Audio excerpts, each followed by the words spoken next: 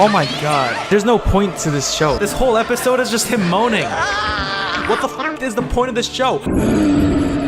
Why would anyone enjoy that? I have to watch 10 more episodes of this.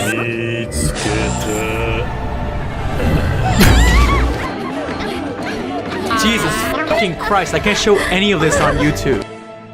Now, before I start, I'd like everyone here to have a moment of silence for the lifespan that I lost watching these anime series. Walter. Put your dick away, Walter.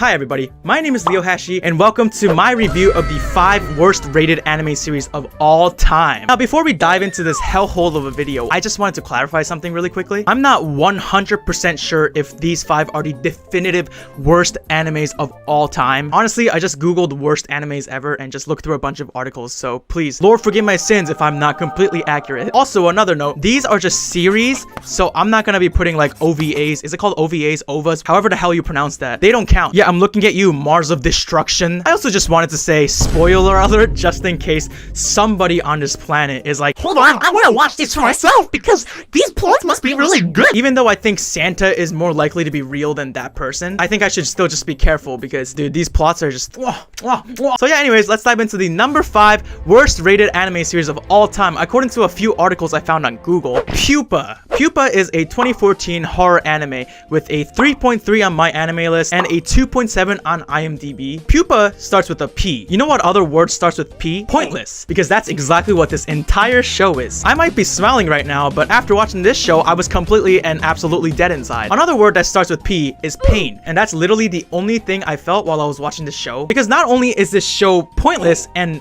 painful, but it's also pretty dang violent. We'll touch upon that in a little bit, but anyways. Now I'm gonna try to describe to you the story of this fucking anime. Pupa is a story about 2 orphan siblings who look like the most generic and unmemorable characters of all time. Well, the older brother, Utsu, has like a little scar on his eye and like a little flower on his hair, I think. So I guess he's not that generic. On the other hand, the younger sister, Yume, could be an NPC in a completely random game, and it would still make more sense than the plot of this entire show. Anyway, so one day, Yume meets this weird scientist named Maria, who says some kind of random weird bullshit about, don't look at the red butterflies, young lady. And then she looks at the fucking red butterflies, and then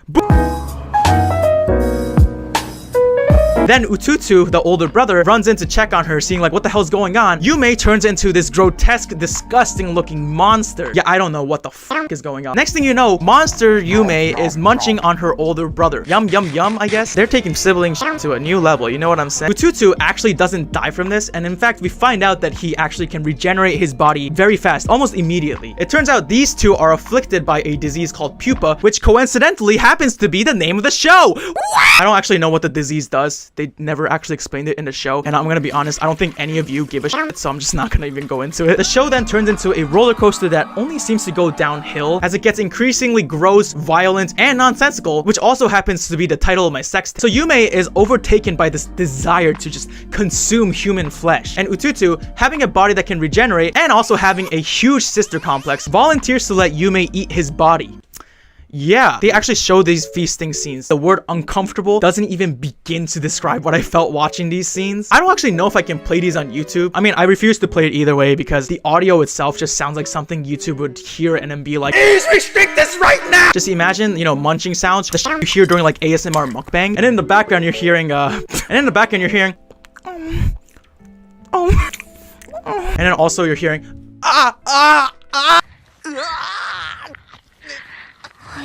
YouTube's gonna fuck me over for this video, Jesus Christ. I'll be honest, the rest of the plot from here is kind of a blur for me, but I refuse to go back and watch it because this show is literally a waste of my lifespan. But I can describe to you some of the stuff that I do remember from the rest of the plot. Do you remember Maria, the witch doctor scientist? She decides to take some of the cells from Utsu and Yume, and she impregnates herself with those cells for a science experiment. Bill Nye the Science. Anyways, the siblings get captured at some point, and Utsu is experimented on by I don't even know who. Like, I literally don't know what's happening. Yume obviously upset because her brother is taken away. She activates her monster powers and violently kills everybody in that facility. There's more uncomfortable brother-sister eating scenes, yada yada yada. Oh, by the way, yeah, the siblings are supposed to have this really tragic backstory. They have a very abusive father who, you know, is a piece of shit, but it wasn't really explored at all. And also, this is gonna sound like really awful, but I found it really hard to give a shit about NPC number 1 and NPC number 2. Anyways, there's more flashbacks, including Yume being a sadistic baby. Okay, to be fair, that shit's an ugly ass baby. What the fuck? Who kills animals and scares the shit out of her mother. And then the show ends with like this weird flashback episode where Utsu is trying to win Yume some kind of gift or whatever the hell, and then the show just ends like right there. What? Yeah, I mean, what the fuck did I even watch the show for if the ending is just a dumb flashback? There's not really a solid plot line in this show, and there is a reason for that. Every episode was actually only around 4 minutes each. You know what? Actually, scratch that. Every episode had a 30-second opening and a 30-second ending. So technically, every episode was 3 minutes long, and the show was 12 episodes, so 36 minutes of anime. Here's another thing. The show actually didn't adapt the entire manga, which surprisingly exists. I'm sure the manga is much more enjoyable than watching this godforsaken excuse of an anime. The studio really just said like, hey guys, let's do our best to ruin someone's manga series so that no one will ever take it seriously ever again. Honestly, this show had potential to be at least mid. Like, I actually looked into the story beyond the anime, you know, the rest of the manga and stuff, and there's a lot more lore in the manga that this studio just completely decided to ignore for some reason. Like, if Mappa made this anime, for example, people would be like, this show is the greatest thing to ever bless our eyes. But then the poor employees at Mappa would have to be like, please, no more animated. Yeah, okay, so we probably shouldn't do that, but you know what I mean. Bottom line, it ruined a manga series that actually had a story, and it also ruined my mood for 48 minutes straight. Now, before I stop talking about Pupa, I wanted to talk about something that could either be extremely entertaining or extremely awful, which is unnecessary violence and gore. Sometimes shows can use very, very unnecessary, way too much violence and gore, and it works with the actual show that I'm watching. Some examples I can name are like Cyberpunk Edge Runners, also JoJo's Bizarre Adventure, which surprisingly is pretty dang violent. These shows do go insane with the violence and gore sometimes, but also in between the violence, there's like an actual enjoyable plot line, likable characters. The shows pretty much just give us a reason to enjoy the experience despite all the violence. Honestly, I would even say that violence can add a level of entertainment to some shows because it keeps the viewer on the edge of their seats. Unfortunately, Pupa is not one of those cases. To say that this show is an unnecessarily gory and violent show would be a massive galaxy-sized understatement. Pupa is one of those cases where the show is so shit that like the violence actually just makes me more upset. Like, the show is already bad. Why are they giving me a reason to hate it even more? Now, I like to think that my tolerance for gross stuff is honestly like really high. Like, I can talk about Megamind and Shrek having while eating dinner. But man, the gore in this show was insane, even for me. Every single episode, something violent, something brutal happens. Whether it's Yume happily numbing on her fucking brother's body, or Yume brutally slaying guards in ways that I can't even begin to describe. The show is just so much nonstop violence that even a vampire would say, that's too much Vlaud. Okay, some scenes are just so brutal that I don't even know if I can describe them in this video. But I can tell you about the worst part I remember. There's the part when Utsu gets captured and then he's like experimented on. Now remember that his body can regenerate. So you can only imagine what kind of horrible experiments that someone like that could go through. They don't actually show the violent moments of this scene in the actual show. The guy's voice actor must have gotten paid a lot for this, huh? But you do hear Utsu screaming for like a straight, like uncomfortable 10-15 seconds, and you know exactly what's going on because it's just the screams, man. I still fucking hear them. The violence just stops being fun to watch. If you're gonna make a show uncomfortable, also make it something that is enticing people to continue watching, not shit that no one wants to see. Bottom line, Pupa is a absolutely miserable experience with way too much needless violence that had to be censored like 90% of the time anyways. The short runtime only hurt the potential that it actually had. Maybe the manga is better, but I don't know. For now, I just can say that Pupa is a anime. I'll give it 2 pints of blood out of 10 because the other 8 pints of the blood were used for this show. I'm not gonna give it a 1 only because the show actually had a little bit of potential to it. Anyways, let's move on to the number 4 worst rated anime of all time, which is Vampire Holmes. Oh yeah, this show making me feel some type of way, bro. Vampire Holmes is a comedy anime with a 3.29 on my anime list and a 2.7 on IMDb. It's another one of those short series with only like 3-minute episodes, just like Pupa. But here's the one big difference between Pupa and this show. Pupa was based on an actual manga, while Vampire Holmes is based on a mobile game that no longer can be downloaded, which is really upsetting to me because all I wanted to do after watching this fucking show was play goddamn Vampire Holmes on my fucking iPhone 11. Okay, I don't know if you can tell so far, but I actually kind of liked Vampire Holmes. Also, just a heads up, this review is filled with a thick thick layer of copium. So just keep that in mind. Now, this show doesn't have much of a plot. It's about Detective Holmes, who pretty much looks like if Sasuke learned how to do the shadow clone jutsu, but kind of messed it up a little bit. And his assistant Hudson, who I'm assuming is the Walmart version of John Watson from the original Sherlock Holmes series. There's also a third main character, a white cat named Kira, but he only appears in like the last 3 episodes.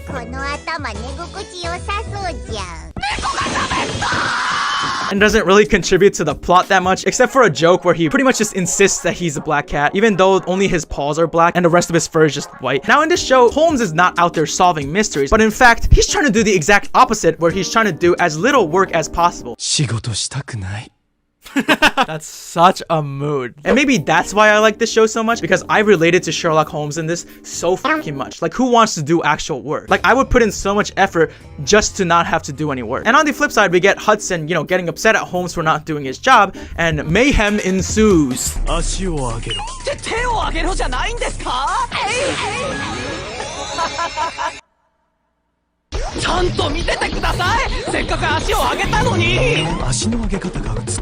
I will say though, I pleasantly enjoyed this anime. I think the show is ironically the most fun I watched out of these 5. It didn't overstay its welcome, and it served its purpose, which is just to promote the mobile game. And the thing is, it also actually made me laugh a few times while it was doing it, which is a win in my book.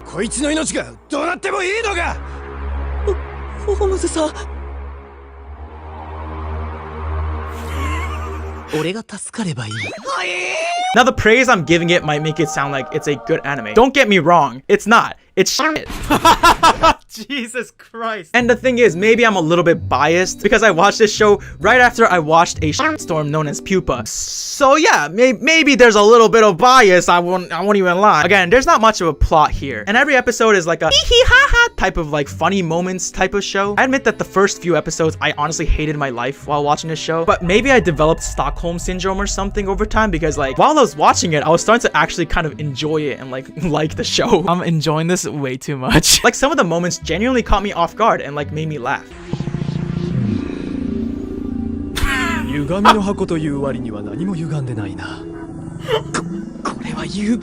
Now, why is this show called Vampire Holmes? To be honest, other than the fact that it's named after the mobile game, there's really nothing else that has to do with vampires in this entire show. I mean, it's insinuated that Holmes is actually a vampire, but we don't actually see any of it. Trying to find a plot of this show is kind of like playing a game of Where's Waldo if Waldo was dead and buried underground way beneath the Earth's inner core. Moving on from the plot, let's talk about other aspects of the show. Like, the animation is so good, it makes Mappa crumble on its knees and go, "Vampire Holmes, oh please teach me your ways." I wish I could draw as well as the art in this show. I've never seen anyone use Microsoft Paint so creatively.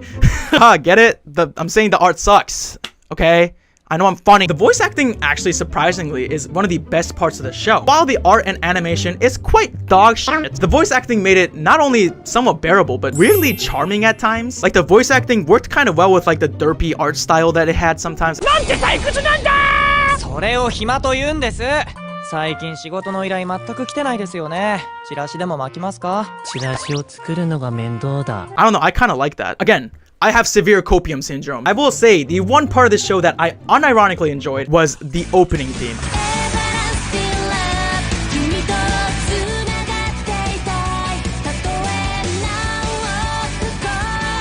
That shit goes like legitimately hard. Everlasting love! All in all, Vampire Holmes was a pleasant watch, and it didn't overstay its welcome to the point where I wanted to be like Utsu and get experimented on in very, very violent ways. The animation, non-existent plot, and pretty much 95% of the show is just pure garbage. But this was one of the more bearable shows that I watched out of these 5 shows. Again, I actually laughed at some of this show. I'm gonna give this show a 4 white cats out of 10. Everlasting love! Hey, if you're enjoying this video so far, make sure to smash the like button and don't forget to subscribe for more. I can review more shitty things if you want me to. I'm actually kind of enjoying this. Anyways, let's move on to the 3rd worst rated anime of all time, Ladyspo. Ladyspo is a 2018 anime that has a 3.1 on my anime list and a 1.4 on IMDb. Yikes. Let's get this out of the way first, okay? This show fucking sucks. It's another one of the shows with like 3 to 5 minute episodes, but somehow in this one, each episode made me go through the 5 stages of grief over and over and over and over and over and over and over and over. First thing I want to establish is this, okay? This entire show shouldn't even really be called an anime. It's more of like a glorified slideshow. Because here's the thing, this show is not animated. This anime is not animated. Now let me show you. 気が利くなモコモコじゃあマリーたちも呼んで楽しもうぜけどコルピがモコ私のことは気にしなくていいわみんなでつるんで騒ぐの趣味じゃないから What the actual fuck? It's like if PowerPoint and Hentai had a baby, but instead of the baby being put to sleep by the parents as they normally do, it's the baby putting the parents to sleep because it is such a boring, shitty fucking existence. It makes the PowerPoints that I watched in fucking high school look like a Jujutsu Kaisen fight scene. Now imagine if I made the entire review of this show like this. Like it would be the most unbearably boring video on the planet. I don't even know how I'm gonna explain the plot of this show, so I just ripped it straight out of my anime list. Let's see. A science fiction comedy where various pro sports bounty hunters fight each other in sporting events. The story centers on Armageddon, Korupi, and Sabina, 3 women in a team who participate in various sports. Now let me just pause here and explain to you again. This is an anime about sports, but it's not animated. So how am I supposed to enjoy an anime about sports with no animation at all? Who's gonna turn on the Super Bowl if the Super Bowl was just a fucking slideshow of people just like what the fuck? If someone wanted to torture me in the worst way imaginable, all they would have to do is lock me in a room, tie me up, put on Ladyspo on loop over and over and over until my brain physically can't handle it anymore, and then it just blows up. It sucks. I would rather watch paint dry than watch this show ever again. To expand on the plot a bit more using my own words. So the main characters play various sports against various other teams until one of the members, Korupi, challenges another main character from another team. I don't even remember her fucking name, but I don't care. And they do a bunch of like one-on-ones with different sports. But then the twist is Korupi seemingly dies from a horrible accident while playing the sport of robot fighting. That's right, robot fighting is officially a sport now.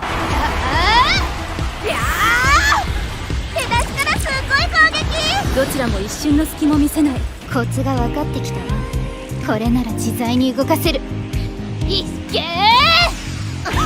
アヌがこんなの試合じゃないハリーさん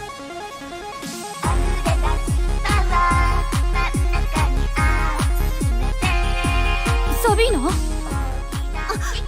歌が聞こえるマリーさん頑張ってどうか最後まで負けないで絶対に諦めませんわ最後の一瞬のその時までだって私は一人ではないんだからマリーさん突撃まさか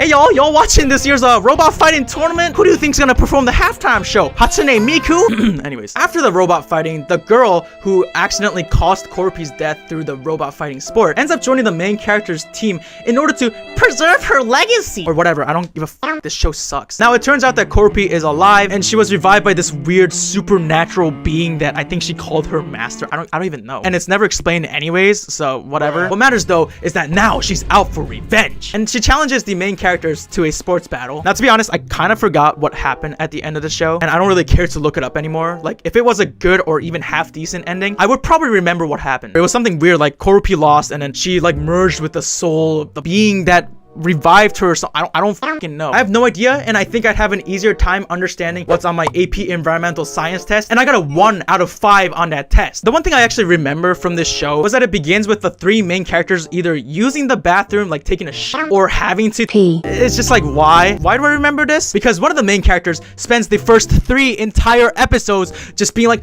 I need a shit! I need a shit! Another thing I remember from the show is that there's actually more fan service than animation itself. Hey y'all, you know what'll make this slideshow better? If we put titties on the slides and ooh, yeah, we better change this fucking industry. Here's a quick time lapse of me watching the show. You can see how my soul is slowly being suckled out of my body into the abyss of hell as I try my hardest to pay attention to the most boring slideshow of all time. All in all, I don't actually understand why this show exists. The animation is non-existent. The plot is garbage. The characters are kind of boring and really only exist for fan service. A team of people really said, hey, what if we make an anime? But instead of making an anime, we'll make a slideshow. I know animating is hard work. You know, I'm not saying that it's easy, but god damn, bro. Sitting through this show actually made me want to go to class. And let me tell you right now, I absolutely, from the bottom of my fucking heart, despise school. That's how much I hate this show.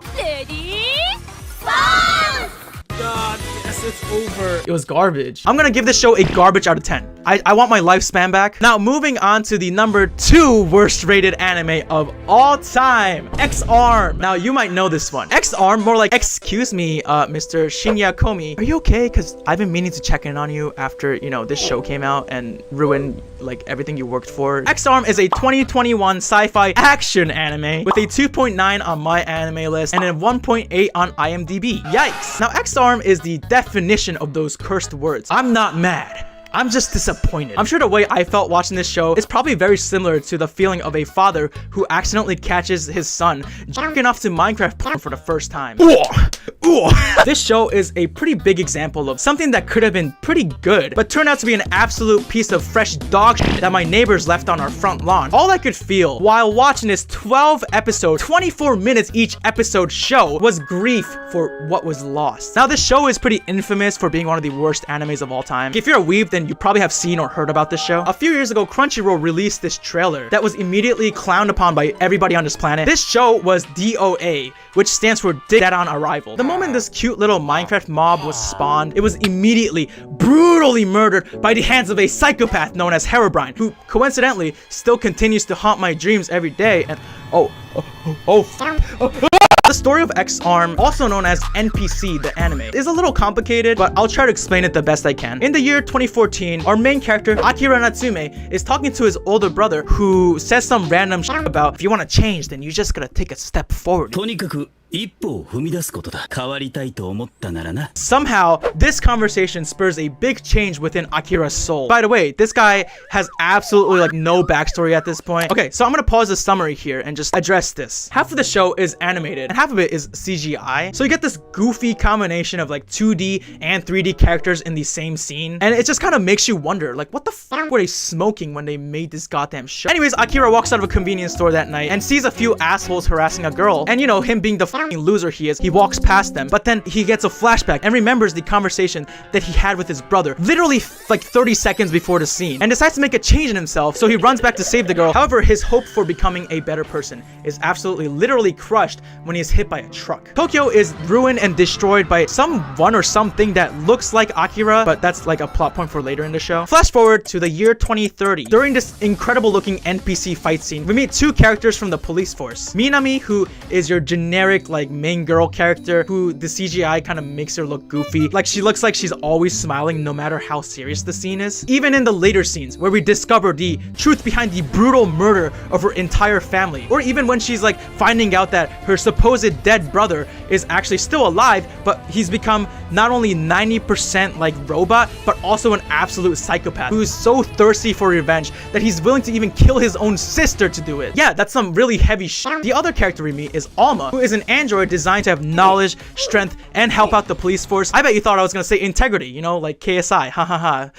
But I guess the engineers who built Alma were too busy with everything else, because I guess they apparently forgot to program the knowledge of Pants into her robot brain. So the 2 characters are trying to retrieve this dangerous weapon known as an X-Arm, which are dangerous AI super weapons that allow the user to do some alien-like crazy cool powers. Some of the powers include phasing through walls like an NPC, turning other NPCs into living bombs, creating JPEG images of black circles that apparently destroy everything, and even stop time for 10 minutes. So they managed to retrieve the X-Arm they're trying to get, and then they get cornered, so they're like, okay, well, I guess we gotta activate the X-Arm now. A brain pops out of the X-Arm suitcase, and the X-Arm begins to speak, and then it's revealed that it's actually the brain of our main character, Akira. Now, a bad guy with a different X-Arm, the one that could phase through walls, manages to catch up to them.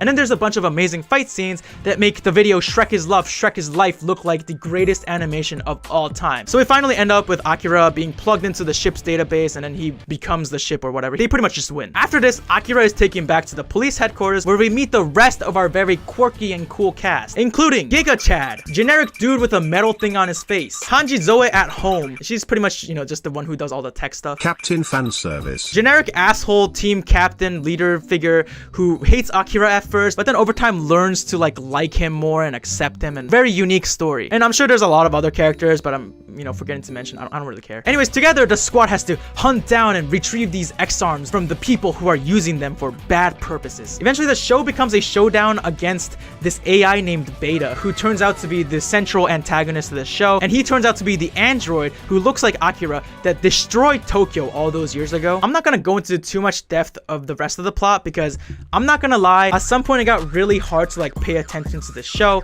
and I ended up taking out my phone and I was fucking scrolling through Hinge profiles or playing the very popular and amazing mobile game Toon Blast. I'm not sponsored, I just really like this game. Like, I'm on level 2040 as I'm recording this. I mean, to be fair, I wouldn't mind a sponsor, please notice me. Anyways, moving on from the story, I'm gonna talk about the stuff that I actually liked about this show, which isn't much but somehow still exists. The two things I personally enjoyed from the show were the voice acting and some of the soundtrack. Of course, we have actual voice actors on this show, so that was bound to be pretty good. 無残に殺された両親の亡骸を見て何も感じなかったというのか。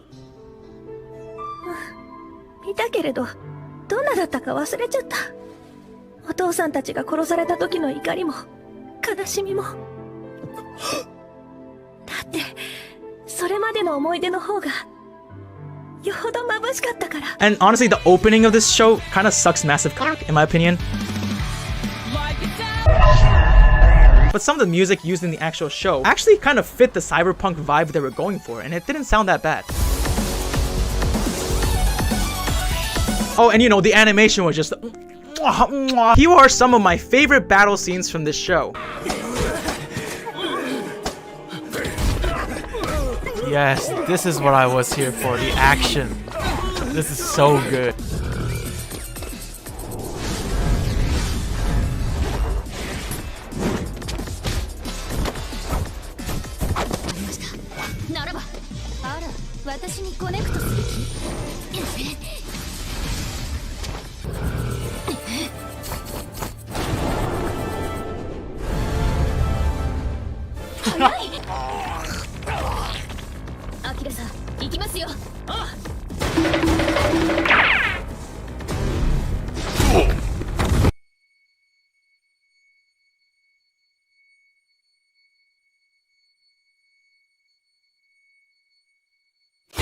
The pacing, the animation, the physics, it's all just so perfect. Okay, but all jokes aside, I think we can all tell the animation is doo-doo. It honestly kind of felt like watching a bunch of Skyrim NPCs trying to reenact the XR manga. No matter how good the voice acting is, no matter how good the soundtrack might have been, or how the plot itself wasn't even the worst thing to ever exist, this show was just brutally, absolutely butchered by the animation. Apparently, this show was made by people who've never made an anime before or interacted with the anime community, which, like, why? What did they expect from this? And that's why this show is such a disappointment to me, because the show could have not even been that bad at all. Like, I'm sure the manga is 100 times better, although I have to warn you, I did read like the first chapter and there was already like an image that I can't show on here because it's kind of inappropriate, so you know. There's so many things that could have been better, like the enemies could have been more interesting. I mean, come on, the X-Arms themselves are a pretty cool concept, I won't even lie. And like different villains could have used different X-Arms. They all have different motivations, their own quirks, yada yada yada. Just like villains from like JoJo's Bizarre Adventure, for example, or shonen animes. X-Arm also introduces like a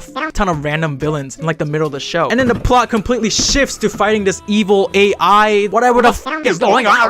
Like, the main characters aren't even that bad either. With a bit more fleshing out and development of their characters, they could have been pretty interesting. Akira struggles to find his self-worth or find a place where he belongs, and he dies a tragic death and then has an even more tragic fate of being turned into an immobile machine. Minami found her entire family dead, but then she discovers that her brother is actually alive, but now she has to face against him. Alma is an android who over the course of the series learns how to understand humans a little bit more than before. Hell, even bootleg scientist Hanji has her own little plot twist at the end, where it turns out that she's actually the scientist that started everything in the show, but somehow he found found a way to like live inside a different body. I don't know. It was never explained. There was so much that could have been done right with this show. But no, we can only dream, because what we got was actually just this goofy excuse of an anime with more care put into the design of robot tanks than the plot itself. I'm gonna give this show a 3 X-arms out of 10. If I was the author of the manga, I would probably invent an X-arm in real life that could literally destroy the world, because I'd be pretty upset about this. Finally, we have arrived at the end. The worst rated anime of all time, according to a bunch of articles I found on Google. Abunai sisters, Koko and Mika. This is a 2009 comedy ecchi anime with a 2.5 on my anime list and a 3.1 on IMDb, which honestly was way higher than I thought it would be. So where do I even begin with this show? I guess I'll first just explain what this show actually is. This show was created to promote 2 tabloid celebrities in Japan, Koko and Mika Kano. In this show, the sisters star as secret agents who just try to live their daily celebrity lives in peace. You know, just like us, like normal people. The sisters apparently have in their possession a legendary stone known as the Booby Stone. Apparently it's supposed to keep the holder forever young and beautiful or some shit. And the villains of the show are this weird old lady who desires to steal the Booby Stone from our main characters, as well as a very weirdly creepy younger guy who for some reason does everything that the old lady tells him to do. Like, I don't know. I mean, look, I won't lie. Granny Chio do be kind of bad, so I'm not gonna judge him or anything, you know, but still. This show is weird. And honestly, it was pretty funny. I found myself constantly laughing at how stupid this entire show was.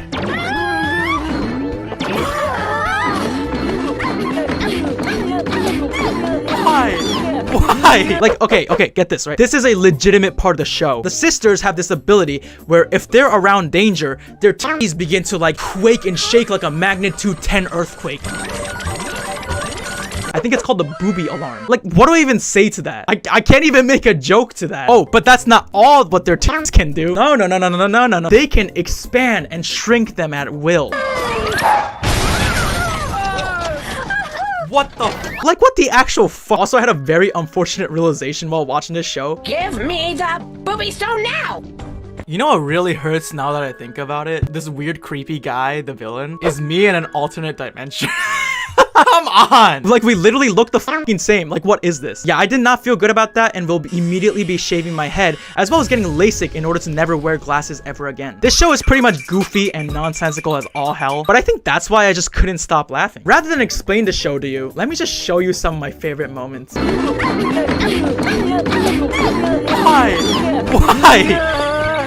Mommy!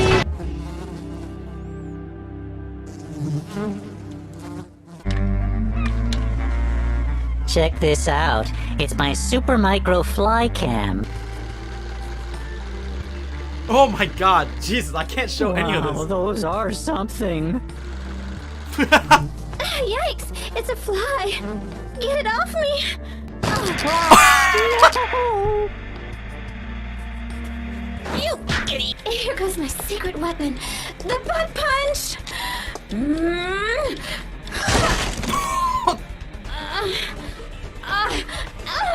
Oh no! I'm stuck! We've got no choice. You mean we can use that? Yes. Eat this! Our ultimate weapon! The nipple bullets! Oh my gosh! Those nipples were fake! Yeah, this show is something else. Also, for some reason, I could only find it dubbed. I couldn't find a sub for some reason, but that's okay. I think my favorite part about this show is that I watched all 28 minutes of it on Dailymotion. Dailymotion.com. That's the throwback for me, dude. That might actually be the biggest plot twist of everything I said today. Look, it's not that bad of a website or anything. I just haven't used it since like 10 years ago when I was in fucking middle school. I know, right? I suck. Oh, and there was one part that really genuinely caught me off guard because it was kind of racist. I'll just play a bit of it for you, okay? Hello, most honored patron. Please come in. I'm starving. That's it? This meatball originated in China over 4,000 years No, ago. bro. Like, Jesus H. Christ. 2009 was just a different fucking time. This whole show is a train wreck of pure garbage entertainment, and I enjoyed every single minute of it. This show is cursed, but I think it's in a good way. I wanted to actually keep watching it because the goofiness worked in its favor. I don't know if it was ironically made like this or not. I'm assuming it's unironic, but I will say I had a blast watching this. I mean, look, it's better than pretty much most of the shows that I just talked about, other than Vampire Holmes, which still show goes hard. Everlasting love. Is this show good?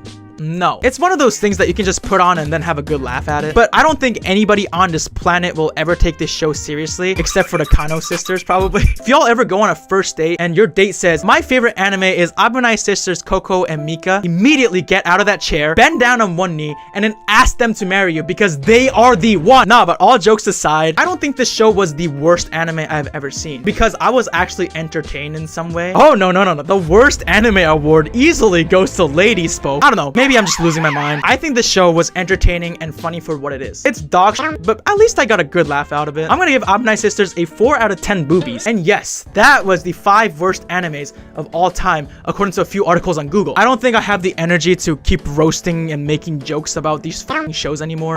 I watched the 5 worst anime movies ever made so that you don't have to. I can't. This is so ass. How the fuck do you misspell the word moon? Which elementary school did you get the fucking person to write the subtitles from, bro? Damn, it looks like dog shit. I'm really not having a very good day today. I hate this fucking movie. Why are you making it worse for me by making it goddamn buffer in the last 10 minutes of it?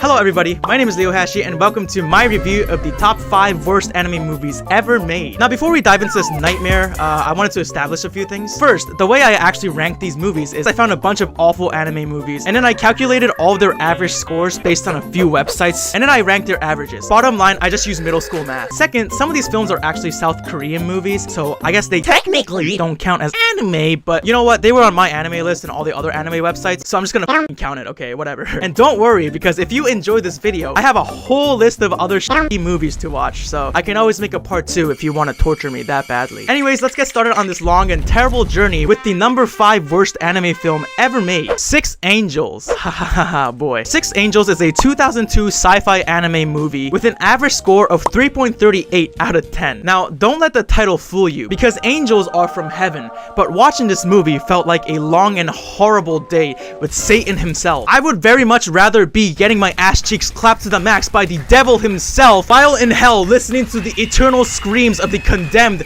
than watch this movie ever again. So 6 Angels is technically a 6-episode series, but I'm gonna say it's a movie, whatever. I mean, not that it matters if it's a movie or a series anyways, because 6 Angels sucks colossal massive cock regardless of what it is. Also, I wanted to apologize in advance for all the fucking anime footage being in negative 144p quality. Unfortunately, this was all I could find, not just for this movie, but for pretty much all of the movies I'm gonna talk about today. I'm gonna try my best now to describe the story of 6 Angels to you, but I'm gonna warn you first, right? This story is so awfully written that it makes step-sibling porn look like fucking Steins Gate. Stepbrother, stepbrother, please help me.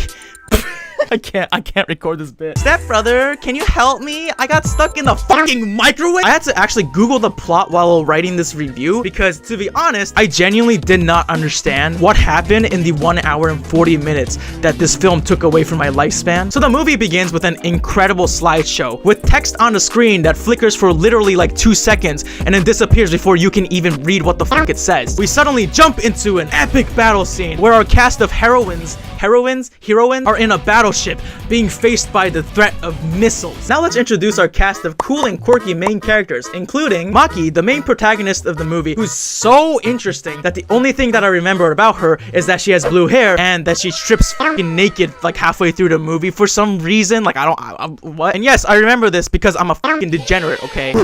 Naomi, who just loves to remind everybody that she's a mother, and that's like her entire personality trait. Doris, who apparently would rather have sex with guns than any other human being. ドリスが愛してるのは武器だけ。武器はいいわよ。私は人を殺すためにだけ存在しますって顔してる。That right there is a true American. Marilyn, whose only defining trait is that her name is Marilyn. Catherine, who is our, I think, youngest main character, who the writers tried to make important to the plot, but she ended up feeling just like an unlikable NPC with a shitty side quest that no one cares about. Link, a companion who I'm assuming was supposed to be cute and endearing, but to be honest, I would rather have Navi shrieking into my ears, "Hey, look, listen!" for the rest of my life before I have Link accompany me on my journey.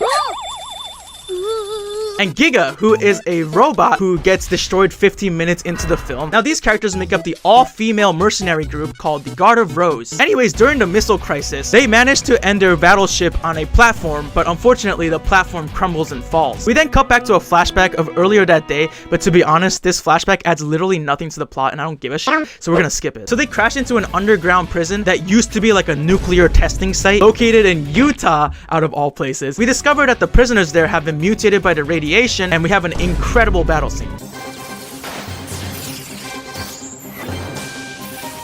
This is so fucking lame. なんだこれは。私たちガード・オブ・ローズは男性の暴力に瀕する女性たちのための特殊部隊。 And then we get a scene of like people in various governments around the world meeting up and discussing something really important is what it seems like, but to be honest, the writing of this is so shitty that I couldn't even tell what was happening. A criminal known as Don Canyon takes over the prison with his family, including his children, I think, Ed, Terry, Sam, and some other hacker kid that no one gives a shit about, and he dies in like 2 seconds anyways. Don Canyon declares war against the world by taking control of an American nuclear space missile system or something, and he vows to purify the world with radiation in a nuclear holocaust, which sounds wow, it sounds like maybe Don Canyon might have failed art school or something. Anyways, this is where the summary on Wikipedia ends, so bear with me as I try to explain this on my own. We meet two dudes named Mike and JC who are at the prison for some reason, but it's never clearly explained why. After the first fight, our main characters hide in the prison cells and discuss something, but I don't actually know what's happening, and then Maki strips completely naked, and I'm even more just like, what the fuck is happening? Why am I watching this? Why does this exist? Why does this exist? However, Marilyn, one of the members, is unfortunately taken by the bad guys, so the rest of the cast goes to save her. Catherine, the young girl who we're supposed to care about, violently shoots Sam, the bad guy, and kills him. We get a flashback to Catherine's past where we see that her dad was a really shitty, abusive piece of shit, and therefore explains Catherine's violent tendencies and actions and sets her up to be important to the plot. Let me make it easy for you. Spoiler alert, she's not. Marilyn is saved and they go underground, and then they find an angel in a cave? What the what? Who turns out to be the mother of Mike and JC? Like, okay, what? Okay, officially, I don't know what the fuck is happening. By the way, I think the directors told the voice actress for the angel to record like she was recording at 3 a.m. and that's why she's fucking whispering the entire time. Just listen to this. Like, oh my god, it's so fucking bad. Anyways, Don Canyon is like, yo, the world is fucked already anyways, so I'm gonna launch some nukes from outer space and fucking destroy everything. And our main characters are like, oh nah, bitch, like, we ain't gonna let you do that. And then they end up fighting a bunch of robots. Now it turns out that Catherine was actually working for Don Canyon this entire time. What? But unfortunately, Don Canyon abandons Catherine. Wow, I care so much. Anyways, they make it so the nukes in outer space don't launch until like 20 minutes later than they were supposed to. Maki and Doris, the gunsexual, head out to end everything, and they get to the nuclear control center where they program the nukes to actually hit the moon instead of the Earth. I mean, you know, I guess it's still a better solution. They then have a confrontation with Don Canyon, who turns out to be invincible because he was given blood by the angel. And then the angel is like, oh, your motherfucker, it's time for you to die. So she turns him into a weird like ball of light, and then the angel just teleports Don Canyon and all the nukes and stuff away, and ta-da, everything is solved. Yeah, like this is such it's bad. It's just bad. Then the movie ends with a flash forward of like 10 years, and we see the main characters doing their job like normal, like we're supposed to give a single fuck. The end. As you can see, this film is like the diarrhea of anime movies. It's just an absolute shitstorm that starts off awful but ends even worse. It makes no sense whatsoever, and the plot was just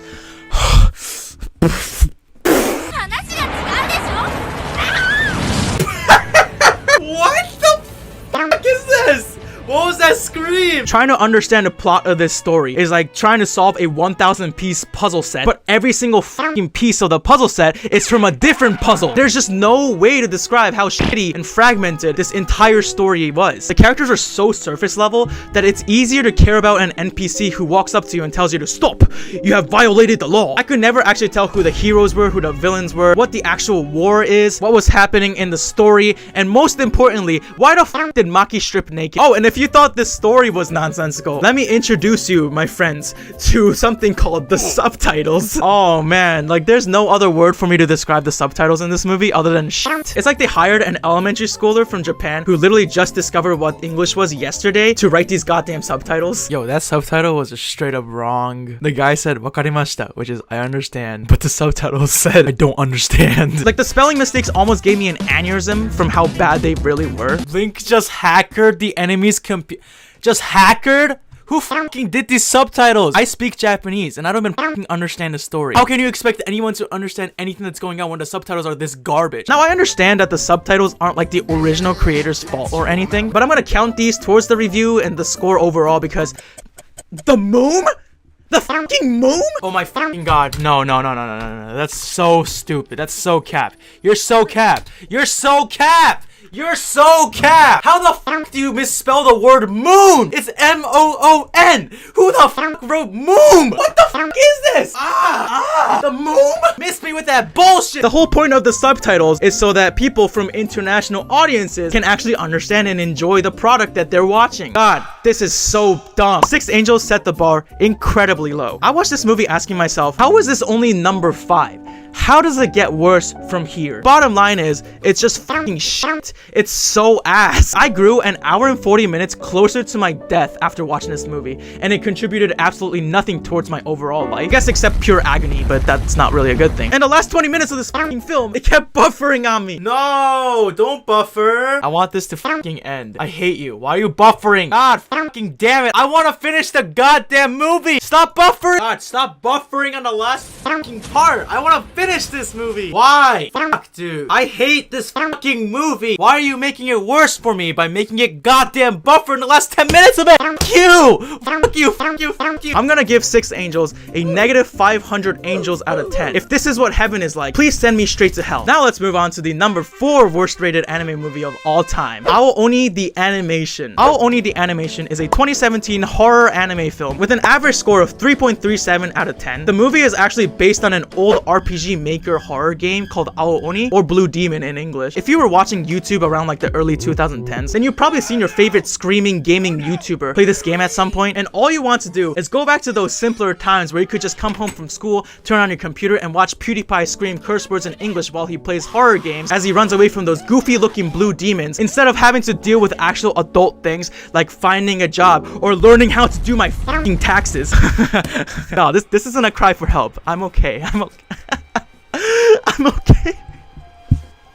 By the way, that iconic like screeching sound that plays in the background is the sound that plays when the Oni chases you in the game. Really brings me back. Anyway, at first glance, I think we can all tell that this movie is definitely not gonna be good no matter what, because it looks like NPC the movie. I mean, come on, just look at how goofy, how great these characters look. I don't really know what I'm looking at, but I would 100% smash. Now let's go over the story of this movie. The story takes place in a random town in Japan. There's a rumor that in the mountains near this town, there's a monster that lives there known as the Bellflower Oni. This movie is super meta in the fact that the game Oni actually exists in this universe, and that this game was based on the legend that exists in this town. We meet our 5 main characters from the school anthropology club that I'm not even gonna bother to name because they all just die in the end anyways after you waste an hour of your life actually getting to know these characters. So we have generic main guy, weird flirty guy, president who has a crush on generic main guy, underclassman boy, and underclassman girl. We also later on meet the school nurse who is definitely not sus at all, and an upperclassman boy who's the only member of the chemistry club and does some secret research in the basement of the school, which is totally normal and doesn't sound suspicious whatsoever. So the anthropology club is trying to decide on a theme for their school's festival, and then they find like a bunch of folk tales that older members of the club gathered, and they find a legend of the Oni, and they're like, okay, well, let's make this the fucking theme. So they contact the creator of the Oni game to interview him, but then he suddenly mysteriously dies soon afterward. The members then decide that this is sus, and they decide to start looking for the imposter. 2 of the members take a look at the basement only to find some blue flowers and a weird like prison door. Everything then quickly spirals out of control as our 5 anthropology club members, as well as the nurse and the upperclassmen, get locked in the school. And then suddenly, oh my god, there's an Oni on the loose. Now this is something that I truly call sus. Pence. I still haven't played a single game of Among Us. So the underclassman girl goes to the bathroom because she's like moping over some shit. And then the weird flirty guy goes to check in on her. But then the 2 are brutally and violently and suddenly, like out of nowhere, just murdered by the Oni. He was like the guy who spoke the most in the entire fucking movie so far. Did he die first? Why kill the character that I actually understand? Never mind. The other members and the nurse find these corpses and they're just like, oh my fucking god, the Oni, it's real? I thought it was just a legend. They bump into the weird upperclassmen and then they all lock themselves in a room to get to the bottom of what the hell is actually going on. But then they're suddenly interrupted by the Oni, who pretends to be one of their dead friends.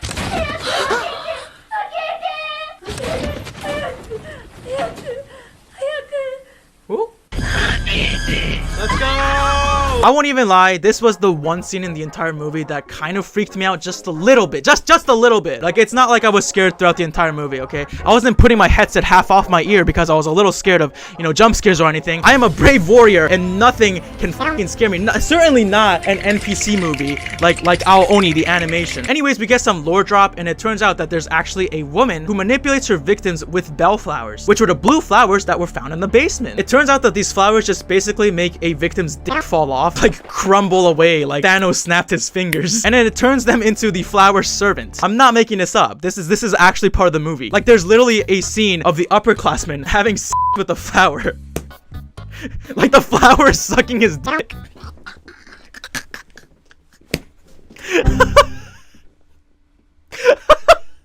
Sorry, it's so dumb. I guess they're quite literally pollinating the plants, if y'all know what I'm saying. Like, have you ever just looked at a tree and felt some type of way, like a tingly feeling inside? No? Yeah, me neither. So anyways, our main characters conclude that maybe if they burn the flowers in the basement, then the Oni will die. The upperclassman NPC suddenly bubbles into an amorphous blue blob, and then he turns into the Oni. Guys, I wasn't scared, okay? It's not scary. Oh.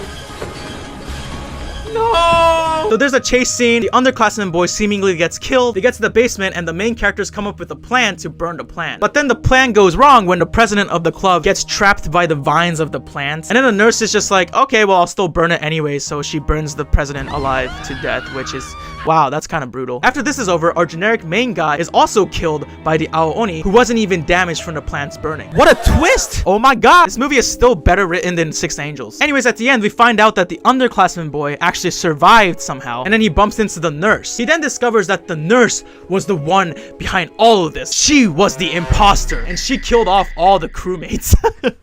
God. So she was like the woman who has like the weird flower powers that makes people's dicks fall off, and like she kind of just controls them. Basically, she's just trying to get rid of anybody who looks into the legend of the Oni because she don't want anybody knowing that they actually exist. Anyways, it didn't matter that the underclassman kid survived anyways because he gets fucking immediately killed at the end of the movie. And then there you go. The movie ends and you just wasted an hour of your life. I wanted nothing more than to be hunted down and killed by an Oni once I realized that I had spent an hour of my life watching the most pointless story in the history of mankind. Like, there's no point to any of the characters, even though like they actually spend some time to flesh out their relationships with each other, but then they're all just abruptly killed with no reason and no resolution at all, which, God, please, just keep giving me more of that. I love wasting my time. Okay, I know I'm oozing loads of sarcasm at the moment, but to be completely honest with you, I ironically enjoyed this movie. I mean, only because it was goofy, but still. The movie was a whole hour, but it somehow managed to keep my attention the entire time. I think it was a combination of having surprisingly, like, decently gripping lore and a goofy looking CGI animation. This is a modern masterpiece. A silent voice wishes it was like Oni The Animation. And no, the flower did not have anything to do with how much I love this movie, okay? Nothing. Not at all. Okay? To be honest, I'm more of like a kind of like a cherry blossom kind of guy. Like, those are kind of bad, you know what I'm saying? And oh my god, the animation of the actual Oni monster themselves is just... I have never seen anything more spectacular in my entire life. Like, I didn't know that big blobby blue demons can be that fucking attractive. Like, just imagine the Oni is sucking and the noise that it makes while it's sucking is the... That was bad. This movie is garbage. There's just no other way to describe it. But there's something just oddly charming about it that made me feel like it wasn't a complete waste of an hour. I was able to laugh at some of the CGI.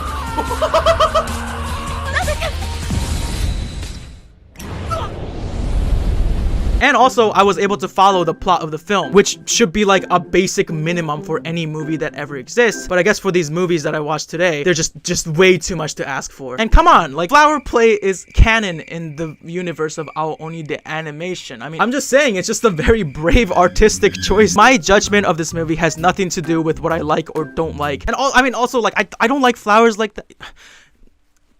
I'm gonna give this movie a 3 flowers out of 10. It's bad art, but it's still very much art. Hey, are you enjoying me losing my mind? Well, then make sure to smash that like button and don't forget to subscribe for more content. As I mentioned before, I have a whole list of these shitty movies, so we can always make a part 2 if you really like this one. Anyways, now let's move on to the number 3 worst rated anime movie of all time, Armageddon, or like Armageddon. Anyway, Armageddon is a 1996 South Korean sci-fi anime film with an average score of 3.14 out of 10. I'm gonna start this review off by showing you the first words that came out of my mouth after I finished watching this movie. What the f just happened? That's right, this film is an hour and 26 minutes of nonsense. It's impressive that a movie could have worse storytelling than Six Angels did, but here we are. Throughout the movie, the writers just love to shove copious amounts of lore down my throat without even giving me a moment to breathe. The story of this film is extremely convoluted, and it didn't make sense from the first minute of it. Many eons ago, when the stars of the Andromeda Nebula were first beginning to form, a highly advanced civilization came into being. I was not paying attention. I actually really did try to pay attention and understand what's happening. I replayed the beginning of this film multiple times just to be like, am I dumb? Like, am I missing something? Am I too small brain? Is it my attention span just being really shitty? I don't know if it's because my attention span is dog shit, but I don't actually know what's going on. No, it's the movie. The movie sucks. If I had to describe the plot of this movie in one word, it would be I also watched this movie dubbed in English, and let me tell you, you know, if you watch English dubs of early like 2000s anime, like Yu-Gi-Oh, it's kind of goofy, like, ha! You just activated my trap card! Blue eyes, white dragon, these nuts across your— But oh my god, dubbing before the 2000s, it is goofy squared. It's crazy. I'd rate her a 7. Ooh, and she's an 8. I'll give her a 7. And whoa! Oh wow!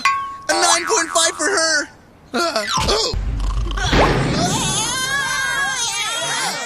It was quite the viewing experience. Now, I'm gonna go headfirst into the war zone and try to describe to you the story of this shit on a stick. The film starts off with like this narration about a supercomputer project that was started billions of years ago.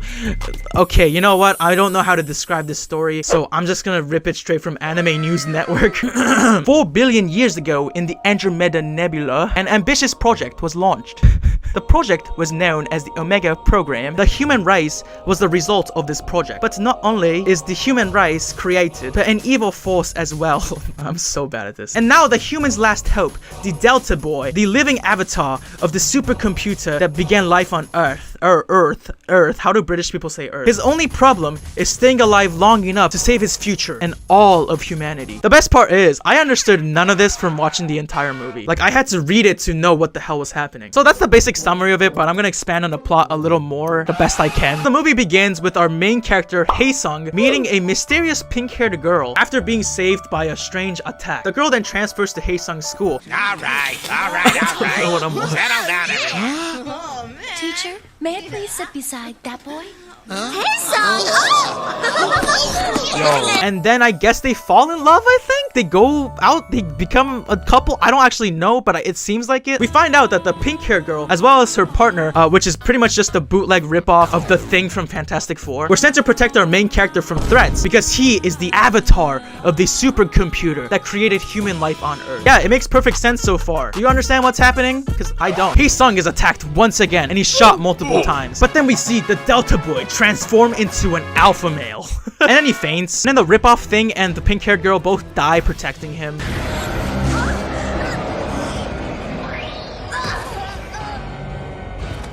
Marie! Hurry, run. Don't let Killer X get you, too. Hae-sung is then brought to another planet, I think. I don't really know where we are. But in this new place, the pink-haired girl's twin sister, Hera, is the queen, and she's accompanied by her right-hand man thing? I don't know what this is, but his name is Hades, and I officially label him as the GOAT of the entire film. Like, Daddy Hades is the only redeeming factor of this entire movie. Anyways, Hera and Hae-sung talk, and then we get this really goofy flashback montage where Hae-sung is like reminiscing all the memories he had with like his ex-girlfriend who's now dead, I guess.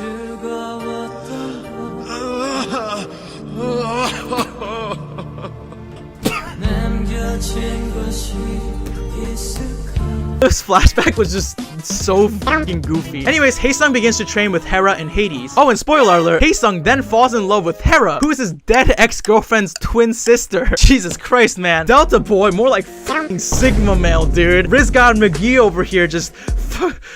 My favorite part about this entire relationship is how Hades becomes their like biggest shipper and wingman. Like there's a scene where Hades is talking to Haesung and he's like, yo Haesung, the queen wants to talk to you about something, bro. And then Haesung is like, oh cool. And then so he goes to talk to Hera and opens the door only to see that she's showering. And obviously she's not happy about this, so she like beats him up and, you know, haha anime stuff. Now the rest of this incredible scene I can't describe to you, so I'll just show it to you. Hades! Get down here!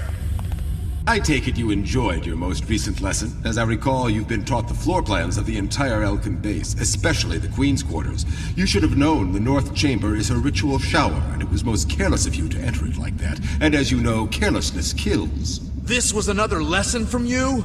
But I thought you would find the lesson quite exhilarating. You are now the only person who's ever seen the lovely Queen in her birthday suit. You think I've never seen nudity before? Ugh. Don't you pretend that you haven't noticed her beauty. Oh, I can see the two of you now. Are you positive you didn't make a pass?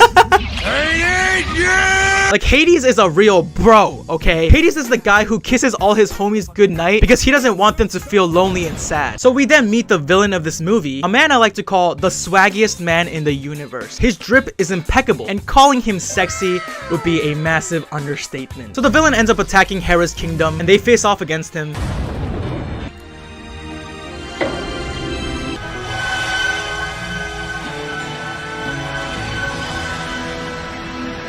They beat him and then they go meet the supercomputer that created Haesung or whatever the hell is going on. And the supercomputer turns out to be like a machine with a pink blob inside of it. It's pink sauce. It's literally just pink sauce. Anyways, it turns out that Swaggy Boy McGee is actually also an avatar of a supercomputer. But this time it's the evil supercomputer that started the big war between Earth and this other planet that was apparently happening this entire time throughout this entire film. But I didn't know about any of this until like literally the end of the movie. I didn't know the premise of the movie until the end of the movie. Anyways, they obviously just beat the bad guy and then the movie ends, yada yada yada. God, man, like to be honest, I don't remember anything about the end of this movie other than the fact that I just wanted it to end. Over there.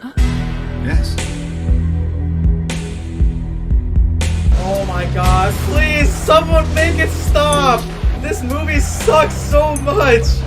Oh my god. The only thing that actually kept me going throughout this movie was Hades. Like, I wanted to see Hades survive the final battle and prosper as the Giga Chad he truly is. No, I'm not in love with Hades, okay? I just think he's just making me feel some type of way. Now, I hated this movie. It was funny and goofy at first, but then over time, it just really started overstaying its welcome. It's like a pushy classmate that keeps on trying to talk to you in class, even though you'd rather just not interact with them whatsoever. The animation was shit. The voice acting was legendary. Hey, where are you going? Where do you think? Can't a woman get any privacy? And trying to understand the story of this movie was kind of like reading a novel written in a language that I don't understand because that language does not exist. It made me want to bash my head into a wall because then maybe it would unclutter all the lore that's stuck in my brain that I was trying so hard to unscramble and understand. The movie is just bad, okay? The only saving grace of this movie was Hades. I am a Hades stan, okay? And if I see anybody dare talk shit about Daddy Hades, and I'm going to turn into the Delta Boy and fuck you up. I'm gonna give this movie a 1 Hades out of 10 because there can only be 1 Hades in the universe, aka this film fucking sucks. Now we can move on to the number 2 worst rated anime film of all time, Psychic Wars. Psychic Wars is a 1991 sci-fi anime film with an average score of 2.63 out of 10. What's impressive about Psychic Wars is that it's one of the only movies that I've ever seen where I go into it not knowing anything about the plot, and then after I finish the movie, I know even less about the plot. That's not the fucking end.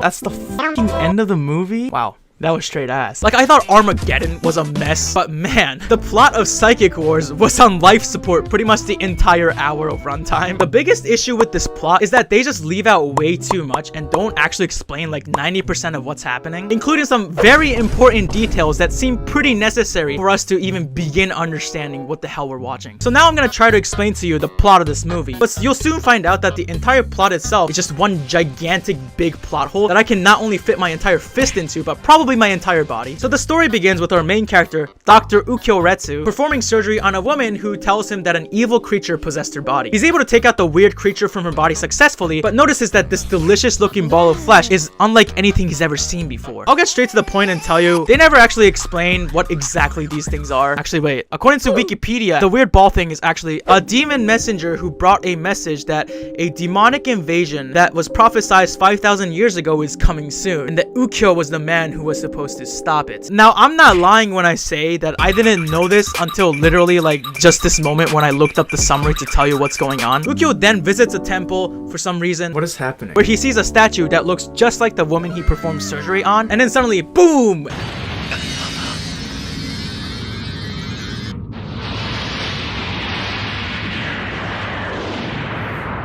I don't know what the hell just happened, but Ukyo is buried beneath the collapsed building. And then suddenly he hears a voice.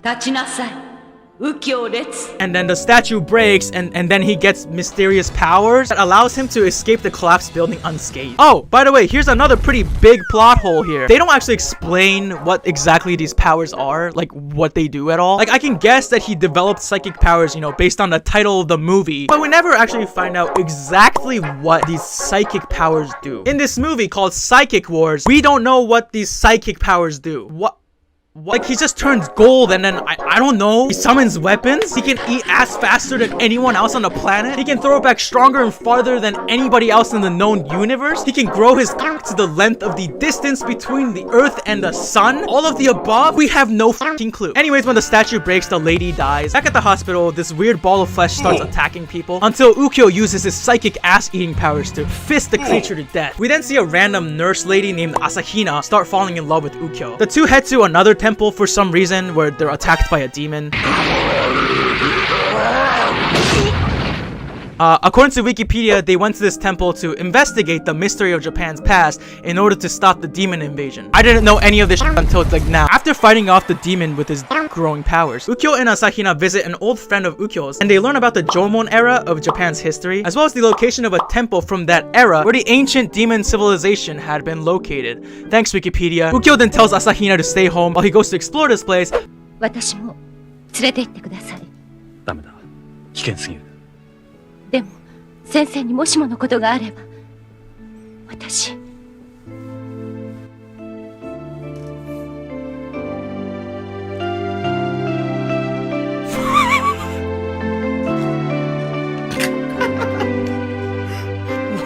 What?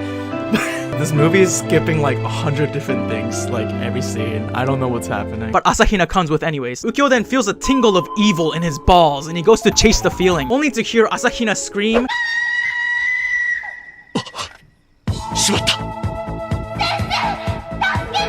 So he runs into the ruins of the Jomon era civilization until he's randomly teleported 5,000 years into the past.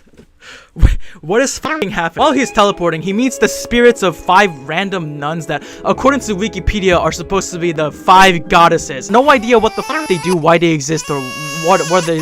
Why? Like, I don't get how I was supposed to know any of this from the movie itself, because they don't even say the words 5 goddesses. None of this f***ing is explained in the movie. I think Ukyo needs to perform surgery on the plot of this film, like he did surgery to the lady, because, oh my f***ing god, this movie needs a miracle to survive through the night. Anyways, Ukyo witnesses the demons killing the people of the Jomon era in the past. He fights against the demon, wins, and then ends up in the demon kingdom somehow. According to Wikipedia, during this part of the movie, he apparently allied with the human natives, protected them from the demons, infiltrated the demon kingdom, and found out that they intend to time travel 5,000 years into the future to destroy the human race in order to prevent their own extinction by the humans. Again, none of this was in the movie. None of this was f***ing mentioned at all in the movie. And if it was, they did a garbage job at explaining it. Like, I am quite literally finding out about this lore with you. So Ukyo fights the Demon King in this weird fight scenes that starts in the past. And then they somehow end up in the modern times where Ukyo actually is from. And then Ukyo destroys the Demon King in this gripping, amazing battle scene.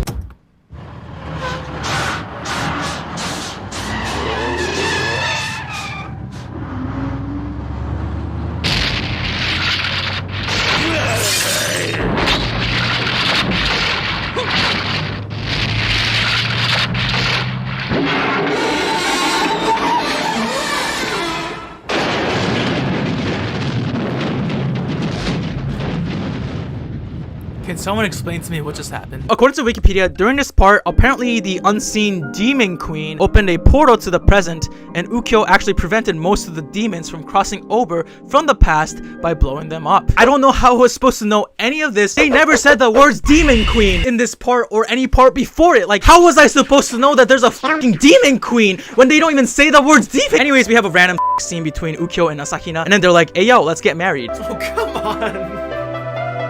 Why? Why does it... Why?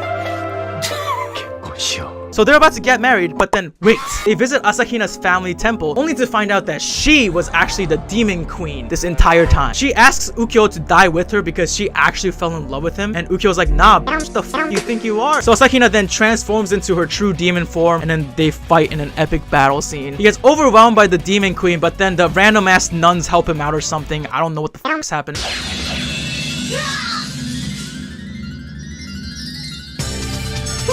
Who are these motherfuckers? They never explained this. Who are these?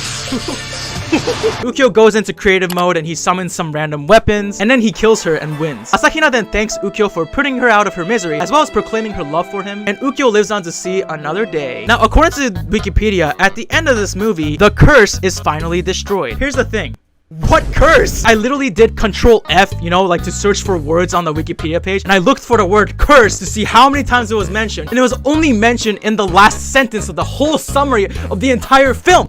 What curse? Like, even Wikipedia can't even fully explain the storm that is this fucking movie. It's just ridiculous. Like, the only redeeming factor of this movie was that it was only an hour long. If it was any longer, I think every minute would have sent me closer to actually drawing a pentagram on the ground and attempting to summon the fucking demon queen to destroy this planet. As you could tell from the summary I just told you, the movie skips over a lot of the plot points and never actually explains shit to the viewer. Like, I have no idea who was able to write the summary out on Wikipedia for this movie, but they must be like the reincarnation of Albert Einstein or Stephen Hawking, because you gotta do some quantum physics or something to figure out what the hell is happening in this movie. Another thing that was quite awful was the audio mixing in some of the scenes. Like, the voice acting and the soundtrack were just so awfully balanced. Who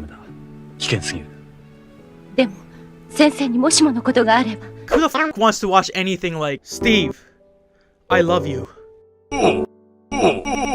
I can be the flint to your steel. This movie is straight up ass. The plot is emptier than my soul when I'm sitting in class learning about something that I know I'm never gonna use ever again in my entire life or remember, but it's still contributing to my student debt anyways. I'm gonna give Psychic Wars a 0 nuns out of 10. This movie makes me wish that the demons won the war and that Dami Mommy Demon Queen is eternally stepping on my balls. Anyway, finally, we've arrived at the #1 worst rated anime movie of all time, Super Kid. Super Kid is a 1994 South Korean action anime film with an average score of 2.47 out of 10. Now, Super Kid is super special in that it's like the worst rated film on multiple websites. Like, I think it genuinely might be the worst rated anime movie ever made since like the Big Bang created the universe. Super Kid isn't just a movie, it's a cinematic masterpiece. I don't know if I'd be exaggerating if I said that Super Kid changed my life, and I'm hoping that this review changes your life as well. The animation is so beautiful that it makes Demon Slayer fight scenes look like something that I draw on toilet paper with my shit. The voice acting, oh my god, the voice acting is one of the greatest things to ever bless my ears. Well, come and get me. I guess we've got no other choice than to play it rough. The fight scenes are just the most exhilarating roller coaster rides that no real-life amusement park can ever hope to recreate. You can't escape, and I will personally see you pay for your crime.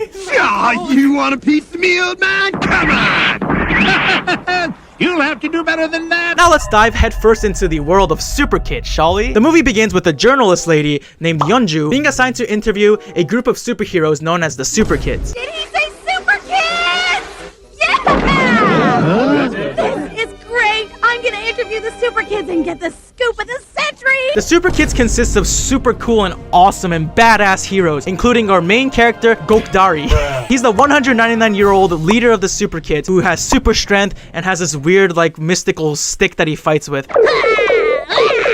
and is clearly a complete ripoff of Goku. I mean, it's just like, who the fuck do you think you're fooling? Hey y'all, my name is Naruto, and I'm a ninja from the Found Leaf City. Hey y'all, my name is Lufer, and I'm trying to become the pirate god by finding the 3 pieces. Very, very subtle. Now, other members of the Super Kids include Big Boy, a 13-year-old boy that is an expert with fighting with a staff. He spends the entire movie either being a complete simp for Yeonju. I miss you too, but take it easy, would ya? Guess it's true what they say. You always hurt the ones you love, don't you? Oh my god. Or making eating food into his entire personality. You ate all my food? Oh, don't take it so hard. The donuts were starting to get a bit stale anyway. But I need my food. I'm a growing boy. Samachi, a 97-year-old alien that Yeonju says this about. Oh, he's kind of a creepy-looking alien, but I'd date him. What? Damn, she's just like me for real, I'd also date the shit out of Samachi. Like, god damn, daddy. Just a minute, I've got something. I'm picking up some vibrations. It's a large object. It's my dick. Saint Teotihuacan, who is a 97-year-old monk who was expelled from the Soren Temple in China for drinking too much.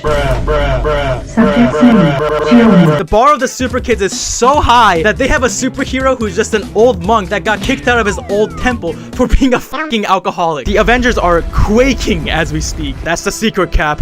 I'm always drunk. Chol Min, whose superpower is to be an expert mechanic, aka he just has basic ass bitch syndrome. Systems check!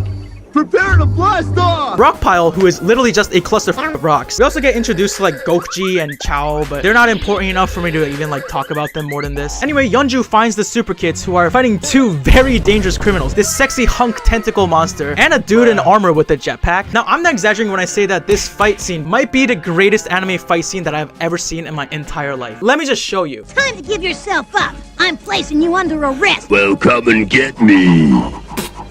I guess.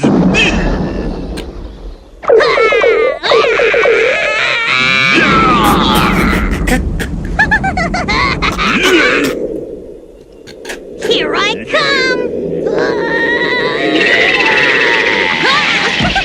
You're not as tough as you think, boy.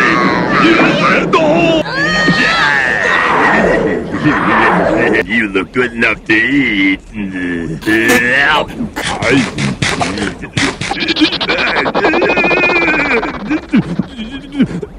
There's another trick I can do with my golden staff. Watch this. All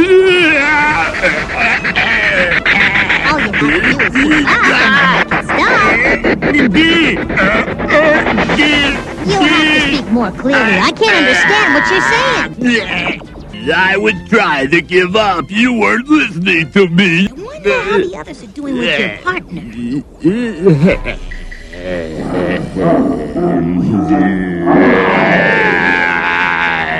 But maybe I should lock him up.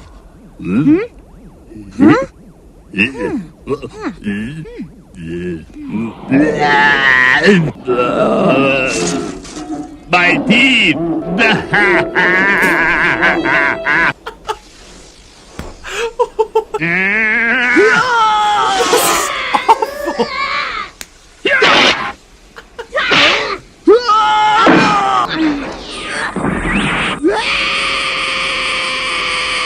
Look out, you idiot!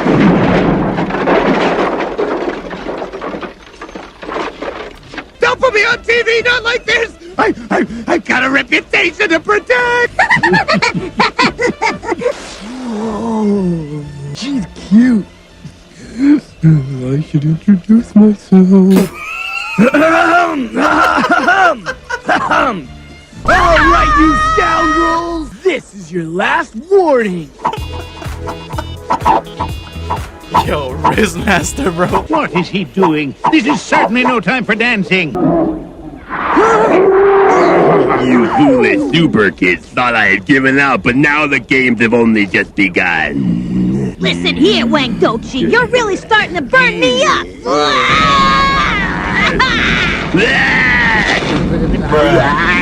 Ow, that hurt! You burned my antenna! I'll get you! Oh goodness, I'm really not having a very good day today. My teeth! Come back! I need my teeth!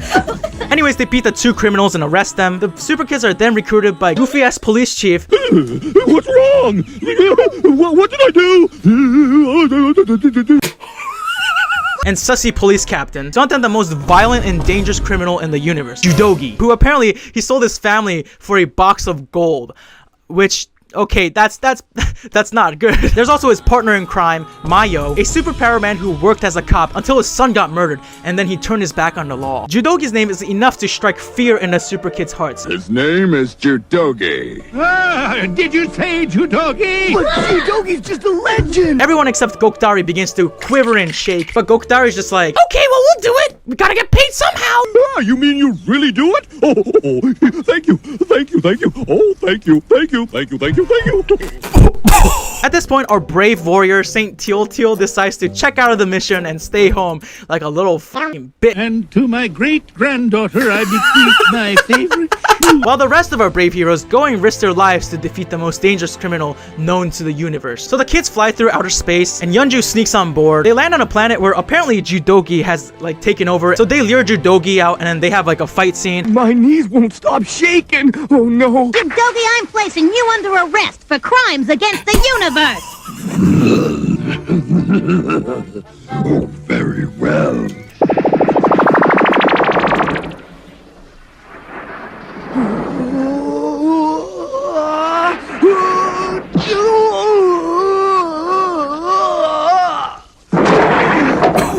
He's more powerful than I thought.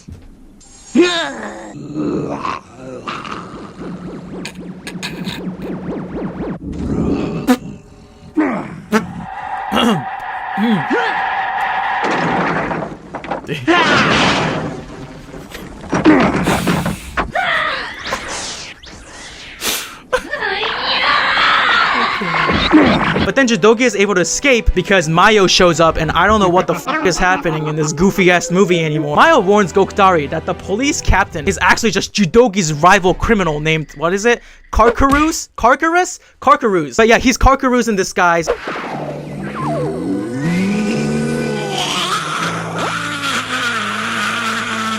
And was manipulating the super kids so that once they beat Judogi, Karkarus can just take Judogi's gold for himself. So Mahou tells Gokdari to just beat Karkarus before he challenges Judogi again. So we get this really goofy fight scene between Karkarus and Gokdari and Rockpile. It is just a work of art.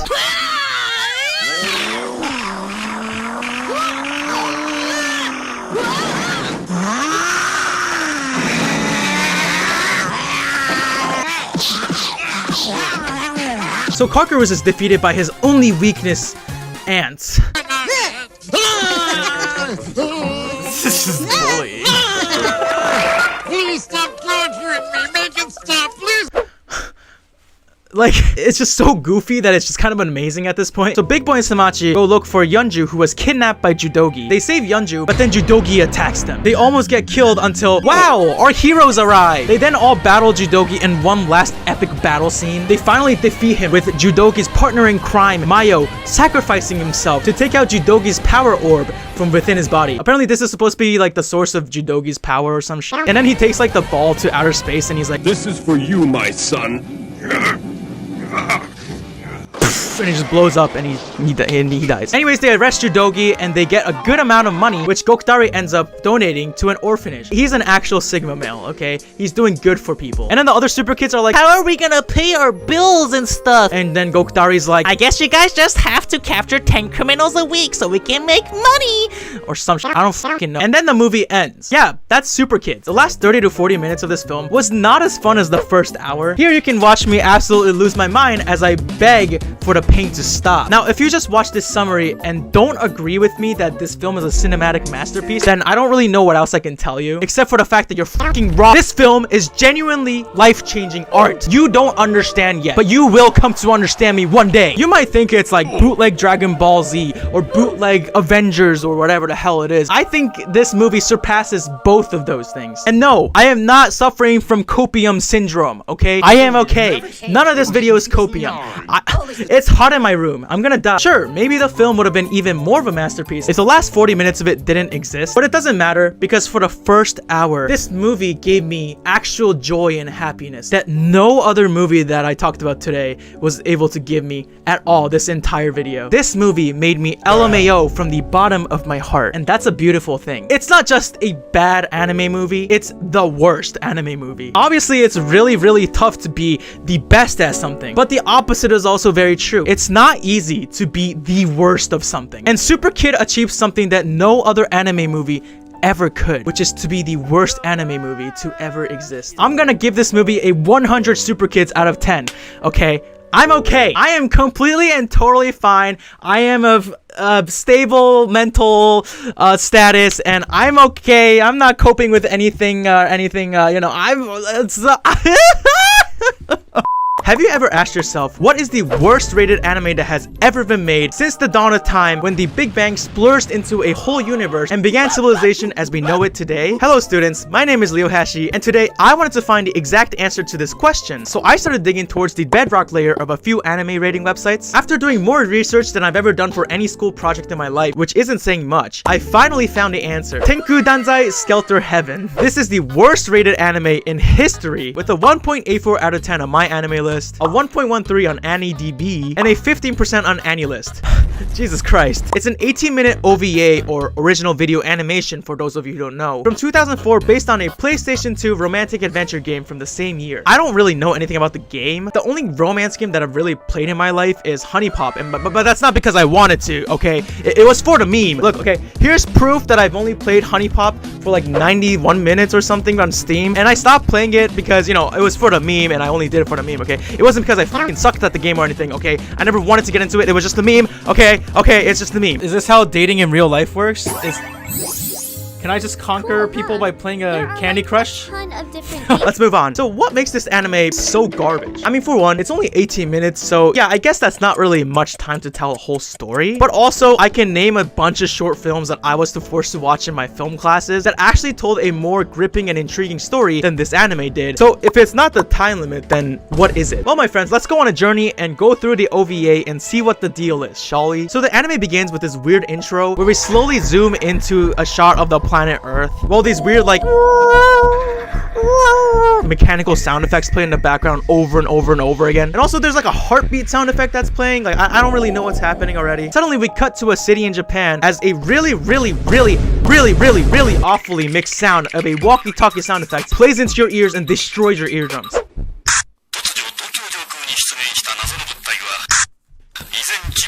Okay, hold on. Let me turn down the fucking volume. Jesus Christ. Hey, why don't we make a fucking anime where it destroys our viewers' eardrums so they can't even listen to anything ever again for the rest of their lives? Now let's pause here and break this down a little bit, okay? This anime is 18 minutes long, and this first zoom into the planet Earth is around like a minute long. And it spent 1 minute out of 18 just zooming into the fucking planet like we've never seen the Earth before. I don't think it's a really good idea to spend one of 18 minutes of your precious storytelling time zooming into a shot of the planet that we literally all live our entire lives on. Like, we know what the fucking Earth is, okay? Don't waste my damn time. Anyway, so we find out that an unknown object suddenly appears over the city of Tokyo, and the people are disapproving of the government's reaction to it. Or something like that. Then we move into an incredible anime opening song that I can't really put into this video because then YouTube's copyright system is gonna have a fucking mental breakdown. So I'll just play you a second of it. The song is called Naked Heart, and it is mid as f***, I am not gonna lie. Anyways, the opening then lasts for around 2 minutes, which leaves us with a total of 50 minutes to tell the entire story. Like, y'all, this is real art, okay? Anyways, moving on from the opening, the anime begins with Big Daddy reporting the news. He's saying that a mysterious floating object has begun its movement over the city of Tokyo, which was already said before the opening song, so I don't know why they're telling us again, but hey, you know, it's fine. Some people are just forgetful. Oh, but don't worry, guys. He repeats it again for the people in the back who might have missed this information the first 2 times they said it. 移動を開始した模様です。繰り返しお伝えいたします。Oh, but then wait, before moving on to the actual story, the clip repeats again! Like we see the same exact fucking clip of Big Daddy telling us the same exact news report that we've heard 3 times already, but this time is zooming out to show a bunch of TVs because storytelling? Guys, did you know there's a floating object flying over Tokyo and it's mysterious and it's starting its movement and it's like, what? What? I didn't know. And then we finally move away from this goddamn news clip and we get glimpses of the mysterious object that they're talking about, while in the background the same news clip plays again. Oh my god. Yeah, guys, if you didn't know, there's a mysterious floating object in Tokyo and it's starting its movement and we don't know what it is, but it's mysterious and it's floating and it's an object and it's floating over Tokyo.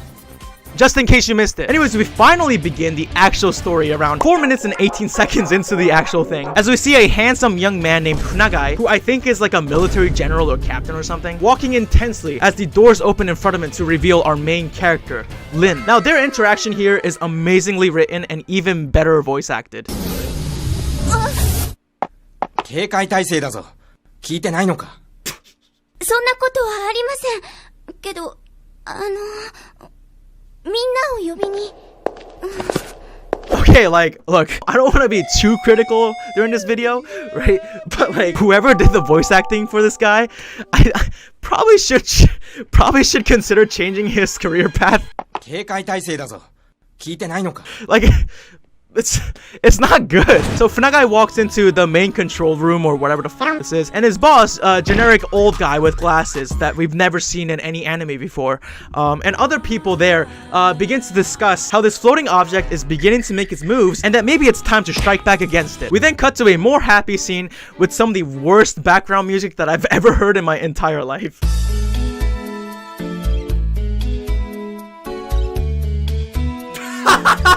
No, I'm sorry, bro. This soundtrack is so awful.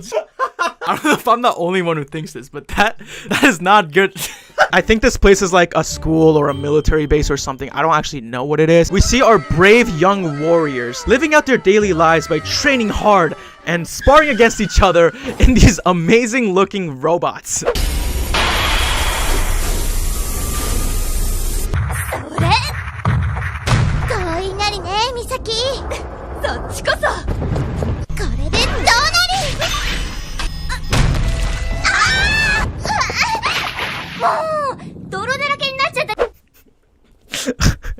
Like, I don't know what to say. Like, this is really old, okay? So I feel like I can't make too much fun of like how disgusting these robots look in this. But like come on. It's so goofy that I can't even make a joke about it. Like, I just... Anyway, so here, Lin tells the other girls in her squad, who I won't even bother naming because they ultimately don't serve any fucking point in the story. Maybe except Misaki here, who actually has a little bit of plot, but we'll go into that a little later. Anyways, Lin is like, hey guys, it's time to squad up and fight a mysterious floating object in the air of Tokyo or whatever. So now we cut to an unnecessary scene of Lin taking a shower. I don't know why the fuck this exists, but it does. Then we fade into a scene where I think they're training, right? Like, I think they're training. But like, look, okay. I don't know if you could tell, but I have a pretty dirty mind. Like, half my jokes are like, ha, I'm clapping cheeks, and ha, there's a cock in my mouth type of jokes. Like, it's just kind of dirty. So like, forgive me if my mind wandered a little bit during this scene, but like, this is how they train for their battle. My dude, what the fuck is this? Like, come on. Like, come on. You can't blame me for thinking like, yo, what kind of battle are they training for? It just looks like they're training for having sex, okay? Like, I don't know what else I can say about it, okay? I'm just gonna say it. What is going on? What are they doing? And what was that?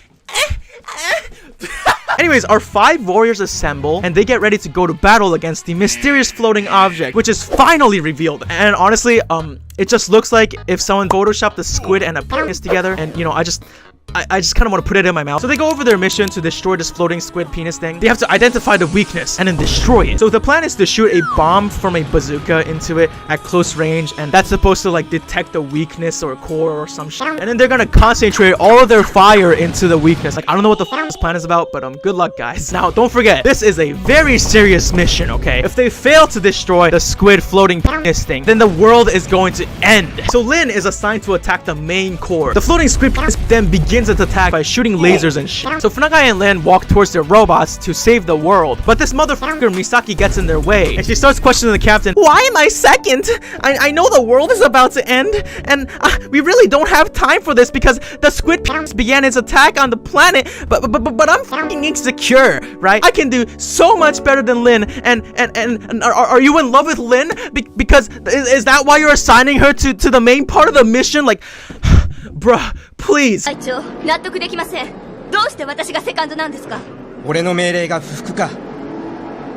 It's the end of the fucking world, okay? Your insecurities do not matter right now. And then Funagai is like, nah, you just don't fucking listen. You just act too much on your own. That's why we didn't assign you to the main, most important part of the mission. Because if you mess it up, the whole world's gonna blow up. And then Misaki's like, so you're saying that I'm fucking worse than Lin because of that? それだけのことで、私はリンより劣ってると言うんですね。ミサキ。He didn't even look. It's just... It's so bad. Yeah, that's some great character writing over here. Anyways, they buckle up into their claymation robots and they launch into battle. The actual battle finally begins, and the 5 warriors and Captain Funagai all fly out towards the floating squid penis. Misaki lands on the squid penis and shoots into it. Trying to detect the weakness, but oh no, something goes wrong. Misaki gets hit by a tentacle and is knocked away. And also, I think random glasses girl just straight up gets murdered here. Like, I don't know what just happened, but this is like exactly why I didn't bother naming half the characters. They don't do anything or they just die. And then that's it. Lin is obviously upset. But then the captain says, stay focused on the mission. They find a core weakness of the squid object. Suddenly, Funagai is grabbed by the squid.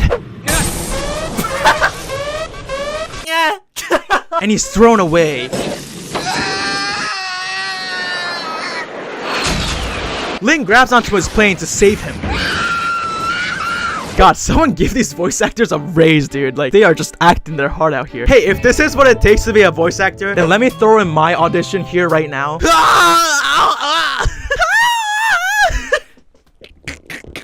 Suddenly, we get a flashback to discover that Lin is actually an artificial intelligence robot thing. What? Yeah, she's not human. And we find out that Funagai was basically assigned to be her caretaker slash mentor. We get this flashback scene, and Lin is just like, how long can I live for, Captain? And Captain is like, are you scared of dying? And then Lin is like, no, I'm an AI. The f***? No, I just want to compare our lifespans, you know? And Captain's like, oh, we're still researching, lol. Enough with the unimportant talk, okay? You just listen to orders. Then Lin is like, okay, I'll follow anything you order me to do, Captain. Wink, wink. 隊長の命令は絶対です。お前は本当にいつも素直だな。 So yeah, this flashback shows that Lin is not only an AI, but also a fucking simp. Cut into the present time, Funagai is all like, hey yo, I'm about to fly into this squid and just blow myself up and sacrifice myself and save the world. We then get a sappy Funagai monologue where he's like, at first I walked in here thinking it was just a job, just like any other. But seeing all these girls laugh and smile just made me realize it was just more than a job. God, it is so like whatever. So he begins to fly towards the squid thing to sacrifice himself, but then Lin stops him. And then we get a confession scene. She's like, I wasn't following your orders because I had to. It's because I love you. あなたの命令に従ってきたのはそう作られたからじゃない。あなたのことが好きだったから。 Aww. You fucking sick. By the way, she's an AI. Don't forget that. So it's like if you made yourself an AI companion on replica.com, paid $8 a month to unlock the relationship function so that you can date your AI companion, which I absolutely have no experience in. What is Ligma? A Ligma is a person who is extremely smart and has a great power. Ligma balls. I will. Wait. So anyways, they all charge towards the squid thing in one last final hurrah. And Lin, as well as this other girl character who I didn't bother to name because she had like 3 lines, doesn't fucking matter and doesn't serve anything in the story. They both make it inside the squid thingy. We see the core of the squid object. It's like a glowing like ball thing. And Lin is like, the core, it's sending me voices straight into my head. Now we don't actually know what the fuck the squid core is saying, but based on Lin saying shit like, yeah, I get it. People can't control their greed and can't stop destroying everything. And it's a whole cycle of war and destruction. But that's just a small side of humans. I'm just gonna assume that the squid thing is saying some generic villain bullshit like, I'm gonna destroy the humans because they're greedy and they're horrible and they deserve what's coming to them and all they do is destroy each other. Very original concept of a villain. Anyways, Lin starts blasting. The squid blows up and dies. Nagai watches from afar and everything seems to be over. 1 year later, we see Big Daddy return on the big screen and he says the same shit again. But this time, instead of just one floating object, there's a couple of floating objects above Tokyo starting to make their move. And then we see that there's a bunch of floating squid thingies in the air of Tokyo, and then it ends. Just like that. But wait, there's a whole ending song that lasts like another minute and a half. So yeah, that was the worst rated anime in history ever. I have to say, it is pretty fucking bad. Is it the worst thing I've seen? Not really, but after I watched it, I did feel like I grew 18-19 minutes closer to my death without really gaining anything out of it. So I guess the bottom line of it is that it was a fucking waste of my time. I don't even think I have to like really go over why this is complete garbage, but let's break it down just a little bit. The art, even for 2004 standards, is pretty rough. The voice acting is just like, did you just walk up to a random person on the street, pay them $5 and go, hey, can you say these lines for me? Because I mean, it's obviously not the best. And you just heard the entire story of this legendary anime. Characters that just don't matter are splattered everywhere, sometimes literally. Funagai is just generic as all hell. Misaki is just fucking annoying. And Lin is just like, I don't, who gives a shit? The only redeeming factor of this thing was that it was only 18 minutes long, okay? Beyond that, everything else in this anime makes my diarrhea look like a meal from a Michelin star restaurant, which isn't a good thing. I've seen some bad anime in the past few weeks, and I gotta say, this is pretty up there with some of the worst. If this was a feature-length movie, and thank God it fucking wasn't, I think I would have been a lot more upset about this. If I had to give this a score, I would probably give it a who gives a shit, this was a waste of my time out of 10. でもあのオーロラが何なのかちゃんと調べてるぞよこいつの言うこと信じる気か Today, I watched the ugliest, worst rated anime movie so that you don't have to. Hello everybody, my name is Leo Hashi, and now it's time to bring up the main subject of this video. An anime movie called Umi no Aurora, or in English, Aurora of the... how the fuck you say it? The Aurora of the Sea. Aurora? Aurora? I don't know how to say that word. Umi no Aurora is a 2000 sci-fi anime movie, I think, with an average score of 3.78 out of 10. Before we dive into this movie... Get it? Get it, guys? Did you laugh? Guys, did you laugh? That was funny, right? Guys? Anyway, so before we dive into this movie, let's just talk about the glaringly noticeable thing about this film first, which are the incredible looking visuals. I mean, I don't really know how else to describe it other than the fact that every character looks ugly as fuck. I mean, it looks absolutely beautiful. Okay, I mean, come on, you can't tell me that this guy with the drippy shirt and the glasses that looks vaguely like me isn't a hot daddy stud, okay? Because that just means you're telling me that I'm fucking ugly and I need the validation. It's hot in my room. I'm gonna die. Nah, but let's be real, okay? These characters are ugly as fuck, and their movements are somehow worse than like a video game NPC that's glitching, which is kind of impressive to me at this point. If you think about it, every character in this movie looks like the eyes, lips, eyes emoji face that I like to send my friends all the time. So now I want to dive into the story of this film. But before that, I'm just gonna tell you right now, I actually ended up liking this movie. Okay, before you call me absolutely batshit crazy or way too high on copium, let me explain why. This movie begins with some kind of news report saying that the world is in peril. Half of the human population was wiped out from some bullshit. I don't really know. And the government believes that finding oil will ensure humanity's survival, which is ironic because oil is kind of causing a lot of problems right now for the planet, but whatever. So we zoom out to see a random lady and a small child who's wearing the shittiest Pikachu cosplay of all time. Watching this news report on what I assume is the mobile device that we would have today if BlackBerry won over the competition to become the most mainstream smartphone of all time instead of Apple. After a long-ass intro, we're introduced to a crew of ocean miners who are digging for oil in the ocean floor that's like for this huge project for humanity's survival. Now we're introduced to some of our main characters. This guy, I completely forgot the name of. I don't even know if they mentioned it in the movie. I'm just gonna call him the captain. We have Jack, who doesn't really do much throughout the story. This ugly-ass, selfish, unlikable, no-drip looking ass scientist that vaguely looks like me, which upsets me even more.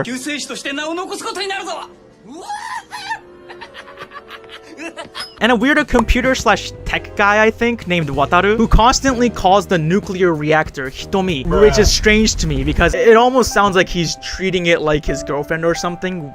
I don't know how to feel about that. I honestly assumed like he was gonna be an incel or something like from a nuclear reactor looking sexy today. So anyways, the crew talks about how they're about to hit the oil in the Earth's mantle. And then they start talking about the guy who quit their crew earlier in the day, named Hiroshi, who is actually the main protagonist of this film. We then see Hiroshi at the surface of the ocean.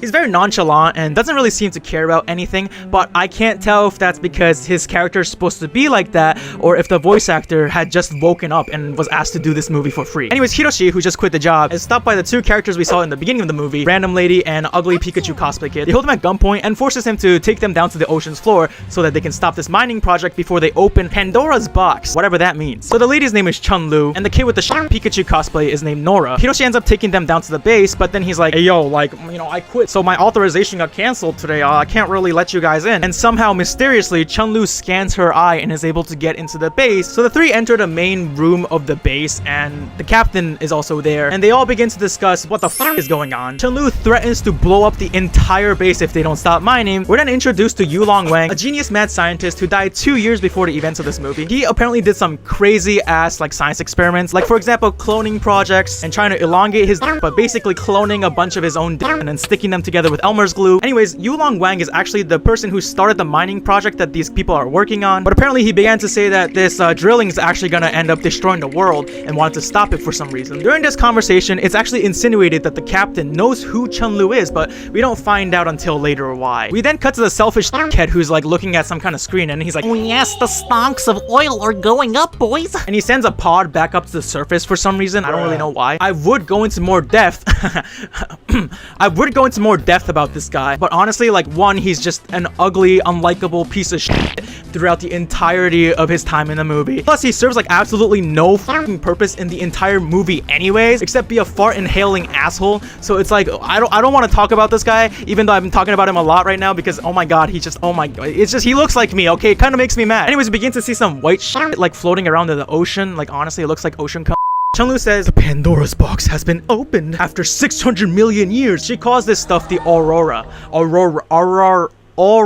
We also see that this Aurora stuff has attached itself to the pod that the ugly scientist, disgusting looking piece of shit sent up to the surface a little earlier. The pod then gets to the surface and then suddenly it blows up the surface ship, which basically traps everybody in the base down in the ocean below. Oh no, that's not good. So we find out that this Aurora is actually bacteria from like 600 million years ago. These bacteria led to the creation of life on this planet. However, because there was, what is it? I need to read this off my script. But then the concentration of oxygen became too high for them to survive on the surface, so they moved themselves to the Earth's mantle where the oxygen level isn't as high. However, since the foolish humans dug up this bacteria, the balance of CO2 and oxygen on the Earth would be disturbed, and therefore humans would not be able to breathe anymore and everyone would die. Yeah, I mean, I didn't think I would be back in high school bio class, but here we are. I don't understand what the f just came out of my mouth. That's what she said. But you know what? For the sake of the story, let's just pretend to understand what's happening, okay? Ugly scientist ass joins everybody else in the main room, and then he and the captain start saying shit like, what? His prophecy was true? Referring to Yulong Wang when he was like, hey guys, so I know I started this project to dig some oil up from the mantle of the Earth, but as the genius scientist who knows, you know, about science, maybe we should stop digging because we might actually end up killing everybody on this planet, including you guys. Apparently, Wang was trying to stop the project because he knew about the bacteria. Head ugly ass fucker begins to accuse Chun-Lu of setting this whole thing up, which, honey, that makes perfect sense. Yes, this random lady just suddenly decides to color the entire ocean around them with white and then destroy the ship above them using that white stuff somehow. This is getting kind of gross, but oh my god, you are so dumb. The world does not revolve around you, you ugly looking drip lacking motherfucker. God, I hate this guy. I hate him. I hate him. So they then get into a confrontation with some of the most amazing animation that I've ever seen.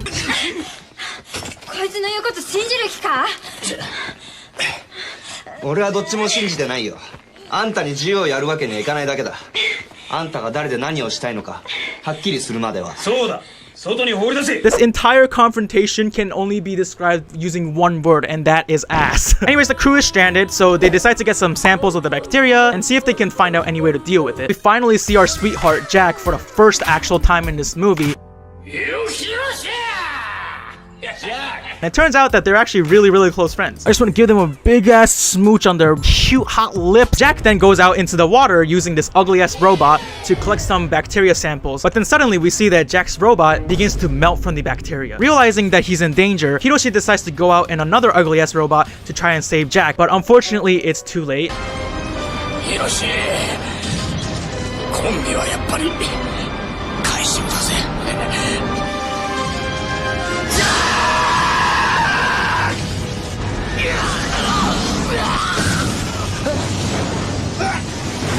Jack's machine blows up, tragically killing him and ending his screen time, which was a little too short in my opinion. Okay, not gonna lie though, I know this is supposed to be like a very serious scene, right? I mean, someone's dying.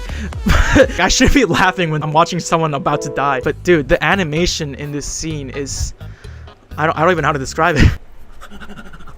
Oh god. It's too late for me. I'll see you on the other side, homie. After this, Chun-Lu also joins them in the water with another ugly-ass robot. Chun-Lu and Hiroshi almost die, but they're fortunately able to get the sample back to their base safely. Now, this asshole fart-faced scientist has a complete mental breakdown. But honestly, who gives a shit? This guy is just so annoying. We then see a flashback of Yulong Wang telling a bunch of scientists and corporate heads that they should cancel the project because it would just be destroying humanity. Spoiler alert, unsurprisingly, they don't listen to Wang and actually fire him from the committee. Let's go! End of the world secure, baby! Wang then says some ominous shit like, you'll get what you deserve. Back to the present, Chun-Lu is analyzing the bacteria while Hiroshi mourns his friend's death, and Nora just nonchalantly plays, you know, catch ball with a fucking grenade. Bro, which fucking elementary school did you pick this little kid up from? Oh my god. Hey kids, welcome to elementary school. Today we'll be learning how to play catch using grenades, and tomorrow we'll be playing laser tag using military grade weapons. We find out that Chun-Lu and Nora actually aren't related at all, and she just found her like yesterday, or they just met yesterday. I don't actually know what the fuck is going on, but basically Nora just got abandoned by her parents and Chun-Lu found her. So Chun-Lu tests a hypothesis made by Wang about the bacteria. There's some more science here, so I'm gonna read off my script. If they dramatically shift the environment temperature, the bacteria would go into hibernation. Since the bacteria can't die, this would be the best way to deal with it. So the three then decide to fire some of the coolant for drilling into the ocean so that they can make the bacteria go into hibernation, but they first have to remove the drill or something. Again, I have no idea what the words that just came out of my mouth really mean, but again, I'm gonna pretend to understand. The captain says something to himself about Chun-Lu is the only one we can rely on now. For better or worse, she does share the same brain cells as Yulong Wang, which insinuates that Chun-Lu actually knows Yulong Wang or is somehow related to him, even though she claimed earlier in the movie that she's never met the guy. A mystery is among us. Chun-Lu's kind of acting sus, if you know what I'm saying.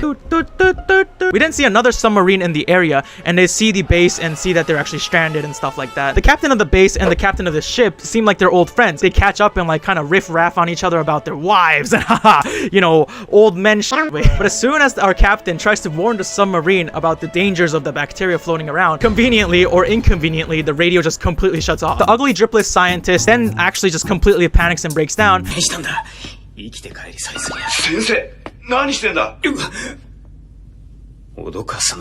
decides to try and escape by taking one of the ugly ass robots out into the water, despite literally seeing Jack die doing the same thing like a few minutes ago. In short, this guy's a dumbass. Obviously, when he jumped into the water with the robot began to malfunction, and then the ugly scientist blows up and dies.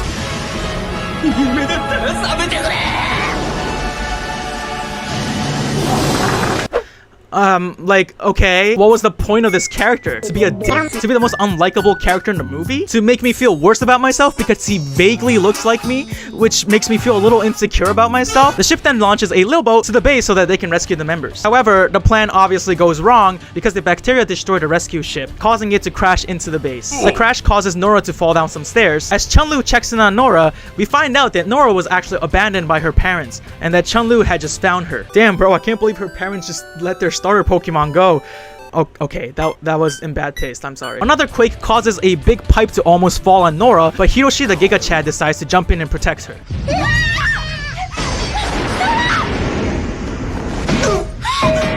The base then begins to corrode from the bacteria, so the captain is forced to activate some sort of security protocol thing, basically just turning on some backup barriers. Unfortunately, activating this trapped Hiroshi and the other two in the staircase with no way to escape. Wataru, the nuclear reactor sexual, begins to tell Hitomi, or the nuclear reactor, that I've never seen you in this bad mood before. 瞳初めてだなこんなご機嫌斜めは He then tells the captain he has to like fix something, but I have no idea what's going on. Hiroshi and Chun-Lu, now that they're trapped, have a very deep bonding conversation where we find out that Chun-Lu is actually a clone of Yulong Wang. 私には父親も母親もいないの。私クローンなんだ。Wang has a heart condition, so therefore he was trying to make clones so that he could take the clone's heart and replace it with his own so that he would survive.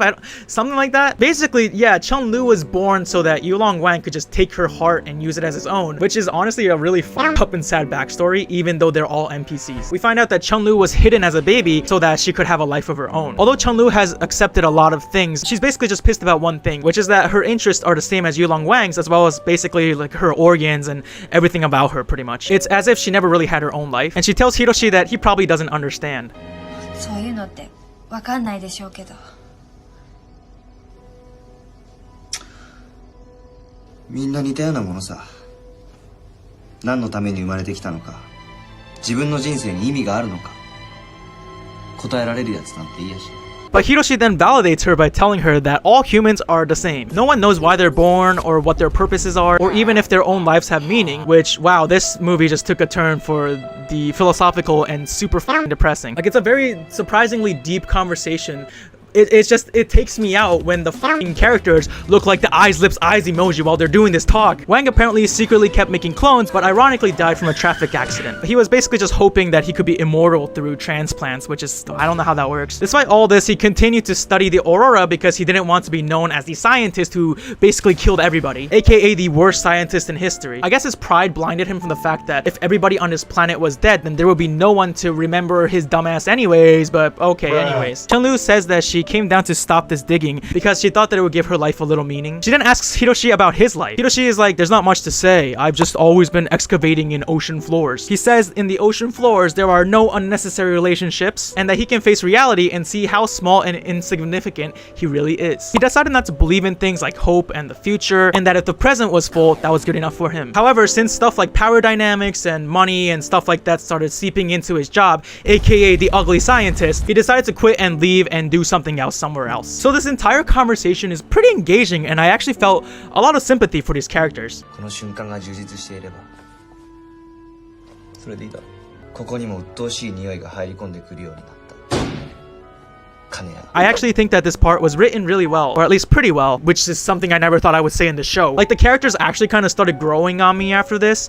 However, the entire time during this conversation, this serious ass conversation, they be looking and moving like NPCs, bro. Like, okay, it's hard to take it 100% serious when they be looking like, man, the human experience is just really empty, you know what I mean? Anyways, the base begins to shake and a door somehow opens up, letting the three finally escape the staircase. The captain and Wataru decide to escape the base with the plan to charge up the ugly robots so that they can float up to the surface with them. Wataru says that there's not enough time or power for all of the robots to be able to fully charge up and escape. And he says that he has to work on Hitomi manually, which I don't know what the fuck that means. Also, like, this is kind of a weird thing, but when Wataru talks to Hitomi, the nuclear reactor, the subtitles say, like, he calls her babe, but in the actual Japanese dialogue,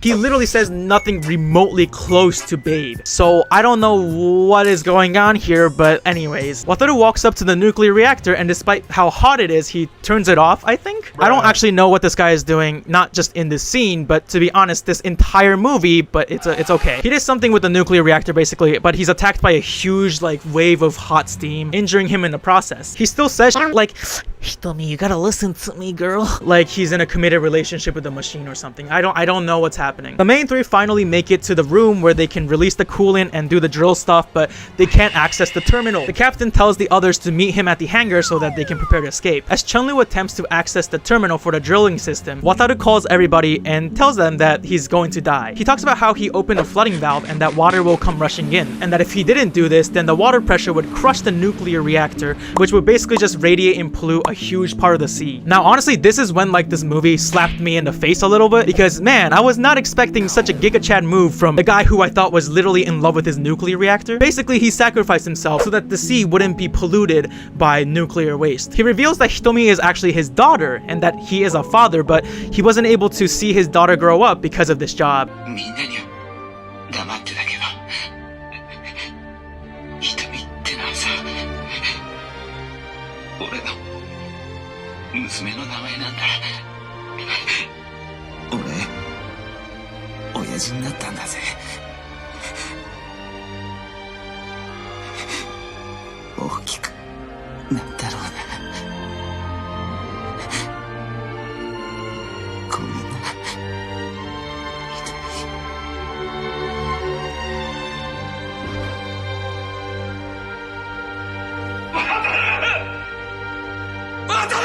He wonders how big she has gotten before dying. No, I didn't almost cry, okay? What are you talking about? Like, dude, look at this NPC looking ass movie, okay? There's no way that this shit almost made me cry. There's no fucking way. Okay, so I admit that this part almost actually made me cry a bit, okay? But that's our secret, okay? Yeah, an NPC almost made me cry, okay? The voice acting was actually not bad, and the soundtrack was actually really good. Not just for this part of the movie, but pretty much the entire movie. Like, I don't know what it is, but this entire movie just had, like, an amazing soundtrack. It kind of tells me where the budget all went to. And spoiler alert, it was not the animation department. I actually think that if this movie didn't look so goofy, I would have actually been a lot more invested in the movie, and I might have cried even just a little bit. And guys, I swear, it's not copium. It is not copium. I have good taste in movies, I swear. What's crazy to me is that this entire movie, while I was watching it, I thought Wataru was this weirdo, like, incel guy who's, like, into machines more than 3D girls type shit. But that was not close to the truth, and that actually makes it more tragic for me. Like, he's, okay, oh my god, he's an NPC. I don't...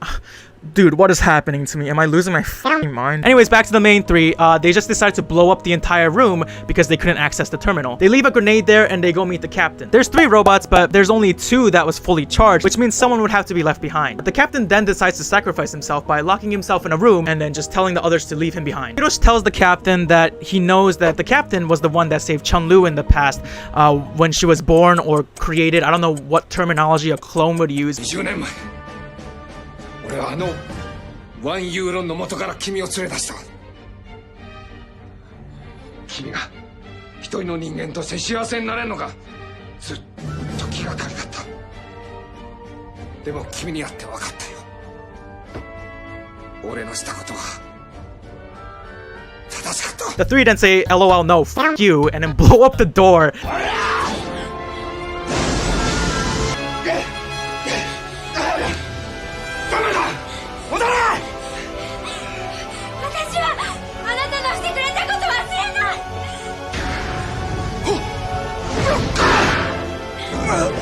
And then drag him out of there and force him to leave with them. But the problem is, you know, only 2 robots are fully charged. Chun-Lu tells Nora to take a ship with the captain. あっちのロボットで行くのよ。ね。ノラ。大好きだよ。 Hiroshi takes another fully charged one, and Chun-Lu decided that she would take the half-charged one that basically would cause her to die. Hiroshi tells her to stop, but apparently since she's a clone of Yulong Wang, she also got the heart condition, which means that she's gonna die soon anyways. But I thought the whole point of making the clones was so that Yulong Wang could take the hearts and live forever. None of this is making any sense to me right now, but honestly, like, it's so... Hiroshi shoves Nora into a robot and yells at her to escape. Poor Nora is just fucking bawling now and like crying because obviously she doesn't want to lose Chun-Lu, who's literally the only person that cared for her so far. The 4 then begin to escape through the ocean as the grenade explodes and the coolant is released into the sea, and it puts all the bacteria into hibernation, and I guess they ended up saving the world. Hiroshi and Chun-Lu have a really deep conversation as they rise up. Chun-Lu says that it's wonderful that despite the pain that the bacteria has caused for them, there wouldn't be life in the first place without this bacteria. Hiroshi says that the Aurora lives forever, but human life is over in an instant. which is why people want to share that instant with somebody else there with them. Chun-Lu's robot begins to lose energy. ヒロシやっぱり私ダメみたい She says goodbye to Hiroshi as the two meet their hands on their robot windows, which is like, oh my god.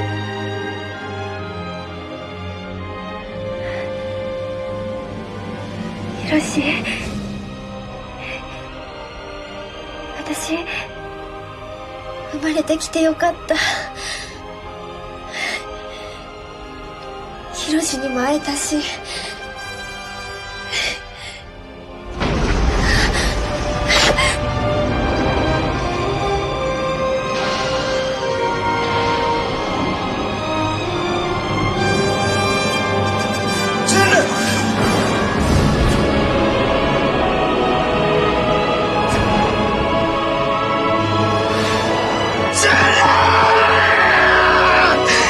Her robot begins to sink down to the ocean floor, and Hiroshi screams desperately as he goes to chase her down and, rescue her robot and push it up as the soundtrack ramps up and Hiroshi's cries are getting more and more dramatic. And no, I did not almost cry in this scene, okay? Guys, these accusations are getting kind of out of hand. I didn't almost cry. Anyway, so Hiroshi manages to save her and then pushes her all the way up, and everyone survives. They're then saved by a rescue squad, and all is well, I guess? We go to the hospital where the captain is getting treated, and Hiroshi goes to visit him to say his goodbyes after some goofy ass conversation. 主任を担いだ肩が痛むぐらいっす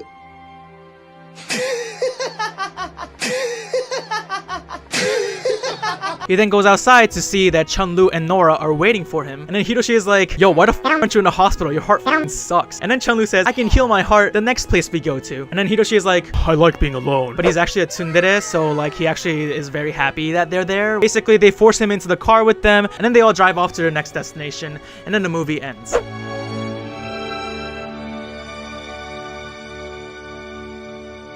Yeah, so that was quite the ride, was it not? The way I would describe this movie is unexpected. I expected to absolutely hate this movie and just laugh at it the entire way. I mean, because of how it looks. But beneath all of the NPC-ness of this film, there's actually something of substance here. It's not like the other awful anime movies that I've watched for this series, where like the plot is either complete dumpster fire or non-existent, or it takes like a person with a genius IQ level of Stephen Hawking to figure out what the f is going on. This movie literally and figuratively had a lot of depth.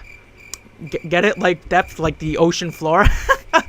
Okay, f you. Look, real talk, the voice acting was not great, but it wasn't so shitty to the point where it ruined the movie for me. The NPC-ness of the movie was obviously going to bring the movie down because, let's be real, this movie looks like my dog shit. Like, you know how people find anime characters really hot and stuff? This is what an anime character in real life would look like. So basically, I guess they're still really hot. So yeah, the movie's ugly. The characters move like they literally just learned how to use their body yesterday. But honestly, this all just kind of added to the charm of the movie for me. I think the other garbage anime movies that I've watched lack a lot of substance and depth that this movie actually had a little bit of. Most of the characters had their own like motivations, backstories, personality. If you look past the emoji ugliness of it all, then these characters are pretty interesting and decently well written. Except for this okay? This guy just sucks. And Jack died in like the first 20 minutes of the movie, so like rest in peace, what could have been. Hiroshi started as someone who's very, apathetic to everything, doesn't care about shit, and I thought he was gonna be like a really boring character. But by the end, he recognizes that he actually does want something for himself. He begins to care for things in his life, and he proves that he's a Giga Chad by the end of the movie.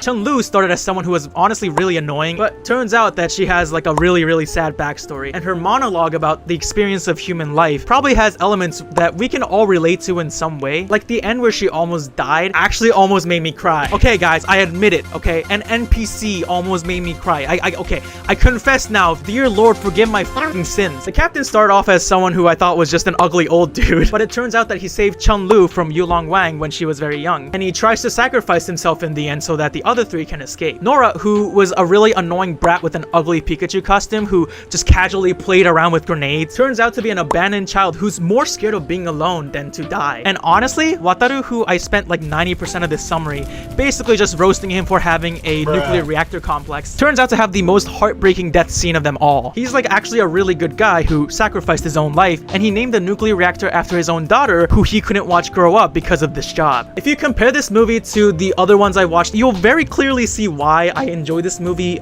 much more than any of the other movies in this series. Like, I think this was the first movie, and unfortunately the last movie I watched in this series, that didn't make the entirety of my brain cells just go extinct. So despite the fact that they only look like 30% of an actual human being, I was able to look past all the ugliness and actually just appreciate the movie for what it is, which is a bad movie with some actual heart to it. Oh, and I do have to mention once again, the soundtrack for this movie was fucking slapping. This shit was incredible. This guy though, he just fucking sucks. So there you have it. This is how this ugly NPC anime movie actually almost made me cry. I think I'm gonna give this movie a score of 6 out of 10.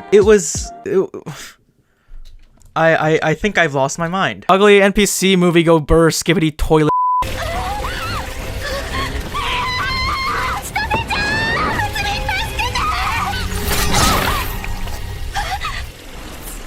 Have you ever watched a piece of media that's so vile, so disgusting, and so absolutely dumb and pointless that it makes you as angry as a streamer who tells his viewers to delete themselves? You should kill yourself now! Okay, well, I haven't been that angry, to be honest, but the anime movie that I'm going to discuss today did piss me off for being one of the most garbage things that I've ever seen in my entire life. Hello everybody, my name is Leohashi, and today I'll be talking about the awful rated anime movie, The Island of Giant Insects. Before I discuss this movie in more depth, I wanted to include a potential trigger warning, as the movie contains subject matter such as sexual assault and extremely gruesome scenarios that involve giant bugs doing disgusting things to humans. So if these are topics that make you uncomfortable, please watch with caution. The Island of Giant Insects is a 2020 horror anime movie with an average score of 3.65 out of 10. I like to think that this movie was created when someone at the studio said, hey, what if we made a movie where more than half of the characters are just the most unlikable pieces of shit, and then we kill off all the likable characters in the beginning, so the entire thing is just an agonizing experience to watch. And then someone else in the studio chimes in and goes like, and what if we also make it into a hentai and also put bugs in it? And then the whole studio just went back to monkey and decided to make a movie full of drawings of naked animated girls with larvae crawling all over their body. To sum it up, this movie is basically just insect porn. While I was watching this movie, a few questions came to mind. Why does this movie exist? What was the point of this movie? Why did I watch this? What was I supposed to get out of this experience? And finally, who the fuck is enjoying this movie? The fucking bug maniacs from Pokemon? Was this supposed to be like entertaining? Because to be honest, by the end I wasn't really entertained, but by the end I just wanted to have my ass cheeks pinched by a gigantic stag beetle. So the premise itself isn't actually the worst thing ever. A group of people crash land on a mysterious island, which seems weird because there's like a bunch of houses and like signs that people still live there, and then suddenly they're attacked by gigantic bugs, and now they have to fight for their survival as well as fight against each other when conflict arises. Honestly, that's where my praise of this movie ends. I guess it's not even an original premise because this was a manga first anyways, so I guess I'm not even really praising the movie. So yeah, this movie fucking sucks. The story itself was just kind of so mid that I feel like there's really no point in me talking too much about if it was good or bad. The characters are either just so boring and surface level that it makes a piece of paper look interesting, or just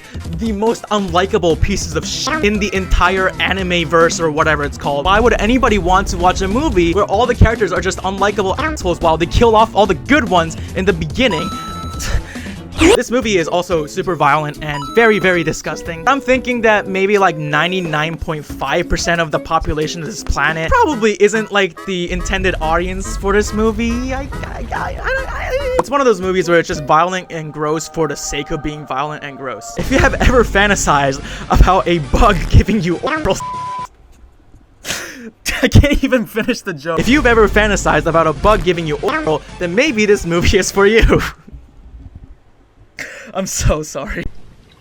I've made a severe and continuous. There's stuff like visuals of people getting brutally murdered by gigantic bugs in ways that I can't even describe, because then YouTube's gonna have a mental breakdown because it's just that awful. There's also a scene of wasp babies, like, you know, just being born from inside of people's bodies, and then like these victims are just being consumed from the inside out by these larvae. Yeah, that's fun. Oh, and while the person was being eaten from the inside out by these larvae, they just showed full titties, you know, like completely naked, just being eaten from the inside out by larvae. Bro, what the f? f is this movie? If you think naked girls being eaten by larva is attractive or something that you want to watch, then maybe this movie is for you. Also, like about halfway through this movie, it just straight up becomes like a hentai. There's some indescribable scenes that I have to censor pretty much 99% of. So thanks. Anyways, let's just fly straight into this deserted island of a movie and start talking about the story. The movie begins at an airport and we see all of our characters spending their time there. But apparently, they're all high schoolers from the same high school. Now, I'm just gonna start off with listing all the characters out because it's just gonna be easier that way. So there's Musume, who is the main character who is obsessed with bugs. And her entire personality is basically bugs, which is convenient because they end up on an island with giant bugs. She's pretty much the only reason why any of them survived. She's kind of a pushover and she never really stands up for herself in the movie, which I guess is supposed to show that like she's a kind-hearted person or whatever. But honestly, at some point, I'm just like, bro, just fucking like punch these assholes in the face, goddamn. She cares a lot about bugs. She'd be crying if she steps on a mosquito type shit. She's not like unlikable, but she's also not really a character that I was like, oh wow, I really care about this person. Now we have Chitose, the class president and Mutsume's best friend, who's kind of uptight. She is only really there for the plot and doesn't really serve much else in the story. She just basically exists as Mutsume's best friend. To be honest, some scenes make me feel like it's a little more than that, but you know what? I don't even know. They don't go in depth about it, so whatever. We have Ayumi, who is the softball captain, and that's her entire personality. Also, she's into girls. She's one of like the only characters in this movie with like an actual moral compass. So even though she's not that interesting of a character, you know, at least she's likable in some way. Kai, honestly, the only character that I feel like I actually ended up liking at the end of this movie. He's a very self-oriented person and doesn't really connect with others too much, which is why he seems like an asshole at first, but by the end, he proves himself to be the biggest Giga Chad in the entire movie. Moving on to Kamijo. You know what, guys? I fucking hate this guy. He's literally one of the biggest assholes, not just in the entire movie, but in the entire anime verse. He's basically just a selfish, self-centered, narcissistic piece of fucking garbage. You'll see exactly why I hate him when I describe the story, so let's just move on. Next is Midori, who is the other one half of Garbage Asshole Squad, along with Kamijo. She's basically just an asshole to everyone throughout the entire movie. Again, you'll see exactly why I hate these two. Next is Mami, who is an idol. She's just kind of whatever. I mean, her entire personality is that she just kind of screams and then gets everyone else in trouble because of it. She's not evil, but she's just kind of annoying. Next, we have Mami Stans. Imagine people who are basically chronically online and are way too obsessed with an idol in real life, and you basically know these guys. And finally, we have Ai, who is an optimistic girl in the hiking club, who is also actually one of the only likable characters in the movie, which I guess is probably why the writers decided to kill her off first, so that your experience with the rest of the movie can be just that much more miserable. Let's just move on to the story, shall we? So Musume wakes up on an island and realizes that they have crash landed. She bumps into Ayumi, the softball team captain, and they begin to look for other survivors. On another part of the island, we see the rest of the survivors begin to discuss their options. Midori tries to manipulate the stands by, you know, like showing off her titties and being like, if you get me food, I will show you a good time. And then she literally shoves her melons into like my face.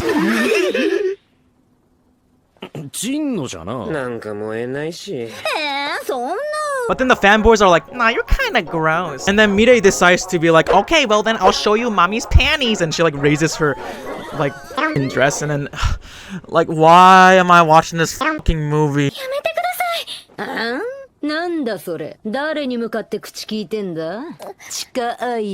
just gonna sum it up and say that 90% of this scene is just the characters being stupid and arguing and being annoying until our likable character, Ai, decides to tell everyone to shut the fuck up and that they need to work together. Ah, wow, a moral compass in the group. I wonder what's gonna happen next. She goes out to take a piss in the forest, but then she's attacked by some humongous what? Humongous what? Humongous what? Humongous bugs. She screams and the other run to see what's happening, and you know, she's taking a piss, so like she's in her underwear, right? So she pisses her pants, and the animation studio thought that was a really important detail to highlight, evidenced by the fact that it literally just zooms in on her crotch and just shows it like getting like, you know, water coming out. Like, okay guys, this is something that I needed to see today. And then she gets stabbed in her ass cheek by one of those bug stinger thingies, and then another bug like shoves the stinger like in her mouth, and then she gets all of her blood sucked out and turned into a human raisin while half naked and taking a piss. I'm not really sure what the point of this scene was. Like, I don't really know what this violence is supposed to serve. I don't know if this is supposed to be entertaining or if it's supposed to be some kind of weird fan service, but I don't understand who's enjoying this shit. Oh yeah, I've always wanted a huge, gigantic, blood-sucking bug to just shove his fucking stinger in my and suck all the blood out of my body. Anyways, the rest of the group gets attacked by these bugs. Mami, the idol, gets attacked, and Kai says to her stands like, yo, aren't you guys her fucking fans? Like, go protect her. And so the fanboys go and run to save her, but then the bug attacks the fanboys and then sucks their blood out, killing them by turning them into some delicious California picked raisins. To be honest, I think this is probably the most realistic part of the movie. Imagine like Jungkook from BTS like getting attacked by one of these giant bugs. How many people do you think would sacrifice themselves to save his cute ass? I don't know if I would, because I'm more of an RM guy, but you know what I'm saying? So Mutsumi and the softball captain Ayumi finally catch up with everyone else, and then Mutsumi is all like, oh my god, it's a papillomachia or something. I don't fucking know. It's a bug species. Mutsumi is able to kill one of the bugs using a hairspray and a lighter, which makes the other bug fly away. The survivors then have a discussion, and I'm gonna mention right now, a lot of dumbass discussions happen during this movie, and all of them are just awful or unpleasant to watch because everyone's dumb or an asshole. But anyways, they're all like, what's happening? Stupid dialogue number 1. Kai asks everybody like, what's happening? Someone explain!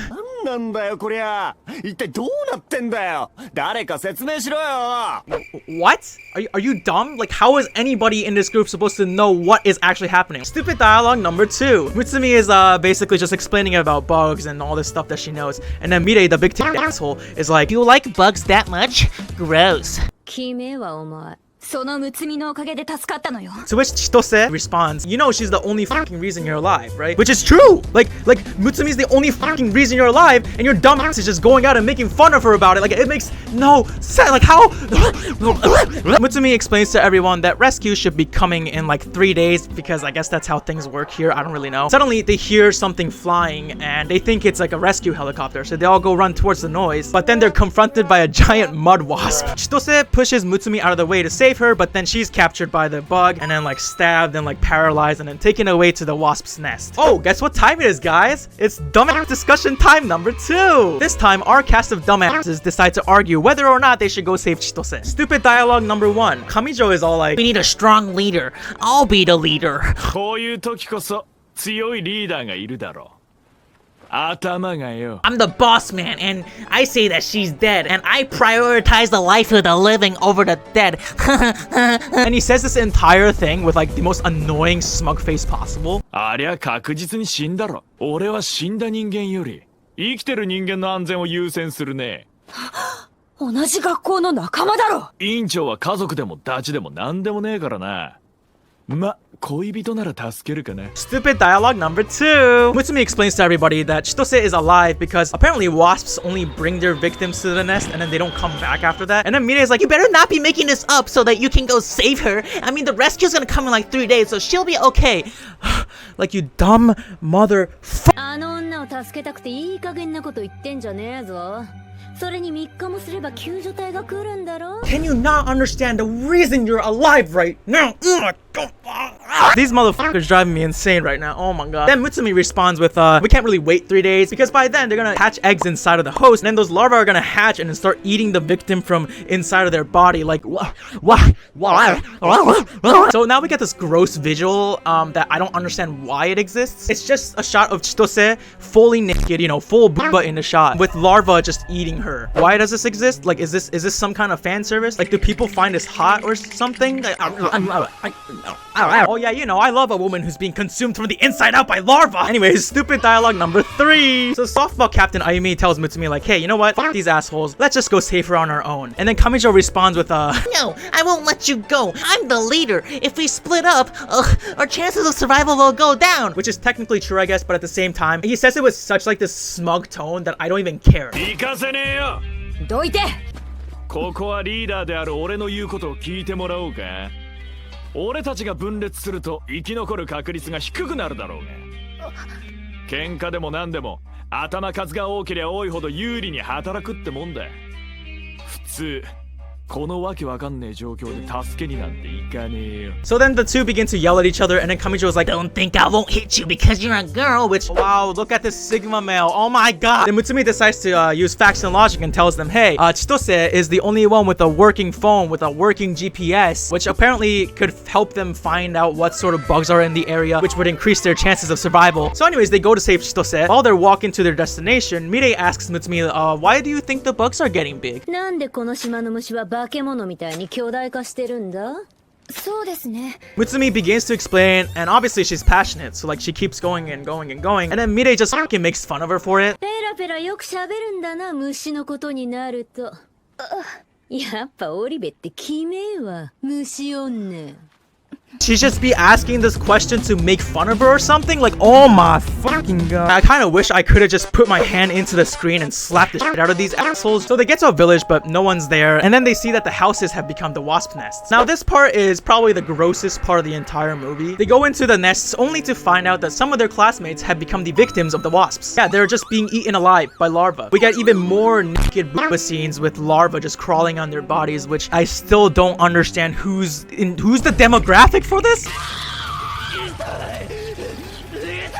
So anyways, they all run outside, and guess what time it is, guys? It's dumbass discussion time number 3. Mutsumi tells everybody, alright, well, let's go find Chitose now. And then Kai is like, well, guess what, guys? I just picked up a phone from someone else. It was still working and got a GPS on it and shit too. The asshole squad then goes, oh, well, we got what we came for, so fuck Chitose, let's just go and leave. And then we get another shot of naked Chitose getting eaten by larvae. As this discussion is happening, we see another wasp carrying another victim back. This guy is Akira, who is Kamijo's only friend, I'm assuming. Which is crazy to me because I can't believe a human piece of garbage like Kamijo would actually have any friends. But at the same time, I'm thinking maybe Akira's not that great of a person either if he's willing to be friends with Kamijo anyway. So anyways, Kamijo decides to be a hypocritical bitch and is like, oh, that's my friend! I have to go save him! And stupidly runs towards the wasp while screaming Akira's name, which is the dumbest... Oh my god, my brain is about to explode from the lack of IQ in this fucking guy's head. It makes no sense. What do you expect other than the fact that you might get attacked and killed if you scream and get the bug's attention, you dumb, disgusting, idiotic, fart-filled... Once again, Mutsumi has to save this dumbass because otherwise he would have gotten killed. Kamijo chases Akira and the bug into his nest, and then he's attacked by a giant wasp. Mutsumi follows him and saves Kamijo by, you know, using the hairspray trick once again. Mutsumi then tells him, hey, maybe we should run away and let the wasps leave, and then we can come back in and save our friends and not put anyone in danger. Oh, but guys, don't forget, Kamijo is an idiot. So he's like, no, I'm gonna save my friend. And he goes up to get Akira, even though he was literally about to ditch fucking Chitose right before this. This is the same exact situation. Yeah, I don't know if you can tell, but by this point, I was already sick of this fucking movie while watching it. So outside, the others pour like water on the houses because apparently Mutsumi had a plan to like make the wasps fight each other and they can escape or something, but I'm not gonna go into the science because that doesn't matter really. So the two in the house find Chitose and Akira. Kamijo carries Akira and starts to run, and Mutsumi is like, you know, trying to hold up Chitose, but she's not strong enough to carry Chitose on her own. So, you know, she calls out to Kamijo asking him for help, and guess what he does? He literally just turns around, looks at her, and then runs away. Like, bro. Human garbage? Human garbage? What? I don't think it's hard to tell that, like, this guy is one of the reasons why I just did not enjoy watching this movie in any capacity whatsoever. Anyways, somehow Mutsumi escapes the nest with Chitose and everyone meets up again. Anyways, guys, guess what time it is again? Dumbass discussion number 4. This time, they have to make sure that Chitose and Akira are alive. Stupid dialogue number 1. After leaving her to literally die, Kamijo yells at Mutsumi, yo, my friend better survive. Oi. Not even saying thank you to the goddess who that they should literally be bowing down and like kissing the ground and licking the fucking earth's asshole right now. So Ayumi, the Giga Chad, decides to confront him about it. Like, you're even saying thank you? You know she's the reason you're alive, right? And then Kamijo's like, well, this only happened because I took the initiative. Oh my god, dude, shut the fuck up. Mutsumi says that the two will be okay, but they need to get some saline solutions or something to get the poison out of their bodies. Conveniently, they find a map in front of them, and then they see a medical center in the island, so they start heading there. As they walk towards the medical center, Kai finally becomes the Giga Chad and admits like, hey, Mutsumi's knowledge is really important for our survival. Then Mide responds with another classic line. She almost got us killed!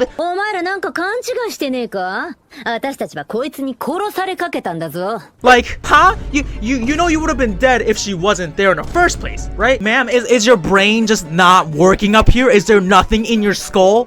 Do you have the capacity to think? I'm starting to feel that Kamijo and Mirei just share half a brain cell, and that one half of a brain cell does not fucking work. Right after this, they find a tick on Mirei's back. They then realize that they're stuck in a gigantic tick's nest, which is honestly just terrifying to kind of think about. But of course, because Musume knows everything about bugs, they're able to escape. Eventually, as they're walking through the tick nest, they actually see their teacher, but her face is just entirely covered with big ticks, which... Like, I know we've talked about some graphic stuff so far, but I personally think this might be the most disturbing part of the movie. I don't know why, but maybe it's something about not being able to see what they did to her face is probably the worst part about it all. So seeing her teacher wearing a tick mask, Mommy screams and attracts the ticks' attention. So they all start getting chased by the ticks. Now Musume realizes that the teacher, it was kind of way too late for her to survive. So they decide to use her as a distraction and like knock her into like the ticks. And oh my god, the teacher dies in like the most horrific way imaginable. I feel like I need to wash my hands and my face now. Anyways, it's night and everyone has to bathe in the water because they need to make sure that they're clean from the ticks. And I guess the studio decided to take this opportunity and make this movie into a hentai. So we basically get a shot of all the girls naked. Keep in mind, all these characters are supposed to be in high school, so saying that it made me uncomfortable might be a little bit of an understatement. The animators be like, well, actually having them be all naked in this pool or whatever is actually really important to the plot because, you know, they gotta clean the ticks off, and also, like, you know, each boob represents something about the character. I guess they knew that this movie was gonna be dog shit, so they needed something to get more people to watch it. So we get a scene of Mami kind of manipulating Ayumi, the softball captain, and she's all like, can you please protect me? I know you're strong and you're in the sports club, and I see the way you look at other girls. Yada yada yada, and then they make out, and then they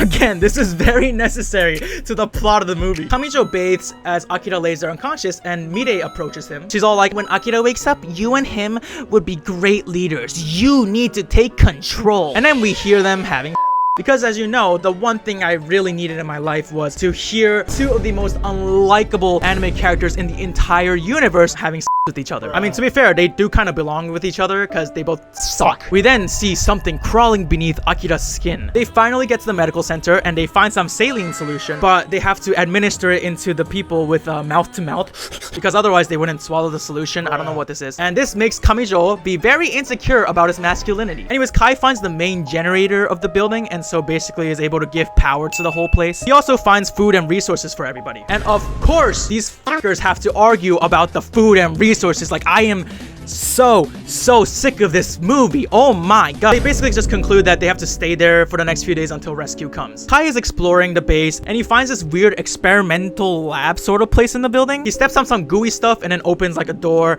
and he screams.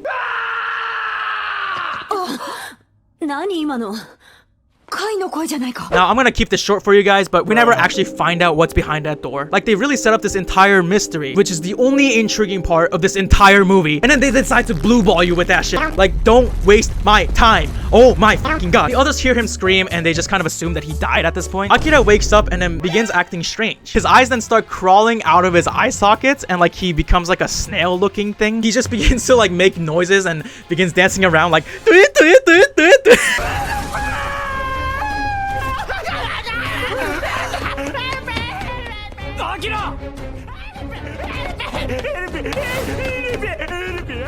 It is kind of weird and gross, but overall the scene is just so goofy. Akira runs outside and he starts climbing a tower near the medical center, and apparently he's infected by some sort of parasite. Akira continues to scream and he ends up attracting a gigantic insect, and this time it's a Dobson fly or something. I don't know what that is, but yeah. So Akira's killed by the Dobson fly and everyone runs back to the medical center. Oh, but then the Apple squad decides to lock the other three out of the fucking building. Like, okay guys, we get it, okay? You guys suck. You don't have to keep reminding us of how garbage you are. They're like, oh, you guys might be infected like Akira was. Why is it so hard to get it into their stupid, empty, dumbass brain head, whatever, that Musume is the only reason that they're alive? I just don't understand. Okay, so before I move on with this part of the movie, I'm gonna bring back the trigger warning as this relates to sexual assault. So Chitose wakes up and she's still paralyzed. The two assholes then tell her that Musume is dead. Obviously, this is quickly proven wrong because she literally hears Musume outside of the door. And then Chitose begins to yell back. The two assholes are like, oh, we need to shut her up. And then Mirei says to Kamijo, you already have something that could shut her up, which, you know, is obviously in reference to... So then Kamijo, you know, prepares to Chitose, and Mirei holds her down, but before anything can actually happen, it turns out Kai is actually alive, and he ends up knocking out Mirei and Kamijo and basically just saving everyone there. This is the part of the movie that kind of made it go from bad to just complete garbage for me. Throughout this entire movie, I've been asking, what's the point of this movie? What's the point of this plot point? How does this add anything to the story? I've never felt like that more in this movie than the scene I just described to you. It just felt like the whole thing was just in bad taste, and I couldn't even really laugh at this movie anymore. Anyways, I'm gonna move on from this part of the movie. So the others are like, yo, we thought you died, dude. And then Kai responds with, oh, I mean, I just screamed because I found something weird in the lab. Again,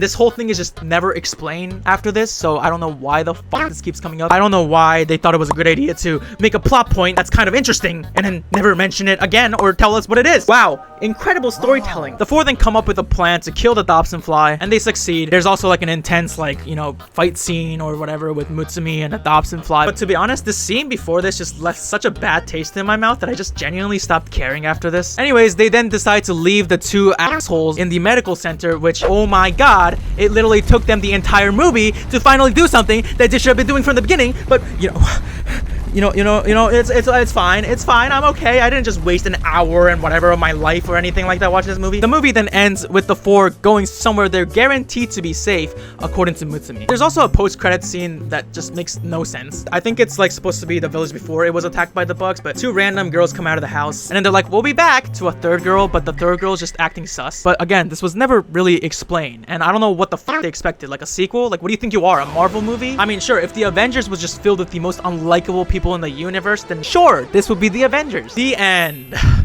Yup, this was probably my least favorite movie that I've seen for this series, which is saying a lot. I might go as far as to say that this is honestly one of the worst movies that I've ever seen in my entire life. The story is garbage, the characters are annoying, and honestly, the visuals are so gross that it makes me wonder if the internet was a mistake. The story was obviously dog shit, right? Like, how are you going to introduce actual interesting plot points and then never mention them again? This is quite obvious, but the characters were easily the worst part of the entire movie. Kamijo and Mirei easily made this one of the worst cinematic experiences that I've ever had in my entire life. Like, if I was on that island with them, I would gladly let a wasp take me to their nest, lay some eggs inside of me, let the larvas hatch and feed on me, because that is still a better experience than having to spend a single second with these two assholes. I don't know who's going, wow, I really love seeing people be giant garbage pieces of shit in this movie. I mean, look, maybe there's some people like that. I am not one of them. I feel like we already see so many awful people in real life. I watch movies to escape from real life. I don't want to watch a movie and then be reminded of real things, right? And again, just to touch upon the really awful scene at the end, it was disgusting, obviously, but it also just felt so insensitive and pointless to me. I believe that awful and traumatic events do have a place in storytelling, of course. This scene just felt like it served no purpose at all whatsoever. It's almost as if the writers were like, yeah, this is edgy and deep kind of shit, you know what I mean? Like, they included this because they wanted this to be more of an adult movie. But to me personally, it just kind of made the movie a lot more deplorable. I wanted to make this video to make fun of movies and make jokes and laugh, but this just wasn't funny. I also wanted to talk about the fan service that really didn't need to be in any of this. I don't get why we needed to see so many titties. Like, I get it, you know, fan service gets the money, it gets the bread, people are degenerate. I mean, I play Genshin Impact and Honkai Star Rail. I understand what it's like to be a degenerate on the internet. But even for fan service, I just think this was so dumb. Like, what am I gaining out of seeing Chitose, you know, being completely covered in larva and getting eaten from the inside out? Like, wow. Someone please explain the appeal of that to me, because I don't get it, okay? Maybe I'm just not into bugs like that, but I don't get it. I swear to God, the animators made this movie with only one hand. I get that this genre of movies is supposed to be entertaining, right? That's why people watch horror movies. Like, it's expected from a horror movie for people to die, to have brutal violence and other awful things, because obviously that's what makes horror into an interesting experience. That's what makes horror horror. I don't even know if I'm pronouncing horror correctly anymore. Horror, but you know what I'm saying? You know, like, I enjoy my fair share of horror movies. Like, I've watched Hereditary, I've watched Midsommar, but I don't know, this movie just didn't do it for me, man. It just was not entertaining to me, and and it kind of left me in a really bad mood after finishing it. Like, I've watched plenty of bad movies, you know, but this is the second time in my life where I felt angry about a movie wasting my time. The first one being this horror movie called 47 Meters Down. Fuck that movie. I think what makes this movie worse than like other horror movies or other bad movies is probably the combination of everything that's shit about it. I mean, sure, there was needless violence and all that stuff, but that in itself isn't necessarily something that turns me away from something, right? Neither is like people being assholes or like, you know, weird fan service. Like those individually, yeah, sure. I mean, they're not my favorite things, but they're not gonna get me this angry about stuff. But I think it's the mathematical formula that the studio used where it incorporates every single awful variable that makes a movie unwatchable, and they just put everything in there. And so here we come back circling to my initial question that I asked. Usually I ask this question as a silly little joke, right? A little silly roast. But this time I think I'm asking from the bottom of my heart. Why does this movie exist? How did an NPC goofy looking movie like Umi no Aurora have a lot more substance than whatever the fuck this piece of shit was? This movie was awful, and honestly I just wouldn't recommend it to anybody. At least some bad movies are fun to make fun of. This is just bad out of 10. I don't even want to give it a score. This is just bad. 協力してくれる人たちをパパとママの願いを叶えるためにいつかきっと会えるって信じてた。 I shouldn't laugh. Have you ever been in a class or meeting that's so boring that you're literally fighting for your life to stay awake during it? Well, the anime movie that I'll be discussing today was basically that. It was so boring and so extremely mid that the most interesting fight scene of the movie was just me fighting for my life, trying not to fall asleep throughout the movie. Hello everybody, my name is Leo Hashi, and today I'll be talking about the awful rated anime movie, Blue Remains. Blue Remains is a 2001 sci-fi anime movie with an average score of 3.61 out of 10. So I think I only really need one word to sum this entire movie up, which is mid. In my opinion, there are two types of bad movies. One type is movies that are so bad that they actually become entertaining. An example would be Super Kid, which is a movie I watched in the first episode of this series. Go check it out after this video. And then there's the other kind, which are the sanity draining, soul crushing, awful bad movies. Yeah, I'm talking about the mid ones. Because these kinds of movies, the mid movies, are literally soulless. They have no entertainment value whatsoever. Like, I would say they're the movie equivalent of watching paint dry. I don't know if anybody enjoys doing that as a hobby, but hey, I don't judge, I guess. Okay, I lied a little bit. There's actually a third category, and that group is the unspeakable pit of hell that I don't think any human being should actually enter, because otherwise you will never be the same person ever again. Anyway, let's move on. Here's the thing. Blue Remains is perhaps the most mid movie of them all. I wanna be the very mid like no one ever was. So the CGI animation was really awful, but not in like an endearing way like it was in Umi no Aurora. Oh no sir, this was just the worst unskippable cutscene of all time. You can press any button on the controller, but oh no, you have to watch the entirety of this Dollar Tree Final Fantasy looking ass cutscene. And if that's the boss battle that comes after this cutscene, then you have to watch the entire cutscene over and over and over and over and over and over. The plot was mid, the characters were mid. It was so boring that I think I just kept falling asleep. It felt like I was back in class. You wanna know the funniest part about this entire movie? While I was watching it, I heard a very familiar voice. Is that Dio? There's no fucking way. That is not Dio Brando. Oh my fucking god, it's him! I did not expect to hear him in this fucking movie. That's right, Poro Dio da! That was a really bad impression, but you know who I'm talking about. Yeah, that's Mr. Takehito Koyasu, who is the voice actor of many popular characters, including Dio Brando from JoJo, Takasuke Shinsuke from Gintama, Zeke from Attack on Titan, and of course, you can't forget Maros from Blue Remains. I guess every legend has to begin somewhere. And unfortunately, even Dio Brando's voice actor couldn't save this movie from being the most boring, awful, soulless, fucking empty casket of a movie. Okay, well, let's go over the story of the movie now, shall we? The movie begins with something about the sun rose and then set, bubbles like rising from the bottom of the ocean to the surface, and then some bullshit about the bubbles wondering, you know, why they were born, why they are still alive, some kind of philosophical bullshit that I don't really understand, to be honest. This intro sequence was just as meaningless after I watched the movie. What the fuck? What the fuck is this? As it was before I watched the movie. 自分が生まれたわけよ。自分が It really didn't add anything to the movie, but all it did was confuse me, you know, in the beginning of the movie, and then by the end of the movie, I was still confused about what the point of this entire sequence was. It's giving me Shakespeare right now. It just kind of reminded me of every time one of my high school English teachers would be like, hey, class, today we're reading Shakespeare, and I would be like, wow, I hate my life so much. Every time I would read a Shakespeare book, I'd be like, wherefore art thou, meaning of the fucking book. So we cut to outer space where a family is traveling back to Earth on a spaceship, and they're on a mission to deliver some seeds to the Earth so that they can implant Earth and then give it life again, which sounds like no, they weren't trying to impregnate the Earth with, okay, I guess they kind of were. Let's just move on. So we're now introduced to our main character, Amamiku, and her parents, as well as a companion dog robot thing named Pyron, and another robot, which is literally just the spaceship itself with like an AI inside of it called Musume. The family starts talking about how they're going to make the Earth great again. Wait, that's... no. So the family starts talking about how they're going to make the Earth better again until they start seeing some sort of like explosion happen on the Earth's surface. I think it might be like a nuclear war or something. But anyways, yeah, the dad is like, hey, yo, let's crash into the ocean because it's safer there than on the land or whatever. And so the ship starts crashing into the Earth, and Amamiku has the worst screaming voice actor of all time. We then get some text that's just way too fast for any human brain to like read and analyze and process. Wait, what? How am I supposed to read that? But basically, 90 years later, humans that survived this nuclear war decided to build a bunch of like underwater towns or whatever, and then they started working to revive the Earth. I don't know what the hell's happening, but let's pretend to understand. We find out that Amamiku was put to cryosleep by her parents, who unfortunately were already radiated, so they couldn't survive anyways. And then the parents are all like, hey, young child, we're literally gonna entrust you with the fate of the entire planet and everyone that lives on it. Yeah, I mean, it's, you know, no pressure at all, whatever. We now see that Amamiku is a teenager, and also somehow her voice actress became worse.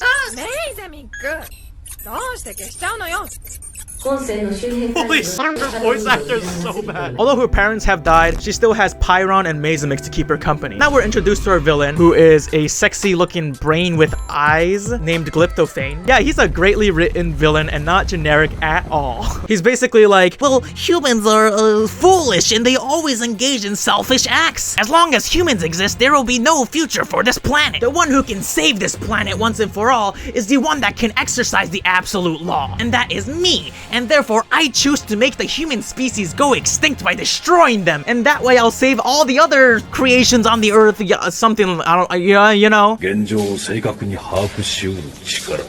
その力を持つ者は絶対法則の思考者たりうる。今や私こそがその絶対法則を思考できる存在だ。 Yes, Daddy. Like, I know he's supposed to sound like a villain, right? But he just sounds like a brat who didn't get, like, his candy for Halloween or something. Which is ironic because he's just as conceited, if not more conceited, than the human race. He's so generic, yet he's still somehow one of the most annoying villains that I've ever watched in anything. Anyways, Amamiku travels through the ocean while hanging onto Pyron. Her age may have increased, but I guess her IQ clearly didn't, because Musume's giving her a bunch of advice, you know, like, hey, so the ocean's radiated, so maybe it's a smart idea to go back because the ocean's radiated and that might hurt you, or even worse. But then Amamiku's like, no, I want to keep exploring. And then at some point she's like, oh yeah, it's time to rest in the water that's radiated. Anyways, now we're shown this undersea city or something, and a bunch of the sexy brain creatures are having a meeting. I guess you can call this a meeting of the minds, am I right? Okay, which brings me to this question. If these brains have is it called a mind fuck? I'm dead inside. So anyways, 3 of these brain guys seem to be serving as like the council or like the government or something like that. And now we see this random blonde dude who is Dio Brando before Dio Brando was Dio Brando. His name is Malaz? I don't know how to say that. They're discussing the future of the Earth when the villain brain, Glyptophane, that rhymed, holy shit, he flies into the meeting. And then he's like, hello, my fellow brain bros. I'm about to eradicate the human race. And then the others are like, oh, you should probably think about that for a second. Maybe you should use your brain.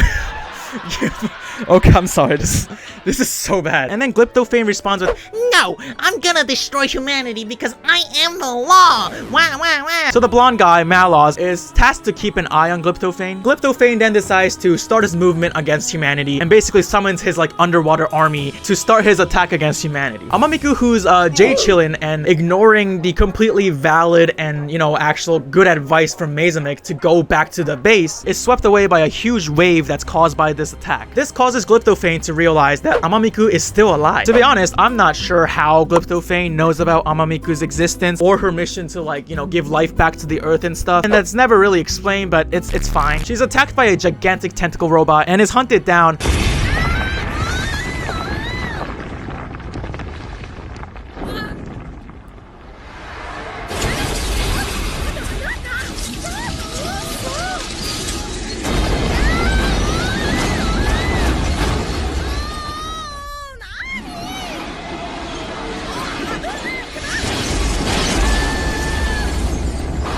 But then she's saved by a dolphin. Amamiku is brought to a submarine which is operated by Malos and his crew, which consists of Sally, Old Dude, Mushroom Hair 1, and Mushroom Hair 2. Fun fact, one of these guys is voiced by the same guy who did Usopp's voice in One Piece, but to be honest, I don't know which one and I don't really care, so let's just move on. Amamiku, who, you know, hasn't seen like a human in like years of her life, is like, wow, that's crazy, nice to meet you guys, you know, all friendly because she's excited, to which the crew responds with, don't be so friendly, bitch!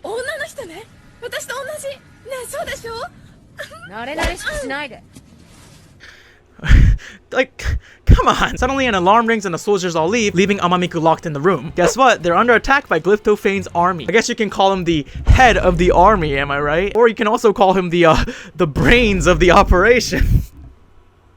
This just does not get better. The more I say, I just... Anyway, so we have an epic NPC battle scene. They launch some torpedoes, boom boom bada bada bada boom, and then they escape.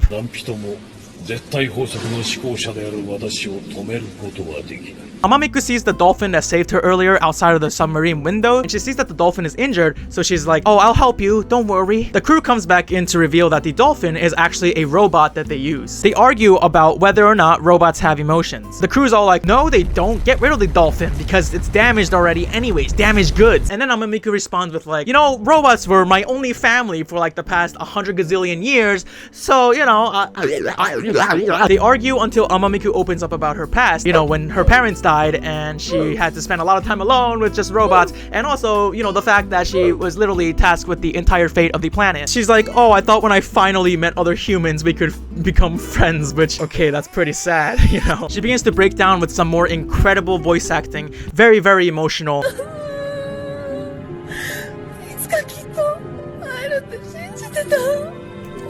I shouldn't laugh.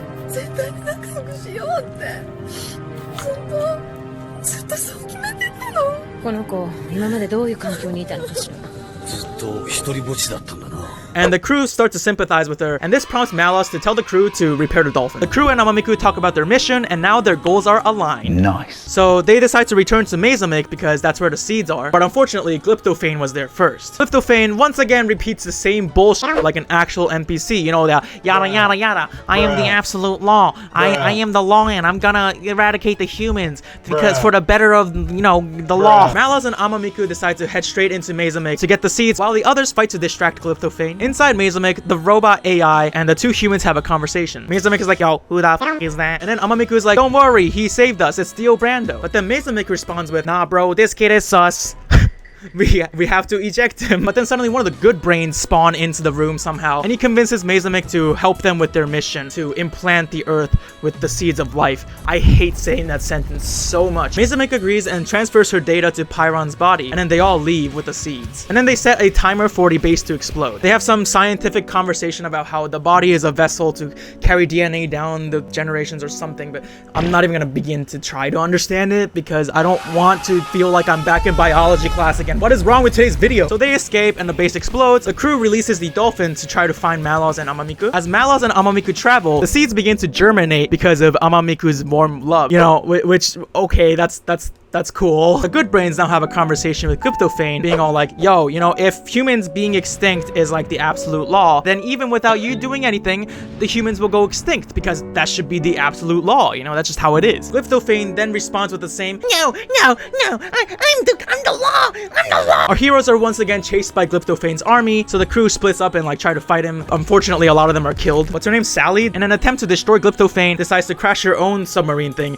into his ship. Unfortunately though, She dies, but he survives. Then the mushroom hair brothers are like, we have to look good too. She can't be the only one showing off. and then they get killed off by a tentacle right after that anyway, so they didn't really do much. Amamiku is all like, wow, the seeds are really happy to be here. Which, I don't know, this is starting to get kind of weird. So they start approaching a sacred area or whatever the hell. Basically, that's where they have to make it to. And a lot of different stuff happens, but I don't really feel like explaining it. And then the dolphin saves them, which basically proves Amamiku's point. And it's a good thing that they didn't throw the robot away, whatever. And then they make it to the sacred area, and they see a huge Minecraft block floating in the air above like a very quirky looking staircase. Amamiku, using the seed's power, enters creative mode, and she starts floating up to the Minecraft block, and then she plants the seeds there. However, once again, they are attacked by Glyptophane. Malice begins to fight Glyptophane by shooting at him, but then Glyptophane breaks out of his like robot thing as like a centipede monster. I don't know what the fuck that is. You know, if this is the absolute law, then please just put me in prison for the rest of my life. Centipede brain basically slimes up the staircase and then eats the seeds in order to try to prevent them from hatching.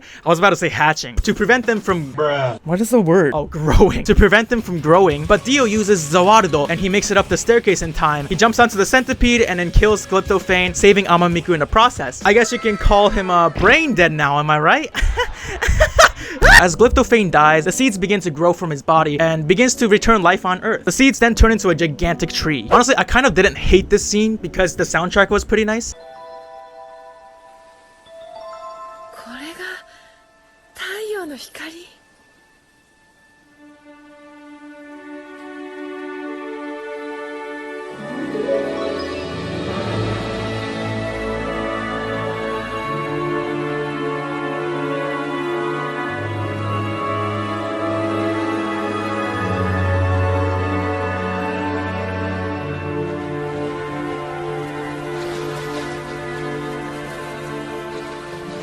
And then after this goofy ass scene, the movie just ends. So yeah, it was just overall mid. Like, it wasn't a good movie, of course, but it also wasn't like the worst thing I've ever seen or terrible anyways, to the point where it was entertaining. So it was just like really boring. I feel like the soldiers, when they're trying to like fight to save the Earth from Glyptophane, probably had the same feelings as I did when I was fighting to stay awake during this movie. Admittedly, like the only thing that gave me a sliver of life while watching this movie was just hearing Dio's voice actor, which is still really funny to me that he's in this movie. The characters are black. I mean, Amamiku, the main character, is just kind of bland. The character's also got some ugly ass haircut too, bro. Like, I guess the end of the world means you just stop giving a shit about how your hair looks. You know what? That actually makes a lot of sense. There are 3 acceptable haircuts: high and tight, crew cut, buzz cut.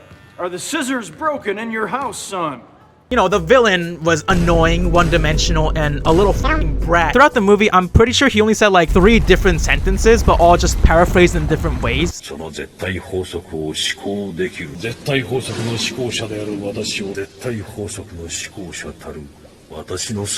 Also, what are these brain thingies, you know? I mean, they're kind of bad, but you know what I'm saying? Where did they come from? Were they humans at some point? Or did they hashtag wake up like this? Like, I don't know what the hell's happening. To be honest, I will say the movie had a little bit of potential to it, you know? If we disregard the goofy looking CGI animation, the story itself had some seeds of interesting stuff planted into it. For example, Amamiku is a tragic figure who lost her parents and spent her entire life after that with robots only. Also, she was tasked with saving the entire planet on her own and doesn't really have human bonds until the end of the movie. You know, it's quite the tragic backstory, and it would have been pretty easy to sympathize with her if it wasn't for her goofy ass crying noises. Another example is Malos, who is a soldier who didn't really understand Amamiku's perspective at all. You know, robots are just tools to use and throw away kind of thing. But then he's moved by Amamiku's, you know, passionate love, I guess, for robots. And by the end, he's like a father to her and like protects her until the end of the movie, which is pretty wholesome and sweet. I mean, other than that, the villain sucks, so whatever. And the others just died without doing much, so also whatever. Overall, you know, it was just mid. That's like the only way I can describe this movie. I would probably not watch it again, and I don't think I'd want to recommend it to anybody either. I would just tell you to save your time and go watch something that's even a little bit better. Go watch Umi no Aurora instead, you know? I'm going to give this movie a 3 out of 10. And those 3 points are all because of Dio's voice actor. Yeah, that's a movie. ¡Es Golden Bird! ¿Cómo habrá descubierto nuestro escondite? ¡Maldición!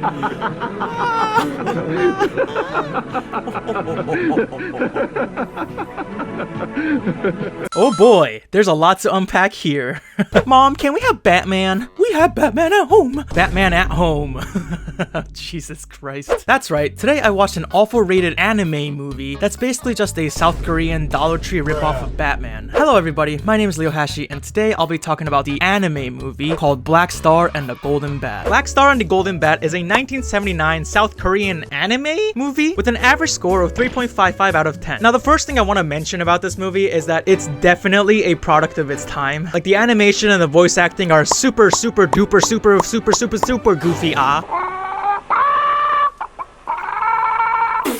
So I feel like I can't really complain about these parts of the movie because, I mean, let's be real, the technology that they had back then is very different to what we have nowadays. This is a movie that can only be made during a time period where copyright laws weren't as strict as they are now. Because this isn't even like a ripoff. This is literally just Batman slathered in butter. Dude, it was so hard finding this movie. I looked so hard to find the original, which I couldn't find anywhere. So I ended up having to watch this South Korean movie dubbed in Spanish with English subtitles. Yo hablo un poco español, pero no bueno, so this was very interesting. Now before we go over the story of this movie, I should just say here that I ended up loving this movie a little too much.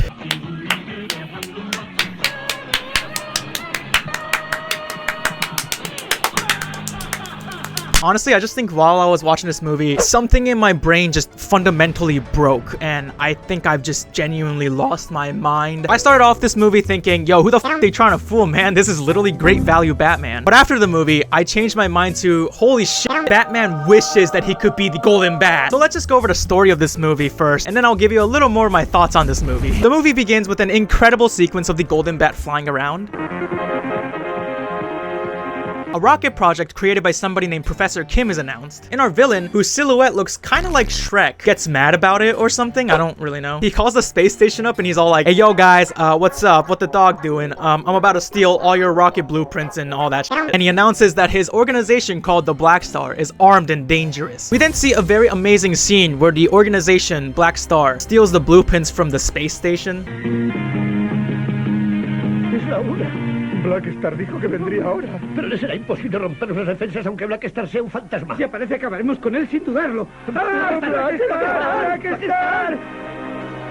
The first time I watched this, I had no fucking idea what was happening in the scene because the animation was so dog shit. News is announced that Black Star has stolen the rocket blueprints, and it sends the world into fear because it's not safe anymore. We see a lot of random citizens get really scared, and for some reason in this world, when people shiver out of fear, they actually like quake like a magnitude 15 earthquake. I don't know why, it just kind of looks so goofy when they shiver out of fear, and every character shivers like this. It is literally the same every time. There's also this incredibly funny scene that I really shouldn't be laughing at. Basically, this little kid is like crying because he's obviously scared, you know? Oh my god, the world's gonna end. Am I gonna die? Then his mom like comes into the room and she's like, if you don't stop crying, I'm about to call Black Star on you, little bitch. And that scares the kid into like not crying anymore. Deja de llorar, que si no llamo a Blackstar. Blackstar? What the f? No, Mama, Blackstar, no. Yo, these mothers be disciplining their kids by threatening to call a crime organization. Like, oh my god, bro. A1 parenting right there. I don't know what else to say. It's kind of like instead of saying, yo, Santa's not gonna come tonight, you know, to give your presents, your parents are telling you, hey, yo, if you don't shut the f up, Santa's gonna beat the shit out of you. I swear to God. Anyways, we cut to some members of the Black Star organization talking about how invincible they are or whatever, and how like the Golden Bat's gonna ruin our plan. And then they're all like, nah, but he can't find us here in this hideout. Basic villain shit that just kind of tells you, oh, these guys are about to get their shit kicked in. As they celebrate, they hear a laughter in the distance, and they see the Golden Bat. The bad guys then begin to magnitude 10 quiver. The Golden Bat continues to laugh and actually doesn't stop laughing throughout this entire battle scene for some reason.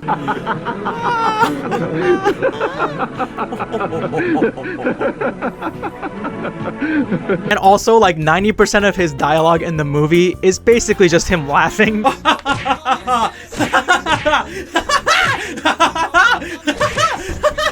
An incredible fight scene happens where the Golden Bat just demolishes these guys.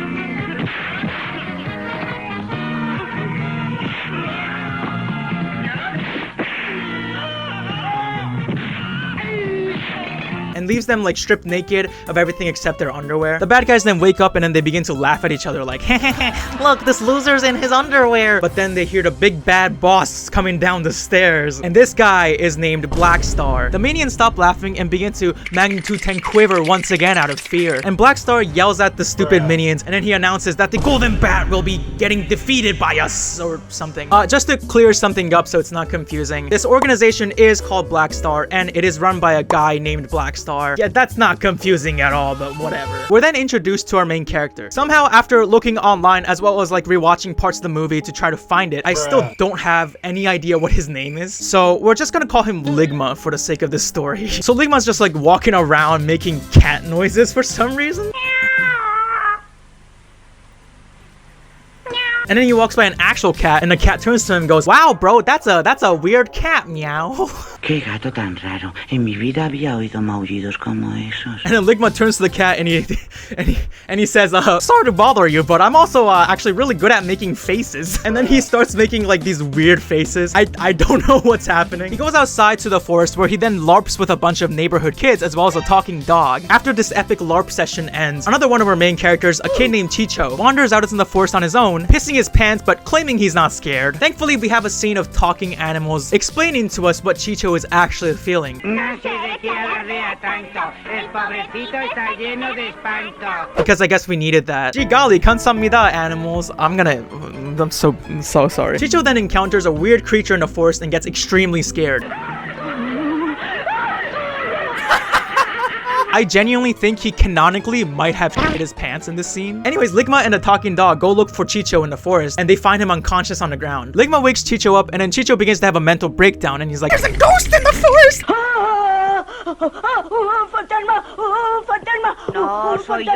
Ligma says that no one is there, but they can go back to look for the ghost the next day. We cut to a random kid wearing glasses on a bed named Hani, who begins to randomly tear up as very tragically sad music begins to play. What's happening? Who are you? And admittedly, I kind of started laughing a little bit at this scene because, I mean, come on, look, you can't tell me this doesn't look goofy a little bit, okay? Like, sue me. Don't do that, but you know what I mean. Ligma, Chicho, and a girl named Junie all walk into the room to visit. The boy is very clearly sick. And you know what? In my defense, okay, I laughed before the reveal that he was like extremely sick, okay? I didn't know, okay? It could have been any random kid in a random bed just crying, okay? Which I guess now that I say it out loud doesn't really make my case sound any better, but anyways, let's just move on. Hani tells the others that he saw the Golden Bat in his dreams and that he wants to become like the Golden Bat when he grows up and destroy evil. He then asks his friends, "Hey, when are you gonna go look for the ghosts in the dungeons or whatever?" Yeah, to be honest, the subtitles kind of sucked ass and honestly almost gave me an aneurysm a few times trying to understand it. The others respond that they're going tomorrow. Hani then starts to cough his entire lungs out.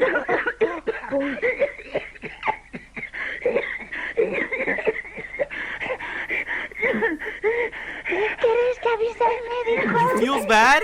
You feels bad? And the others are like, "Oh my god, are you okay?" And then Hani responds with, "Yeah, I'm okay." Yeah, what the fuck is this goofy ass bullshit? To make Hani feel better, the three then decide to do a little show for him. Ligma does some very amazing impressions of animals. A chicken, a wolf,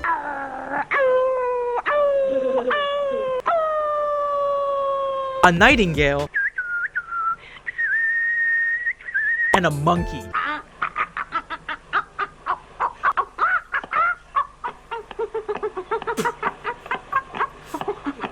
Junie then begins to sing a cappella to the boy.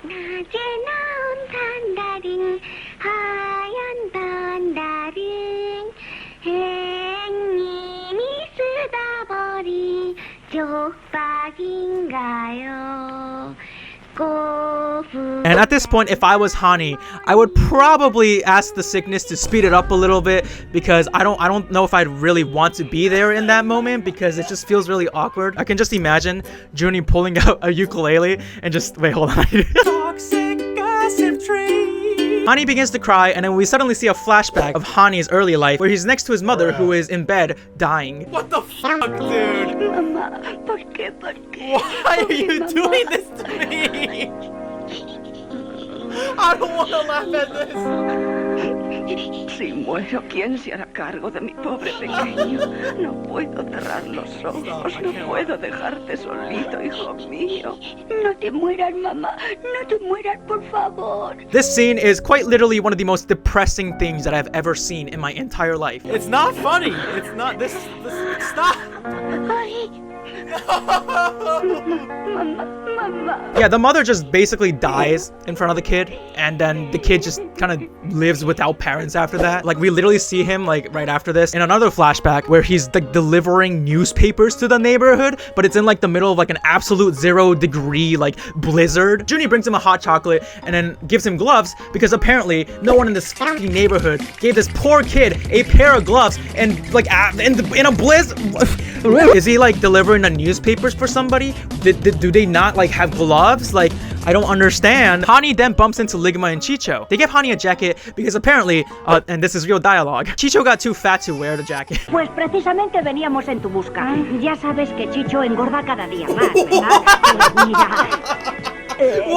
Engordo un tanto hacia la hora.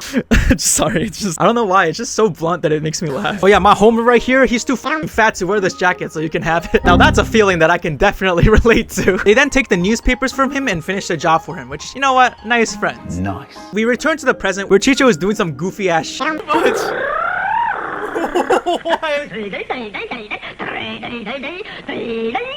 But then Hani begins to cry. He tells the others that he's very grateful to have them in his life and good luck on your adventures kind of thing. The next day, the 3 kids and a talking dog, for some reason, I don't know why we have a talking dog in this movie, but we do, go out to look for the ghost. However, it begins to thunderstorm, so they end up running into this random house in the woods, which, you know, is always very safe and a normal thing to do. They find a skeleton in the house and then they begin to magnitude 10 quiver once again. A random green man comes out of a coffin and then tells the kids to, like, go home before it's too late. I don't know what he's supposed to be, but he's clearly not a ghost. He's just a massively unhinged weirdo. He says, don't come back if you want to live, which I guess is good advice for the kids.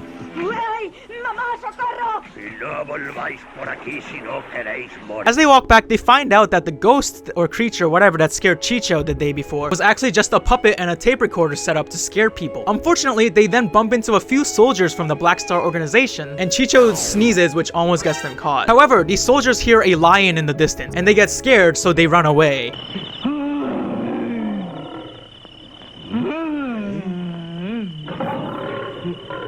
Esos rugidos, me parece que aquí hay un tigre. ¡Ay!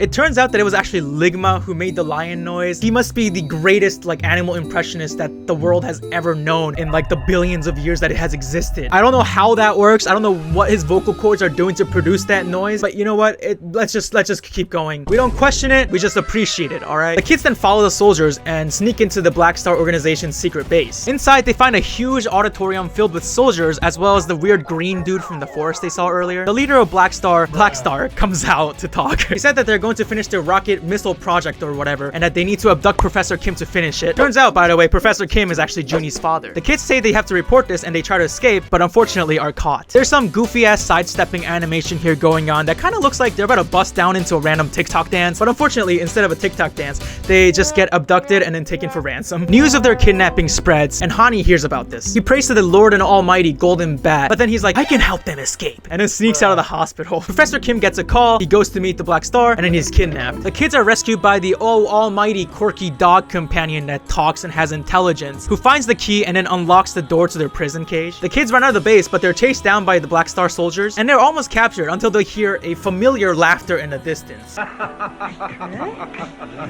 It's Golden Bat!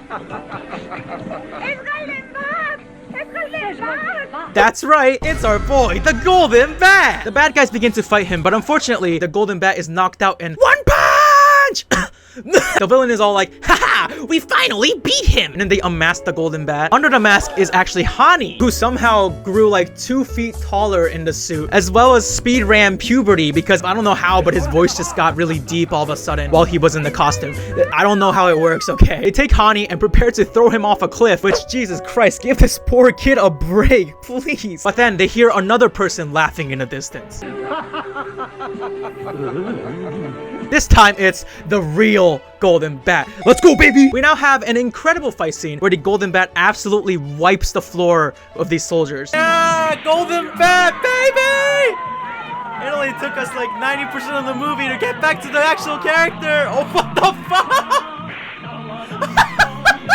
Even clapping one of their cheeks so hard that they just get destroyed. No, perdóname la vida, maestro, padre, héroe, por favor, perdóname. You were just about to throw a kid off the cliff, bro. The kids escape with the Golden Bat's help and then return Hani to his bed. The kids then ask the Golden Bat to visit Hani because it'll help him recover. The Golden Bat says nothing and just walks out and like flies out. Professor Kim is forced to work for the Black Star organization because his family is being threatened. The Golden Bat then goes in to save Professor Kim, and we finally see the incredible confrontation between our hero, the Golden Bat, and our enemy, the Black Star. What is that animation, dude? And it's just the most incredible fight scene that the world has ever seen. I'm not going insane. I'm fine. Everything's fine. This movie is an Oscar-worthy golden amazing. Words simply cannot describe how amazing this fight scene is, which is why I'm just making noises at this point to like describe the how it's making me feel. This film is true art, okay? Fuck Marvel, fuck DC. This is the greatest superhero movie to ever be made in the history of any superhero movie of all time, and you can't say anything against it because otherwise that just means I've lost my brain cells for no reason. And you can't let me do that, okay? I need to have gotten something out of this experience, okay? Please just let me have this one. The Golden Bat then defeats Black Star, and then the whole base just explodes. Black Star then says, "I will see you again," which tragically does not happen because this movie unfortunately did not get a sequel, which makes me really upset. Like actually so upset, like genuinely so upset. We then cut to the doctor telling the kids that Hani's condition is so bad that he might need a miracle to survive. The others begin to cry, and then they go visit his room, telling him the lie of, "Yeah, you're getting better, man, don't worry." Hani then tells them, "I have to face the fact that I'm dying soon," which is just, oh my god, please give this kid a fucking break. Me hubiera gustado ver a Golden Bat antes de morir. Habría visto realizado el más hermoso de mis sueños. He then asks his friends to sing him a song about the Golden Bat before his end.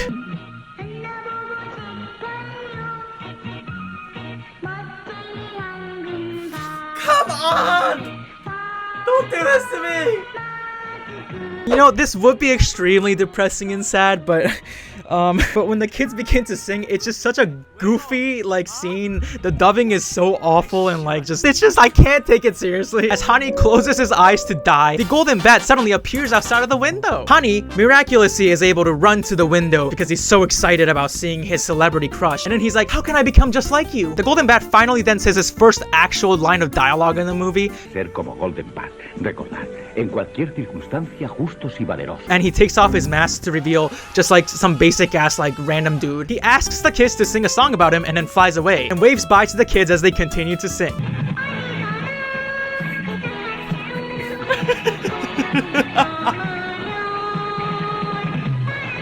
Hani somehow miraculously recovers from his illness that was literally about to kill him because he met his idol, which is like, okay. You know, if I was like Hani's age, bedridden from like, you know, an incredibly incurable disease that's literally going to kill me, and then like suddenly I hear a knock on the door, and then it's just like, "How's it going, bros? My name is PewDiePie." Honestly, I would probably go through the same thing where this biological thing that's gonna kill me is suddenly gonna get cured. Yeah, this movie makes a whole lot of sense. But anyways, yeah, that is the story of Black Star and the Golden Bat.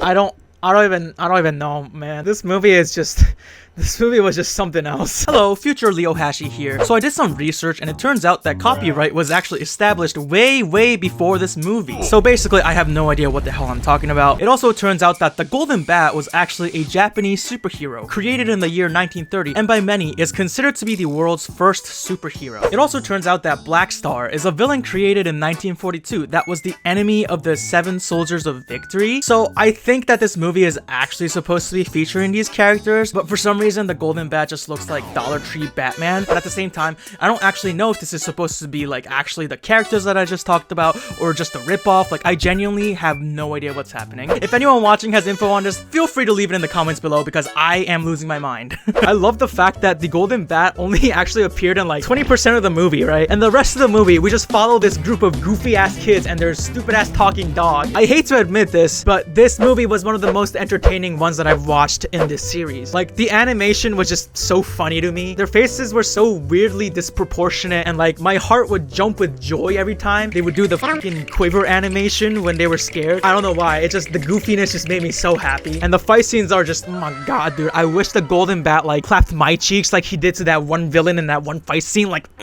also, I just can't get over Hani's like story, like just how incredibly sad and depressing it was. He has this really sad and tragic backstory, and we see some flashbacks where it's like, oh my god, give this poor kid a fucking break. And then he's about to die at the end of the movie, but then he suddenly meets his celebrity crush, and then this all just goes away. What is happening? Obviously, it's a really old movie, so I didn't really expect anything like incredible. And honestly, I thought I was gonna hate watching this movie, but no, honestly, I just feel like Hani right now. I want to become the Golden Bat and defeat some evil. I think this movie might have inspired me to change my career path. Mom, Dad, I'm sorry to say this, but I think I'm going to quit trying to be a socially adjusted adult with a job and instead become a ripoff vigilante to defeat the evil in this world. I mean, I don't really know what else I can say about this movie other than the fact that it's just peak, you know? I'm gonna give this movie 7 ironic Hanis out of 10, which probably is the highest score that I've given a movie in this series. I don't really know what to think anymore. So if it seemed like I had lost too many brain cells to make an actual judgment of this movie, then you will be correct. I filmed this video after watching 3 other awful anime movies. So yeah, I wasn't really able to think at all at this point when I filmed it. This movie was obviously not great, but it was charming in its own way, and I enjoyed that aspect of it, even though it still felt like torture for my eyeballs.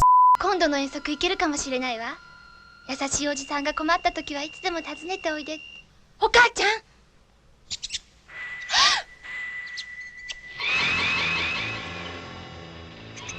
Jesus Christ, what the f? Did you know that there's an anime that was deemed so horrendously disturbing that it's quite literally banned in most countries, including Japan? Hello everybody, my name is Leo Hashi, and today I'll be talking about one of the most controversial anime movies to ever exist in history, Midori Shoujo Tsubaki. Boy oh boy, this is going to be quite the ride. Midori Shoujo Tsubaki is a 1992 eroguro? I don't know how to say that. Fantasy horror drama film with a score of 4.73 on my anime list and a 6.4 on IMDb. Eroguro, by the way, eroguro, I don't know how to say it, but it stands for erotic and grotesque, which I absolutely refuse to delve deeper into, but you get the gist of it, right? Before I dive into more detail about this movie, I'm just going to put like the biggest trigger warning in the history of all trigger warnings right here, right now, because man, this movie's got it all, dude. Like, if there was a bucket list of like all the worst things that someone could go through or experience or do to someone else, then this movie has checked off every single thing on that list because it's done it all, man. It has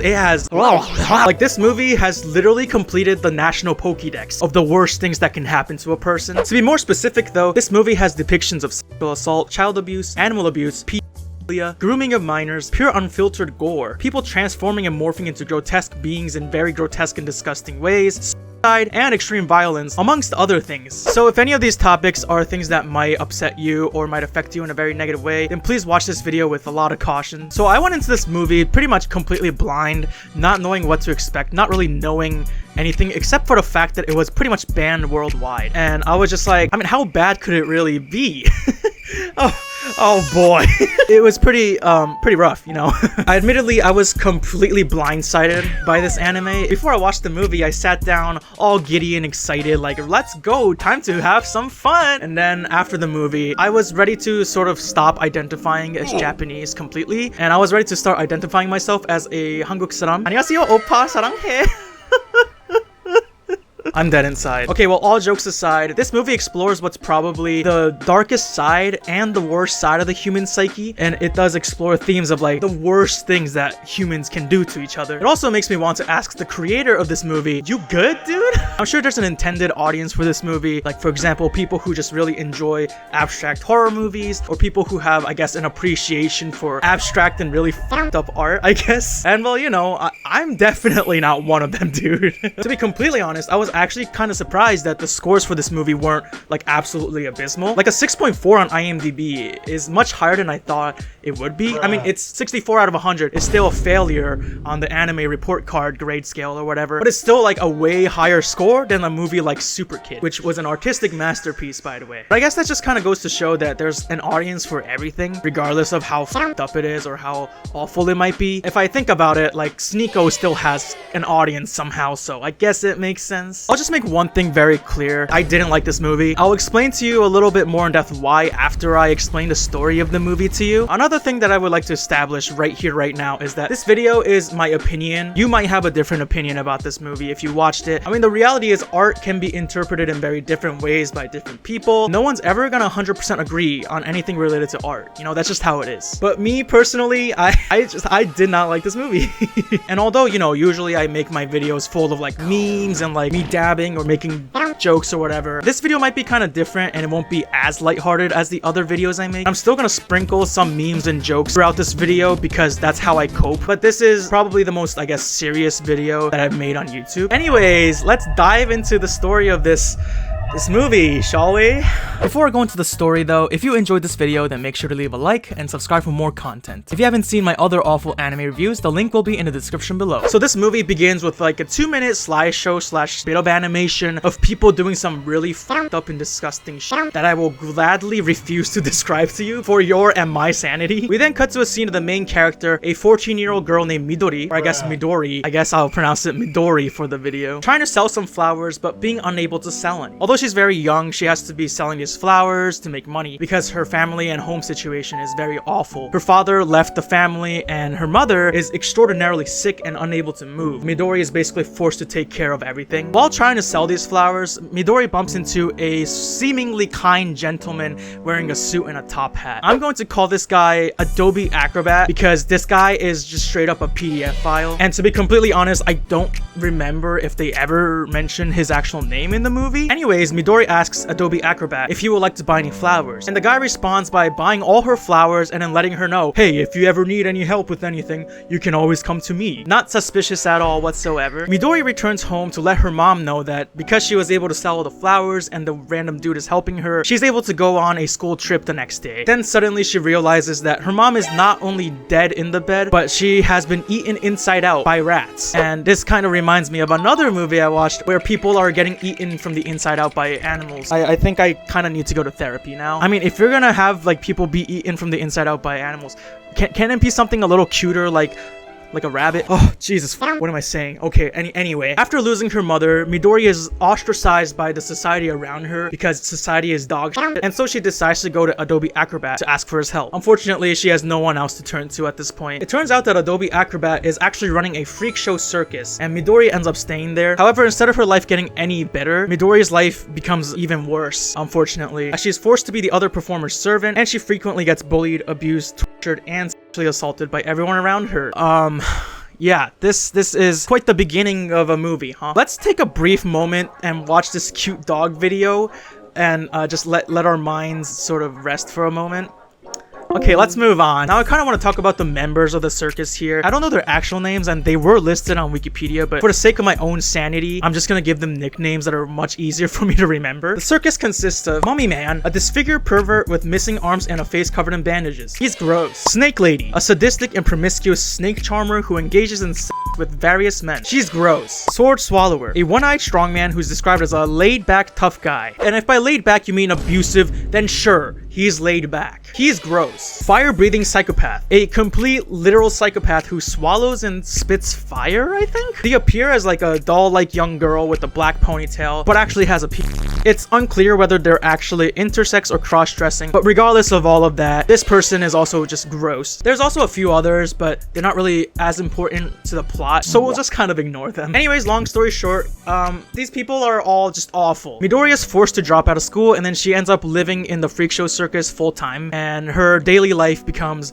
a living hell. I don't want to delve into too much detail, but you can only really imagine what kinds of things she's been subjected to every single day. Like, for example, we see a wonderful and amazing and delicious visual of a dead animal, and Midori pukes at the sight of it. The others are just like, oh, this is too squeamish. It's part of the job. Like, y'all, she's a child. Please give her a damn break. There's also a moment where Midori wakes up in the middle of the night, and she just wakes up to the sight of Snake Lady having sex with Mummy Man and Sword Swallower. Like, they're just literally having a fucking yeah, good fucking morning, am I right? Wait. It wasn't, that's not what I didn't mean like a pun. And then she goes to another room, and then she literally sees Adobe Acrobat engaging in some eyeball licking action with the fire-breathing psychopath. Holy hell, what the hell is going on? And keep in mind, this fire-breathing psychopath is quite literally underage. Man, I didn't know they had Dr. Disrespect in this movie. Literally, one of them's just going like, ooh, there's some dusty specks in my eye. And then the other's just like, well, let me clean it out for you. I need to go home. Anyways, another day, Midori finds a group of 3 cute little puppies, which honestly is the only thing in this movie that's not like literally trauma-inducing. She feeds the puppies and takes care of them as her own, but the moment she leaves and walks away from the dogs, fire-breathing psychopath approaches the dogs, and for a lack of better words, this motherfucker literally deletes them out of existence in one of the most brutal anime scenes I have ever seen in anything. And I've said this a few times, but I think my grossness tolerance is like pretty high. I feel like I can probably watch Shrek having sex with Fiona while eating a delicious meal. It's like whatever. But even for me, this was pretty like shocking. Oh, but guess what? It gets even better. Because that night, fire-breathing psychopath brings home the meat and literally cooks a stew out of it for dinner for everyone to eat. You know, like a little bit of puppy porridge if you tell. Sorry. Look, I gotta cope somehow, okay? I need to crack a few jokes here and there because this is just a lot. During the dinner, Midori realizes what they're eating, and obviously this scars her very badly. Anyways, let's take another breather for a moment and watch this really funny meme.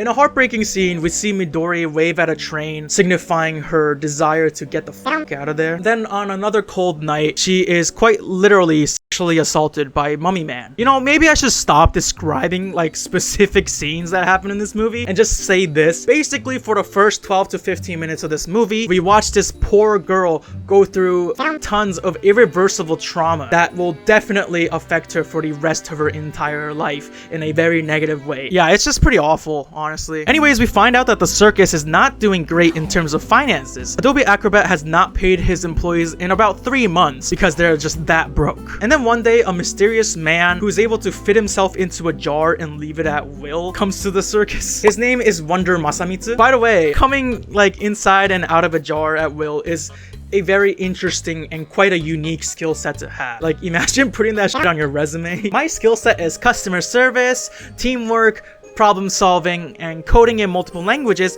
and I'm able to fit myself into a jar and leave it at will.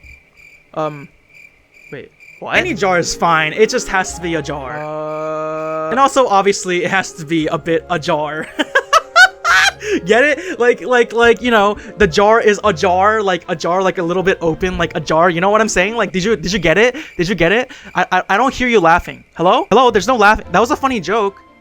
Why aren't you laughing? Hello? Okay, anyways, let's move on. So Masamitsu shows Midori some cool magic tricks and begins to impress her. See, now here you might think, hey, maybe someone's actually gonna treat this poor young girl like an actual human being, because that's what I thought for like 0.1 milliseconds. And then my dreams and hopes were just all shattered in front of me as this guy goes in for a kiss. And not only that, but after his kiss ends, he's like, do I get one back?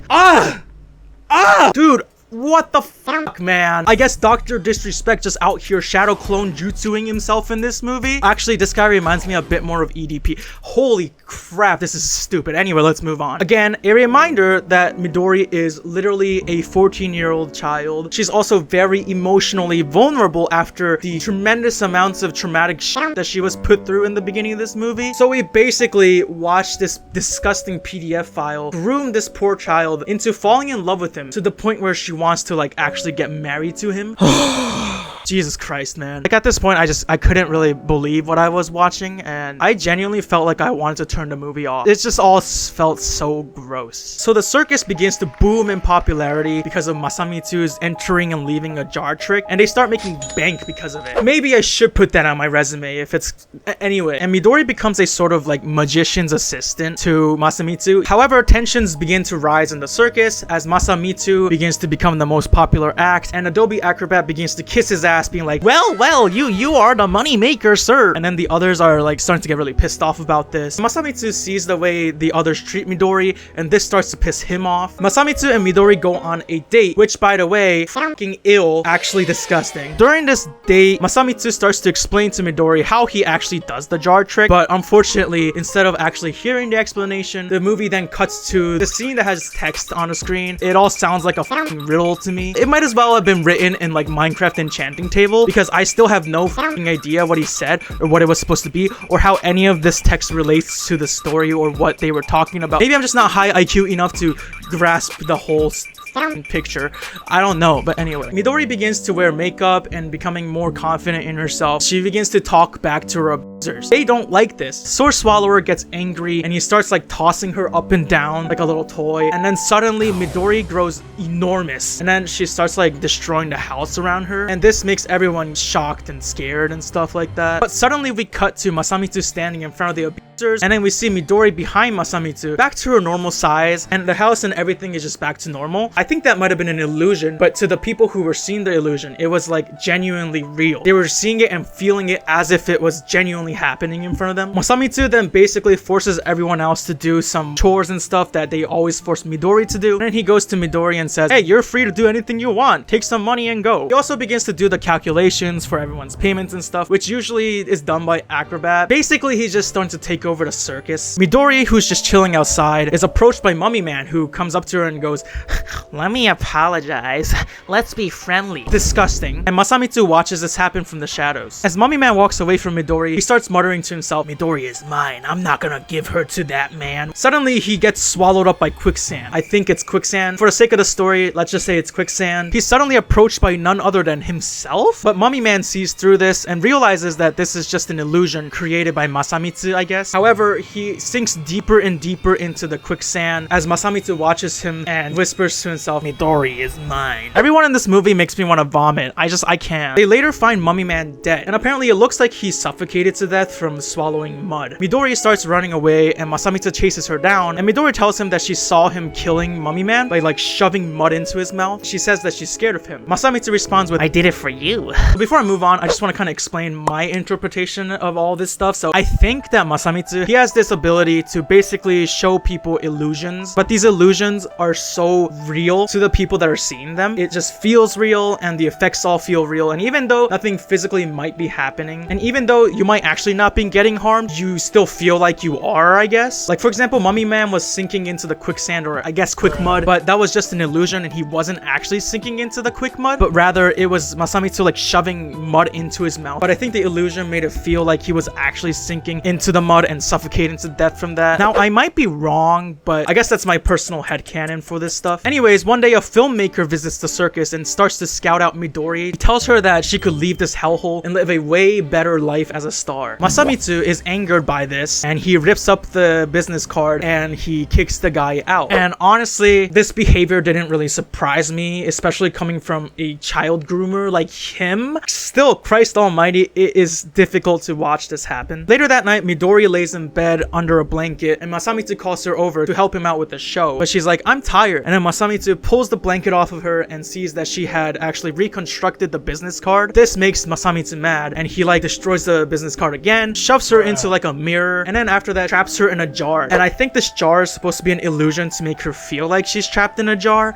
and not like she's actually in a jar. During his show, the audience starts to pester Masamitsu, who in return starts to freak out at the audience. He's like, I hate all of you, and like, you're all green greedy little and then one dude in the audience calls him Shorty, and ooh, Masamitsu did not like that. Man, a child groomer and insecure about his height. This guy isn't a red flag, he's just straight up red. But yeah, he gets really upset after being called Shorty. He points his finger up to the ceiling and like light bulbs begin to explode. Everything goes to shit. All the people in the audience begin to like transform and become disfigured, or they start like exploding, or like, you know, it's just unspeakable things begin happening to these people. Just imagine that scene from Akira where Tetsuo starts to like blob up and like mutate into this amorphous big sort of blob of flesh. But that on steroids is basically what this is. Now to clarify, yeah, this is all just an illusion, and none of this is actually really happening to anybody physically, like in reality. But remember, this illusion, it just feels extremely real, to the point where I'm sure that the people becoming like disfigured or exploding actually felt those effects. I'm sure that's not a very fun feeling to go through, I think. Later, Masamitsu is laying on a bed, tired from all the stuff that he just did. Everyone except Adobe Acrobat is cheering him on for going completely sicko mode on the audience. So yeah, it's confirmed here that it was just an illusion and that everyone's bodies changed back to normal, and no one was actually harmed, at least physically. Psychologically, now that's a very different story. As they discuss having to like move locations of the circus, Masamitsu tells everyone that he's quitting the circus. He later asks Midori if she would leave with him to go somewhere far away. Midori responds that she doesn't want to, and that she wants to go home to Tokyo. Masamitsu then shows her an illusion, one where she's like happy, living a peaceful family life, and is preparing for school the next day. Her dad is actually there, her mom is not sick and also uneaten by rats, and Midori is happy. Now of course, this is just an illusion, so none of this is real, but again, to Midori, this illusion feels extremely real. To me, that adds like another layer of just tragedy and heartbreak. Something about this just makes me so sad to think about. She wakes up from this illusion and then tells Masamitsu that she's now willing to go with him. Now it just kind of feels like this dude is basically using these illusions to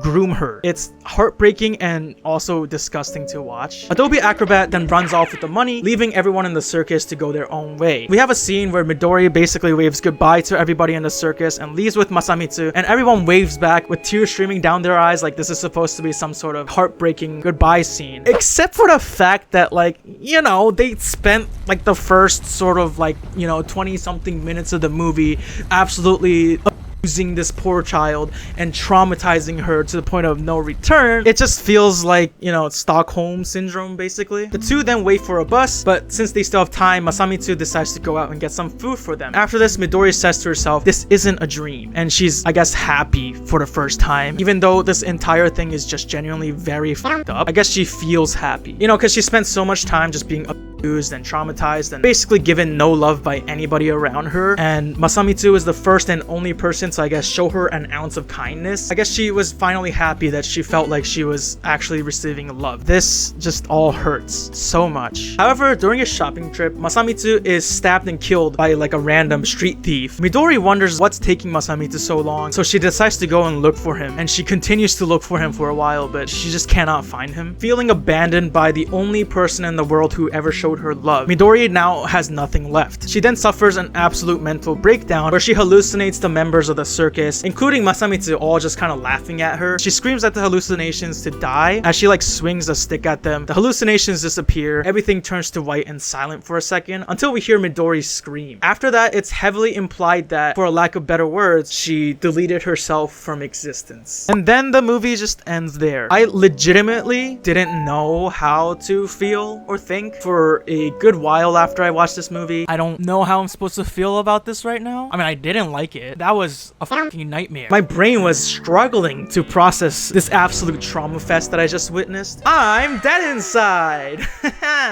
Before I move on to my thoughts, I do want to do a sort of brief overview of the history of the making of this film. This anime was actually based on a manga, which was based on a story from a kamishibai or paper theater that was popular during the Showa period of Japan. The true origin of this story is uncertain, but the story is usually attributed to a creator known as Seiyun. The story was then adapted into an Eroguro manga by, what's his name? Suehiro Maruo. On a side note, I kind of wish I never learned what the hell Eroguro was, but unfortunately after making that video about the island of giant insects, now I know what it is, and my life is now worse because of it. This manga was then adapted into this anime movie in 1992 by Hiroshi Harada, who actually spent his own life savings to create this movie all on his own. own. He apparently hand drew over like 5,000 sheets of animation for this movie. It turns out that the subject matter of this movie made it very hard, nay, impossible for him to find any sponsors to help him produce and create the movie, which I guess should surprise like literally like no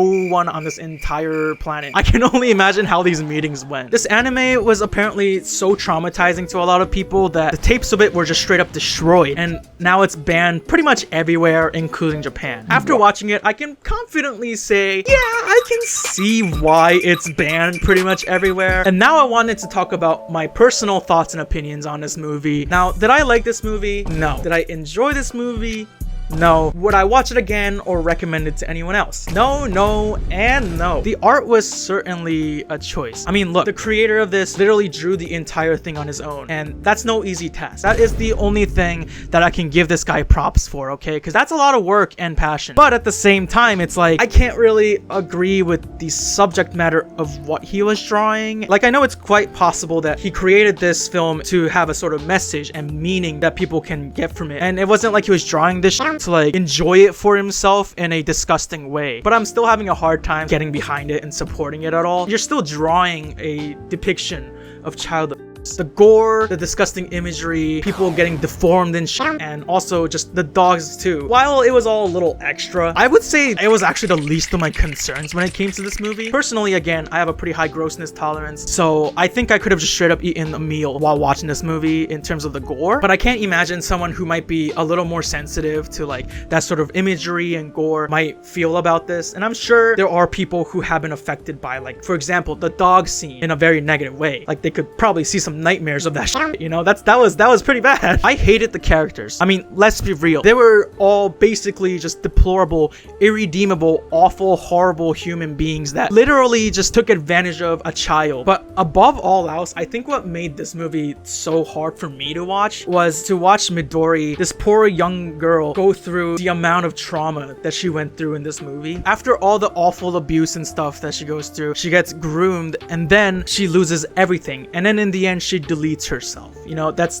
just the entire story, basically. It was painful for me to watch because no child should ever have to go through that kind of thing. Seeing this poor girl who did literally nothing to deserve everything that happened to her was just heartbreaking for me to watch. I know this is a piece of fiction, but it was really starting to affect me, man. Like, I was just starting to be like, dude, what is this? From a writing standpoint, it didn't even really feel like there was any sort of solid story. I mean, I guess there was a story, but to me, it felt like the story was just Midori goes through a lifetime of awful traumatic shit, the movie. And you know, Midori, although I did feel extremely bad for her, it also felt like she was very surface level as a character, unfortunately. Her entire being was overshadowed by basically all the fucked up things that she went through that kind of became her identity, I guess. The other characters weren't interesting from like a storytelling standpoint either. They were just deplorable. It's not necessarily a bad thing to have just irredeemable, terrible people or have people go through awful trauma. There's a lot of not just animes, but shows or media in general with irredeemable pieces of shit characters. People go through traumatic things in media all the time. It's part of storytelling, and it's not necessarily always a bad thing. People can tell interesting or engaging or, you know, meaningful stories using these sort of story devices. But this movie just felt like, hey, watch this girl go through abuse for 40 minutes. And that's not something that I personally really enjoy. Look, I know that some people might make the argument that this is art, and art is supposed to express things and also carry a message that the viewer gets from it. People can interpret art in different ways and really can find meaning in anything if they really choose to do so. Like, if I really wanted to give a meaning to this movie, then I guess I could say that it does depict the evil that exists in our real world in a very raw and unfiltered way. For example, things like grooming and PDF files are still unfortunately very relevant to this day, because I mean, we see incidents of influencers talking to minors like every other day at this point. These are all things that unfortunately do exist in our world. The world is shit, you know? Like, people just go through terrible, awful things sometimes just for no reason. But I guess I just can't completely bring myself to agree with that sort of messaging, because if I do continue down this path of the message that I just crafted about this movie, then the movie could be implying that things will never get better. You will just lose everything and continue to lose everything. And literally, this is shown at the end of the movie where Midori loses everything, including hope for herself and her life. I just personally have a very different perspective from that kind of thing. I personally believe that, yeah, life can suck just for anybody. Life is shit sometimes, and sometimes things might just feel completely hopeless. But hope does exist, you know, it's real. And you know, maybe it's a little naive for me to think this way, but I do believe genuinely anyone can fight through their inner demons and find hope in their life without resorting to doing anything irreversible to themselves. Again, I'm 100% not the intended audience for this movie, and I'm sure many other people weren't the intended audience for this movie, as proven by the fact that it's literally banned everywhere. And I'm sure there's also people who actually did like this movie, whether that's for like the artistry of it, or I guess maybe they got a different meaning out of it than I did. And there's also, I'm sure, people that enjoy this movie for like the worst reasons, and you know, I'm not gonna go into that rabbit hole at this point. And yeah, there's also the possibility that, you know, this movie isn't supposed to have much of a deeper meaning really, and I'm probably just like looking into it way too much. You know, this is just a horror movie that's supposed to entertain, and then you just move on from it. But then it's like, if I take out any sort of meaning from this movie, then it's like, what's the point of it then? What am I supposed to be entertained by? Because at least for me, watching a 14-year-old girl go through her entire life being abused and groomed isn't really my form of entertainment, you know what I'm saying? And there might be people who will call me a snowflake for reacting so negatively to this movie, but am I really a snowflake if I'm literally just watching an underage girl get abused and groomed in front of me? And so the bottom line is, yeah, I didn't like this movie. Again, I know that this is a piece of fiction, but even then, it just felt so painful for me to watch this poor girl go through so much shit. She was a victim of a cruel world, and I couldn't do anything but just watch it unfold. To me, there's just nothing to gain out of that, and no amount of like artistic expression or deeper meanings is really gonna excuse the awfulness that I just witnessed in this movie. I know it's not realistic to say that every story is gonna have a happy ending in stories or in real life, you know, that's just how the world is. But is it so wrong for me to want to see Midori have a happy ending after all the shit she went through? Long story short, yeah, I can see why this movie was banned from the entire planet. I usually score the movies that I watch, but for this one, I personally do not really feel comfortable scoring the movie really. And you know, you might be thinking, hey Leo, you are looking into this way too fucking much. It's not that damn deep, okay? And you might be right, but this movie made me feel so strongly about things that it felt hard to just sort of make a video only joking about it. And I felt like I kind of needed to discuss some of this stuff. But yeah, that's basically the story and my opinion of the most controversial banned anime on the entire planet. Ugh, Jesus, that was a fucking ride, man. I don't know how this video is not gonna get demonetized.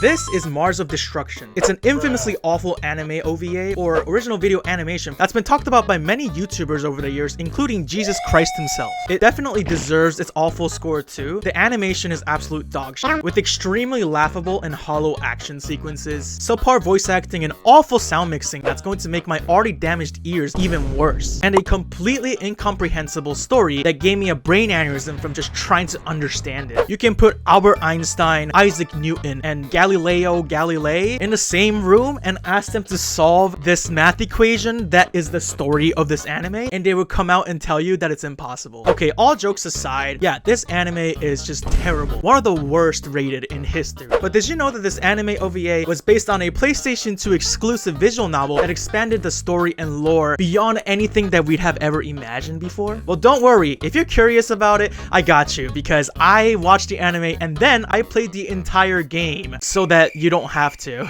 You're fucking joking. Now I have to watch this stupid bullshit again. And now, ladies and gentlemen, grab yourself a snack or a drink, or don't grab anything, it's fine, whatever you want, and get ready for this wonderful, terrible, awful, incredible journey with me. Hello everybody, my name is Hashi, and today I will be doing a deep dive into one of the worst rated animes of all time, Mars of Destruction. Hametsu no Marusu, or Mars of Destruction, is a 2005 anime OVA with a score of 2.22 on my anime list and a 1.7 on IMDb, and that is very rightfully so.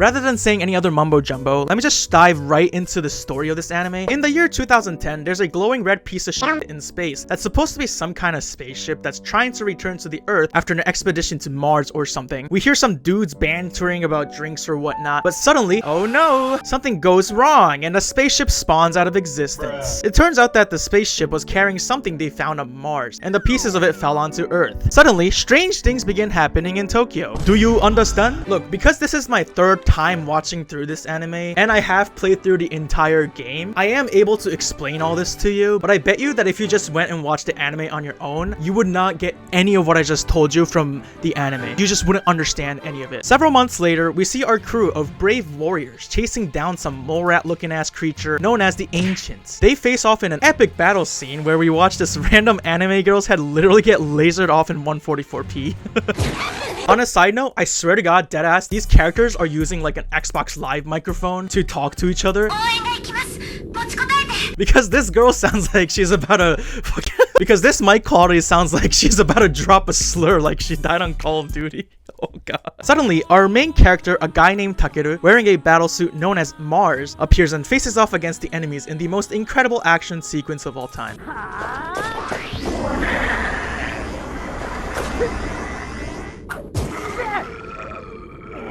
I just love how hollow this entire battle is. Like, it's supposed to be this deadly confrontation between the last hope of Earth versus the otherworldly creatures with unknown origins. But it's hard to take it seriously when the characters move like they're literally made of molasses, and like the audio is just the most pathetically sad thing I've ever heard in my life. Anyway, Takeru destroys the mole rats, but then faints because he was injured during the battle. We then hear one of our brave warriors cry out, Takeru! That was the most emotional thing I've ever heard. You can really tell that she's hurting with her soul. As if she just lost the love of her life. As if she had something extremely important ripped out of her life. As if she just stepped in a huge pile of shit and then got shit on by a bird and then shits her pants right after that. We see Takeru in a hospital bed as they try to save him. We then see a flashback in which Takeru is arguing with his father, who's forcing him to wear the suit and fight against these deadly creatures. Although Takeru doesn't want to, his father's a dickhead and doesn't allow him to say no. I wonder where I've seen this plot point before.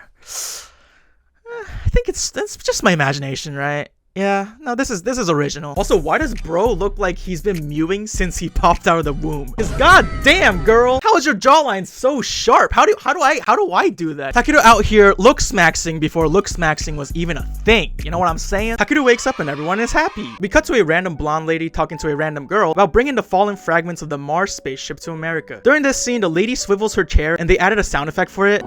I deadass thought she just ripped ass and pretended like it wasn't her. Anyway, they're talking about some lore and shit, but literally just from watching this anime, it makes absolutely no sense whatsoever and nothing's explained. I just want to know who was in the cutting room and watched this and went, this is good. We should release this right now. Like, I feel like humanity will literally be able to solve how to divide something by 0 before solving what the hell they're talking about in this scene. And you can't divide anything by 0. It is literally just physically impossible to do that. That's how ridiculous this whole scene is. We're then introduced to the organization known as the Anti-Unidentified Ancient Specials Team, or AST for short. I have no idea why they didn't just call it AST. You know what, now that I say it out loud, I can see why. We see each of the characters show off their specialties in some of the most janky animation I've ever seen. Here's the thing though, who the fuck are these people and why do we give a shit? We have no idea. They never told us any of the information that we need. Who are these people? We are then told that Takeru was a regular high schooler before he became the person who wore a Mars vessel to fight the enemies, but no one knows why. Suddenly we cut to a random mission the crew is on where they're transporting some kind of secret important thing and they have to protect it from any attacks. They're then attacked by a bunch of the mole rats along with a spooky head honcho who looks kind of bad, I'm not gonna lie. Takeru puts the Mars suit on while striking the most historically incredible T-pose of all time. The suit literally strangles the poor kid like it's a corset from the fucking Victorian era. And he shrieks, which to be fair, I would also be shrieking if I was in that situation. But to be honest, it also seems kind of worth because like, god damn girl, those hips do not lie, you know what I'm saying? The green hair girl says time limit start, but this isn't explained. What time limit? Who? What? Where? Why? Huh? What? Time limit? Why is there a time limit? Where's there a time limit? Who has a time limit?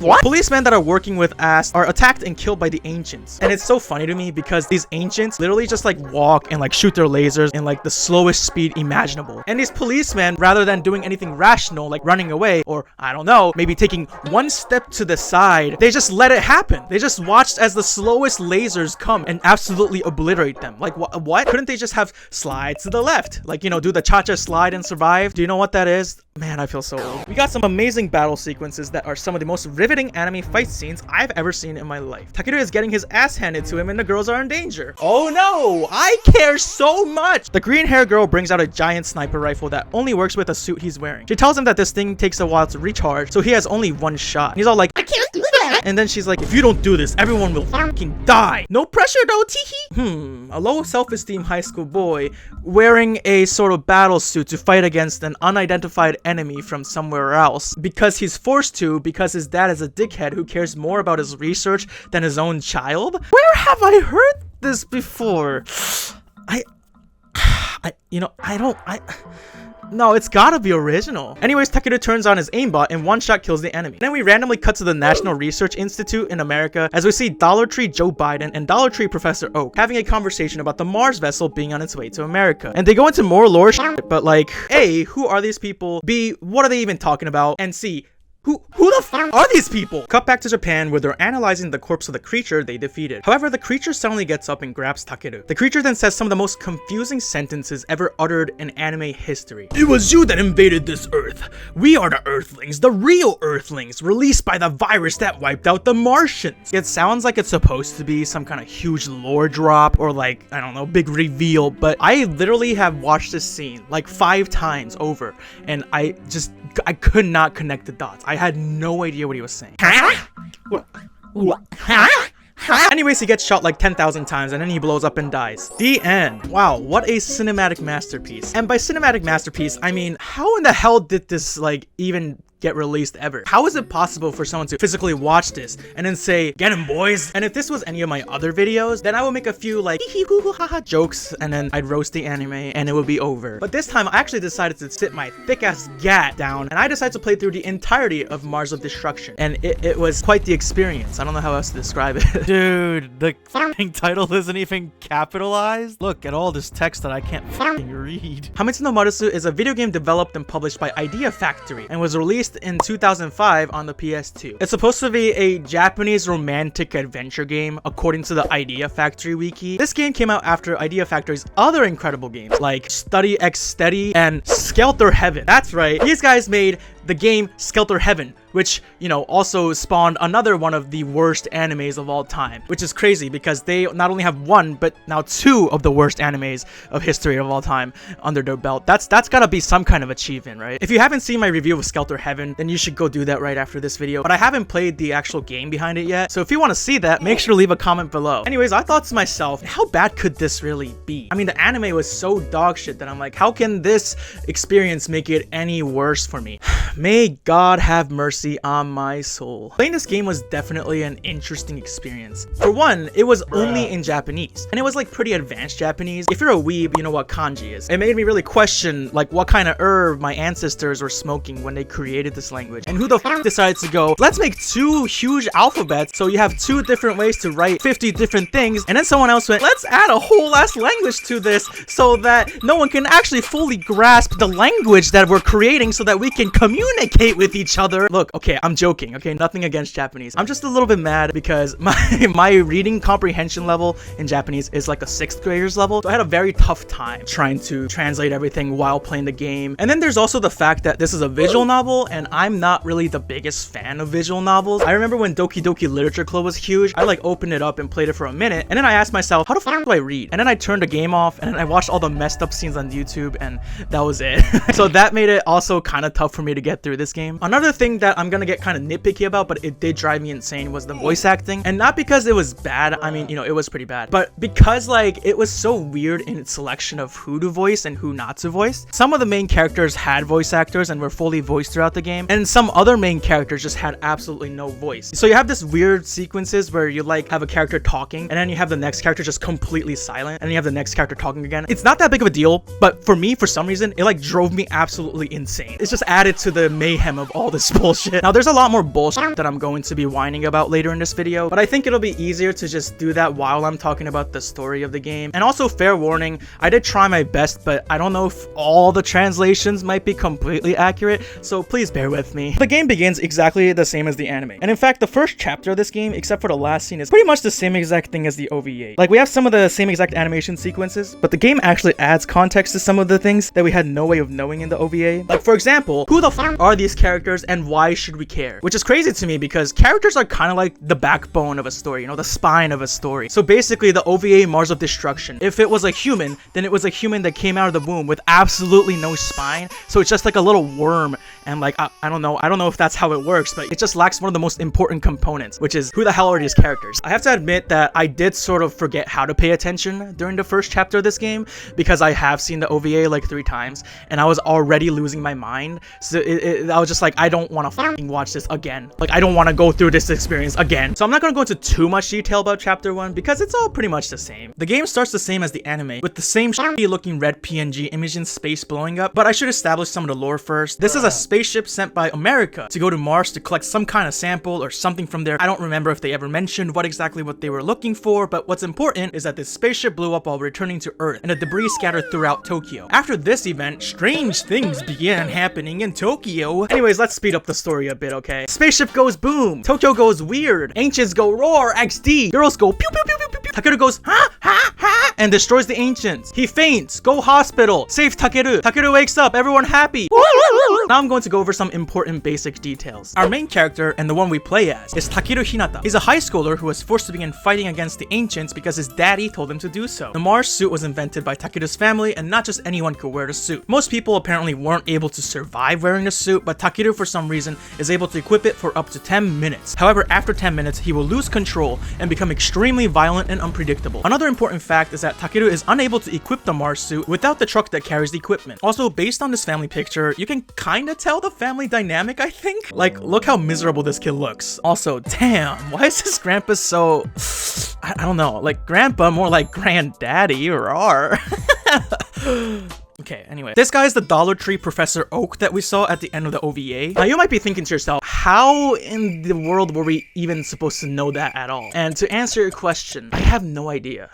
Unfortunately, his parents are killed in a flying accident, and after that, Dollar Tree Professor Oak went missing, and Takeru has no idea where he is anymore. Anyway, switching gears to the spaceship that went to Mars then blew up. The pieces of the spaceship all fell onto the Earth's surface, and this was when the ancients began to turn up everywhere and attack people. However, the ancients were reported to only attack at nighttime, so it can be assumed that they're not able to move around during the day. To fight against the ancients, a group known as the Anti-Unidentified Ancient Specials Team, or AST, was formed. And within AST, we have some of our main characters who I didn't even realize were supposed to be important when I only watched the anime, because they were never named or did anything where jack shit except pew pew pew pew pew and get thrown around by the ancient. That's kind of bad, but you know, whatever. Anyway, so the blonde lady is named Koko. She's the head of AST. Sounds kind of like head of ass, am I? Okay.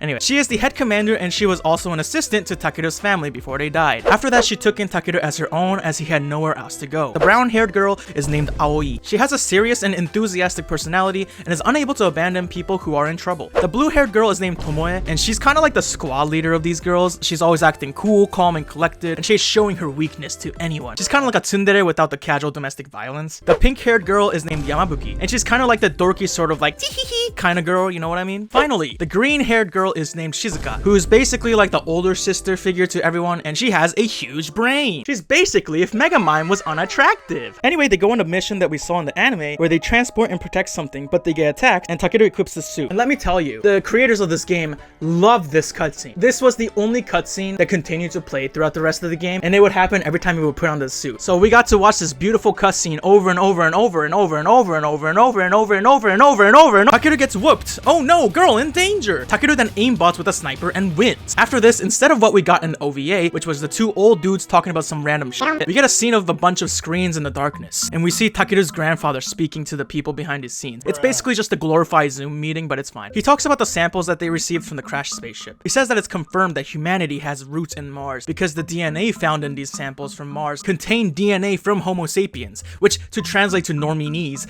human. We cut back to our main characters, and the ancient wakes up. He says Earthling mumbo jumbo jumbo, you know that he was saying? It was you that invaded this Earth. We are the Earthlings, the real Earthlings. released by the virus that wiped out the Martians. Surprisingly, after playing this game, it actually starts to make some sense. But only if you play through this entire goddamn PS2 Japan exclusive visual novel. Anyway, he gets blasted and dies. Something important to note before I move on from this is that this is the first time they witnessed an ancient actually speak a human language. Before this, all they knew was like the Morat looking ass bitches who only made like the like the random noises. So technically, this is historical. And that's the end of chapter 1. Now I gotta say, things are already making a little more sense than they did when I watched just the anime. We got answers to questions like, who are these people? But with answers came more questions. The biggest one being, what the hell were they smoking when they made this fucking anime? Because how do you expect to fit all this lore and story into a not even 20-minute anime? If this was an attempt to get anyone to be interested in the game, then they really missed the mark with that. Time to move on to chapter 2. This is where the story begins to rev up a little more, and also I start to go a little more insane. Chapter 2 begins with Takeru telling us about the facilities and the roles that people have at AST, but to be honest, a lot of the details don't really matter to the overall story, so I won't say too much about this. Takeru ponders about the words he heard from the ancient before. Don't worry guys, we're not the only ones confused. The game characters are just as confused as us. Takeru wonders, He refers to himself as the real Earthling, but if the ancients are the Earthlings, then what are humans?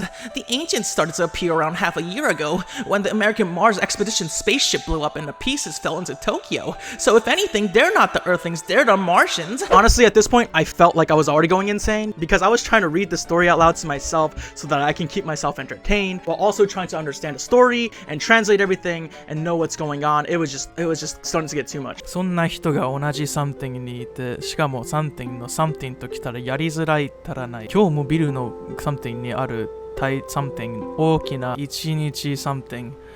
Holy shit, this is impossible. So now we approach a point in the game where Takeru has a few choices on what to do during his day. Being completely inexperienced with visual novels and just not really understanding what's happening with 90% of the game, I kind of just decided to choose something random. Unfortunately, this would come back to bite me in the ass, but we'll get to that later. Anyway, I decided to spend time eating lunch in the room I was in already. Tomoe, the blue-haired girl, and Shizuka, the green-haired girl, walk into the room, and the three of them eat together while having a conversation about the riddle given to them by the ancient. After a while, the other two girls walk into the room, and after some more dialogue that I won't bother explaining, Takeru proceeds to leave. So one of the biggest gripes that I had with this game came up during this chapter, and that is the music. Oh my god, the music. The music drove me absolutely insane. I don't know what the hell they were thinking. They basically play the same like 3 to 4 classical music pieces over and over again, but it's not even the whole song, right? They take a small portion of those songs and they just loop that infinitely. So during these moments of the game where I'm like trying to understand what's happening and like, you know, trying to translate everything in my mind and trying to like process everything, I'm just hearing the same like 7 notes over and over and over again of Bach's Prelude in C major. Like, you know that one song that goes like, you know what I'm talking about?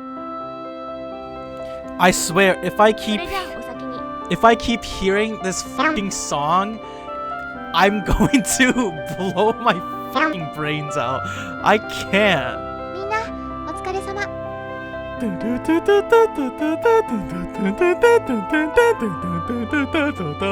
Yeah, it made me want to smash my head into a wall until the ringing in my head would eventually replace the fucking music that I was hearing over and over again. Anyways, as Takeru walks around the base, he sees a room with a light on and peeks in. He sees Tomoe looking through a bunch of documents, researching about the ancients. Shizuka is also there with her. They ponder about the words Earthlings released by the virus and what exactly that might mean. Also, the virus had supposedly wiped out all of the Martians. They wonder if humans are actually from Earth or not, but obviously they're like, bro, what the fuck do you mean? Of course we're humans, we're from the Earth, what? Takeru then goes to his room and sleeps. The next morning, Takeru wakes up and thinks. And then he thinks, and then he thinks more, and then he continues to think. Actually, most of the text in this game is basically just Takeru's inner thoughts and monologues, and I get that's the point of like a visual novel, but oh my god, it started to drive me a little bit insane because this guy kind of thinks the same thoughts over and over and over again throughout the entire game. Like, I get it, okay? You don't know what the fuck the ancient was saying. You don't get it. You don't know what he's saying. You don't understand it. I get that you don't understand it. You said it like 100 times. It's fine. You don't have to say it again. Takeru then makes another decision for the day, and for my playthrough, I decided to visit the, I think, captain's office to see Koko. However, while walking there, Takeru bumps into Yamabuki in the hallway, and the two have a brief conversation before the world's quietest alarm begins to ring. As in, they just didn't bother to put in a sound effect here. I have no idea why they decided not to include an alarm sound effect here, while they were very trigger happy to put in the same ear-piercing gun sound effect every time they're fighting something. They depart to fight off some ancients. Takeru is in the truck with the Mars system because he would only be equipping it if needed. Because again, he can only be in the suit for 10 minutes. He ponders about some shit where he's all insecure and whatnot about, oh, other people are fighting and I'm useless. Yada yada yada introspective shit that would be interesting in a better written character as in an actual better anime, but anyway. The girls are pew pew pew pew pew fighting off some ancients, but then they encounter another unique looking ancient. Takeru equips the Mars suit and they very happily replay that same cutscene as before. He goes to confront the ancient, who also turns out can speak. So whenever Takeru's in the suit, his personality does a pretty huge shift. Like outside of the suit, he's all timid and insecure, like, oh my god, I'm so useless, I can't do anything. But when he's in the suit, he's like, I'll kill you, you little shit. You bitch ass, don't even try to come at me. I'm so much stronger than you, little piece of shit. Like, it's almost as if the Mars suit has another personality, or it just brings out like a wilder side of him. Or maybe he just started attending Hustler University Discord campus led by Andrew Tate. I have no idea. Lore drop time. This new ancient is called Kimballs. In Japanese, it's Kimbarusu. I have no idea how to say it or write it in English though, so we'll just call this dude Kimballs. And according to him, the ancient that they destroyed earlier was called Baigis, or in Japanese, Baigisu. So this Kimballs dude says that he's a survivor of the Earthlings that lived on the planet thousands of years ago. And he says that Baigis is nothing like him. After Kimballs so kindly and respectfully introduces himself to Takeru, he responds with, I'm not gonna say my name. I don't have time to tell people who are about to die my name. Whoa, buddy, chill. We got a badass over here. Oh my god. They face off and we finally are introduced to the battle system of this game. And let me tell you, when I say that I got my asshole absolutely obliterated while trying to learn this, I'm not even lying. The controls were really jank, but also I couldn't even read half of the instructions anyway. So I just kind of had to learn through experience. To explain this simply, this bootleg Osu looking ass screen has two big circles. The left big circle is a defense circle, and then the right red circle is the offense circle. There's gonna be a smaller glowing circle that rotates around the larger circles. Each of these larger circles will also have smaller circles spawn on top of them. Too many fucking circles. Anyway, so as the glowing circle rotates and meets up with the smaller circles, you press a button and it removes the icon. This ends up doing damage to the enemies, or you defend yourself from their attacks. If you miss the smaller circles, you take damage, and you win if you destroy their health bar, which is pretty self-explanatory. There's also a turn limit. Each full circle of both big circles is a full turn. There's also action meters, and I won't go into too much detail about what they do, but there's a large special bar that fills up the more actions you successfully do, and when this bar is full, you're able to use your ultimate move, which does a huge chunk of damage.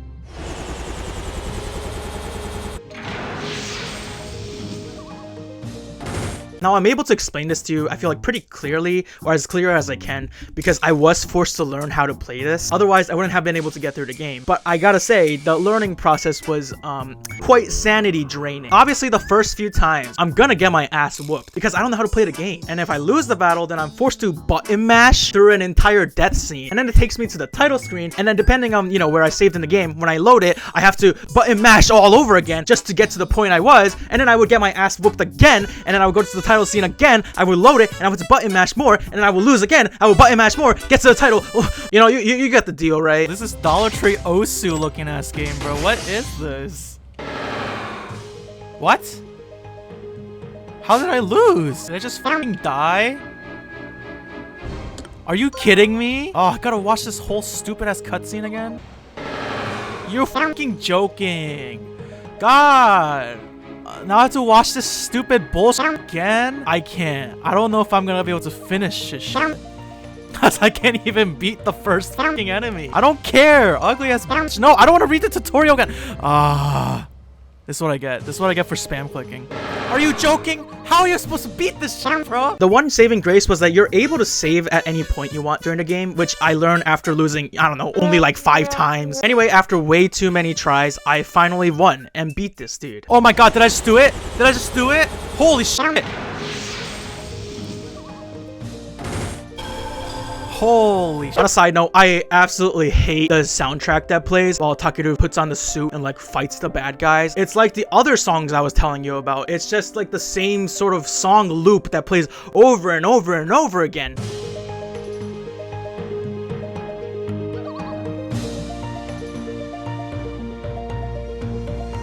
And it just plays throughout the entire battle scene too. There's no battle music. It's just the same.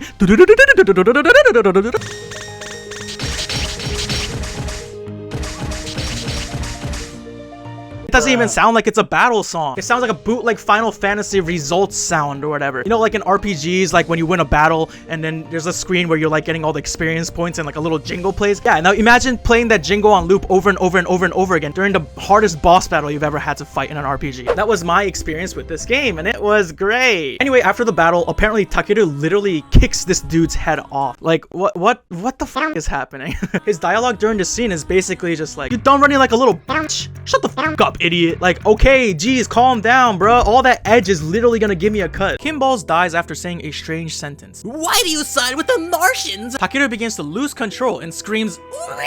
He begins to hear a voice in his head, let go. And he screams, stop, stop, stop. And they have to deactivate the Mars suit before anything gets worse. They return back to the base. We cut to the same dark room with a bunch of screens like before. Takeru's granddaddy stands in front of them. Apparently this unknown group is known as La Conquistador. I'm not sure what exactly they are, but you know, basically they're just shady ass people who control shit from behind the scenes. More lore drop. Granddaddy says that he found 2 types of DNA on the Ancient, which I think he may have had Bigus, the first Ancient, shipped to him using Amazon Prime or something. But anyway, he did some research with that shit, and the 2 types of DNA he found was the Homo sapien DNA, and the other one was a virus. Apparently this virus has leaked from the wreckage of the spaceship into the air of Tokyo, and this is the virus that destroyed the Martians that Bigus was talking about in the beginning. Even more insane is that if this virus enters someone's body, parts of their DNA will be destroyed and they'll be dead within 48 hours. However, it doesn't end with death as it begins to change their bodies. The unknown group then asks Granddaddy, if we can use these viruses, we could also get the power of the Ancients? And the Granddaddy answers, perhaps. And they're like, I bet, continue your research, you little hoe. Now moving on to chapter 3. The characters are doing some paperwork and Takeru thinks, and he continues to think, and he continues to think, and he continues to think, and he continues to think, and he continues to think, and he continues to think, and he continues to think. Okay, I'm aware of how petty this might sound, but Takeru just thinks too much, man. He thinks just the same thoughts too much. It feels like they're just trying to blow up the gameplay time. It's giving the same vibes as when I would write my essays in school and I would have to fill up the page requirement and I would just write the same fucking sentence, paraphrased in like 100 different ways. Anyways, here we have another big reveal. Originally, it was believed that the Ancients could only move around at night, but with the appearance of Kimballs during the afternoon, that changed everything. Takeru remembers Kimballs' last words. Why do you side with the Martians? Takeru is even more confused now. He had originally believed that the Ancients were appearing because they fell from Mars or something, but now it's becoming more unclear who is what and where anyone is actually from. The most quiet alarm in the entire history of the universe rings again, and they're sent out to fight again. However, this time it's right smack in the middle of the day. Takeru sits in the back of the truck as he waits for the command to equip the Mars suit. He thinks to himself that he might be kind of disappointed if he wasn't able to go out and fight in the suit, because it gave him a thrill having that much power against weaklings, twisting them around to his will, making them submit and destroying them. Man has a permanent hard-on for power. They encounter another unique Ancient, so Takeru is sent out in the Mars suit. They play the same cutscene again. Anyway, we meet the next big bad Ancient, and god damn! Why is he so thick? Oh my god. This guy introduces himself as Zoroark, which sounds like Zoroark, the Pokemon. But this guy was created before Pokemon created Zoroark, so actually, the Pokemon company stole from Mars of Destruction. I mean, to be honest, either way, I'd still smash. What? Now it was time for another Dollar Tree Osu battle, but this time, I got my ass whooped in like 10 seconds. What the f-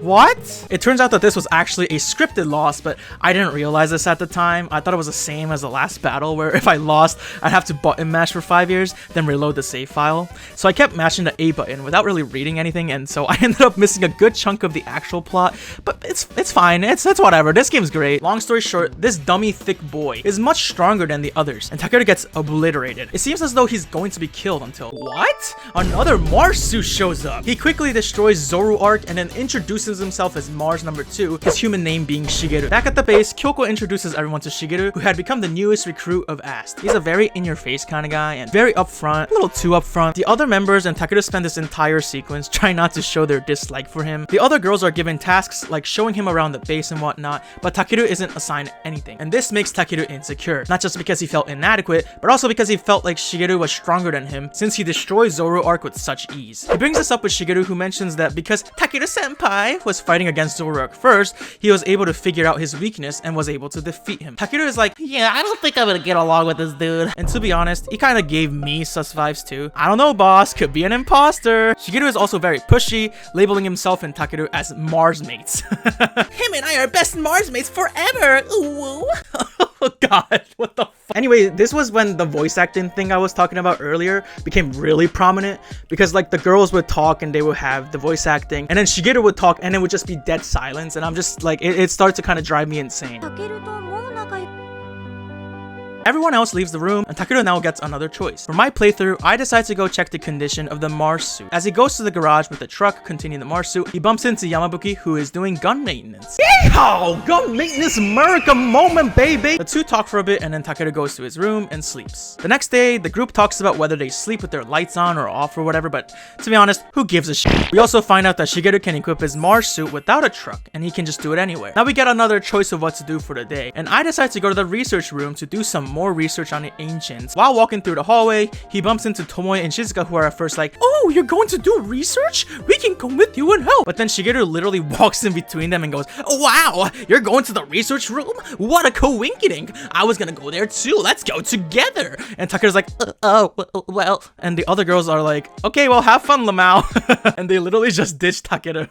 All my homies hate Shigeru, I'm not gonna lie. Later, it's just Takeru and Shigeru in the room. Shigeru wonders if the others don't like him, to which Takeru answers, it'll get better over time. They were like that with me at first too. Suddenly, Shigeru switches gears to a different question. What if the ancients are just killing a lower species? Like a hunter hunts prey kind of thing? From a human perspective, yes, they are attacking humanity. But from their perspective, they might just be seeing this as hunting a lower form of life of the food chain type shit. Just like us humans, if we go into unknown land, we'll bring weapons. And if we get attacked by wildlife, we'll attack back. Which means that the ancients are just a higher species than humans. What do you think would happen if humans lost to the ancients? Wow, this is definitely not suspicious at all whatsoever. After even more text of Takeru thinking, he sleeps. However, he's awoken by the quietest alarm in the universe. This time, however, the Ast base is under attack by the ancients for some reason. Kyoko calls him and tells him to go to the Mars suit immediately. He hears gunshots and runs towards the garage. On the way, he bumps into Aoi and Yamabuki, who are fighting off a horde of ancients, and they also tell him to go to the garage. At the garage, there's even more ancients. Tomoe and Kyoko defend Takeru and the truck as he enters it to equip the Mars suit. Shizuka is in the truck to help him out, and wow, we see the same wonderful cutscene again.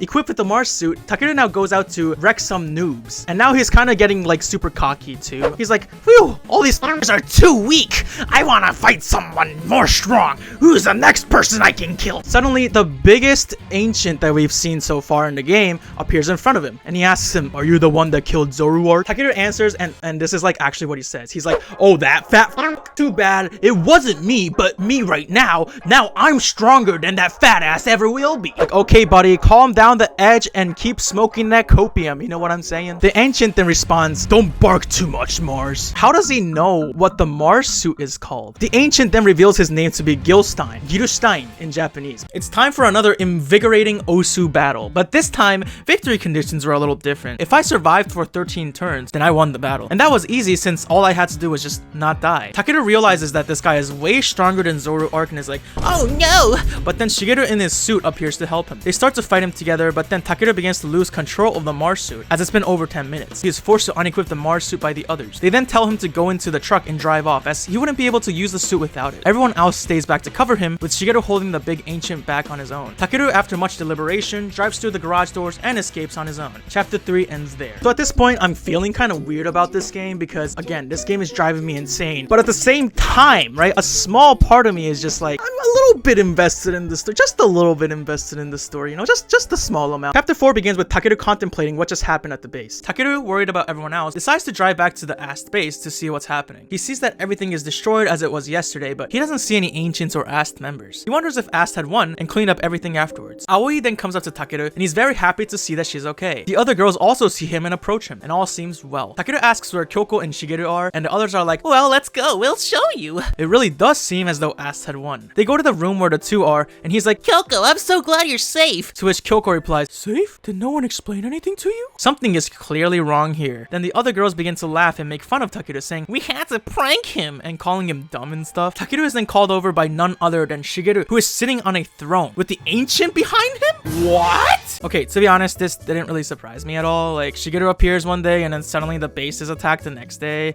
Who else could it be? Guys, I saw Shigeru use the vent. Vote him out, boys. I don't know if you can tell, I've actually never played Among Us. Shigeru and Gilstein talk about some lore that makes absolutely no sense to us. And Takeru's like, what did you do to everyone? Shigeru answers with, oh, they're now ancients, but they retain their human forms. They're an evolved form of the ancients. Anyway, Takeru is then stabbed to death by the 4 girls, and the screen goes dark, and he dies. Shigeru says, oh, that's too bad. You should have ran with someone else. Then the credits roll. And at this point, I was just extremely confused. You know, the worst part about this sequence is I know it's not the actual end, because I know there's a 5th fucking chapter to this. Because I looked it up, because I'm like, how long is this going to take me to finish this fucking game? Okay, no way you're gonna make me sit through an entire fucking ending sequence just to like troll me, right? Like, don't waste my fucking time. If you're gonna do it, like, cut it short, like, now, please. I have shit to do with my life, bro. God damn. Wait, what? Wait, I actually died? Hello? Hello? What am I supposed to do? As it turns out, this was actually like the full credits. It took me right back to the title screen after it finished. And then I was just really extremely confused. So I loaded the save file and I went through it again. And then the same exact thing happened. And at this point, I had a terrible realization. The choices I was making earlier in the game actually did matter. Because I needed to pick the right choices to deepen the bond between Takeru and like one of the characters so that they would eventually escape with him on the truck. And those characters would be the ones that you basically spend the rest of the story with. And I didn't do that, so none of them escaped with him on the truck. And I had absolutely no idea about any of this. And, you know, I only had 2 save files, and both of them were too past the point of, like, making different choices. Basically, yeah, I had to restart the entire game and pick the right choices. And suffice to say, I was not very happy. Are you kidding me? Are you telling me that all my choices, like, actually fucking mattered in this stupid game? And because of that, I can't get past to the next fucking part of the game? Is this a fucking joke? Like, you want me to play this fucking entire thing again? From the fucking beginning because I made the wrong choices? Because I couldn't read the fucking choices? Is this a fucking joke? Are you fucking kidding me? I don't think I've ever mashed a button more angrily in my life. I think this may have been the most intense button mashing I've ever had to do. This is such a waste of my fucking time. I'm actually mad. What is this garbage?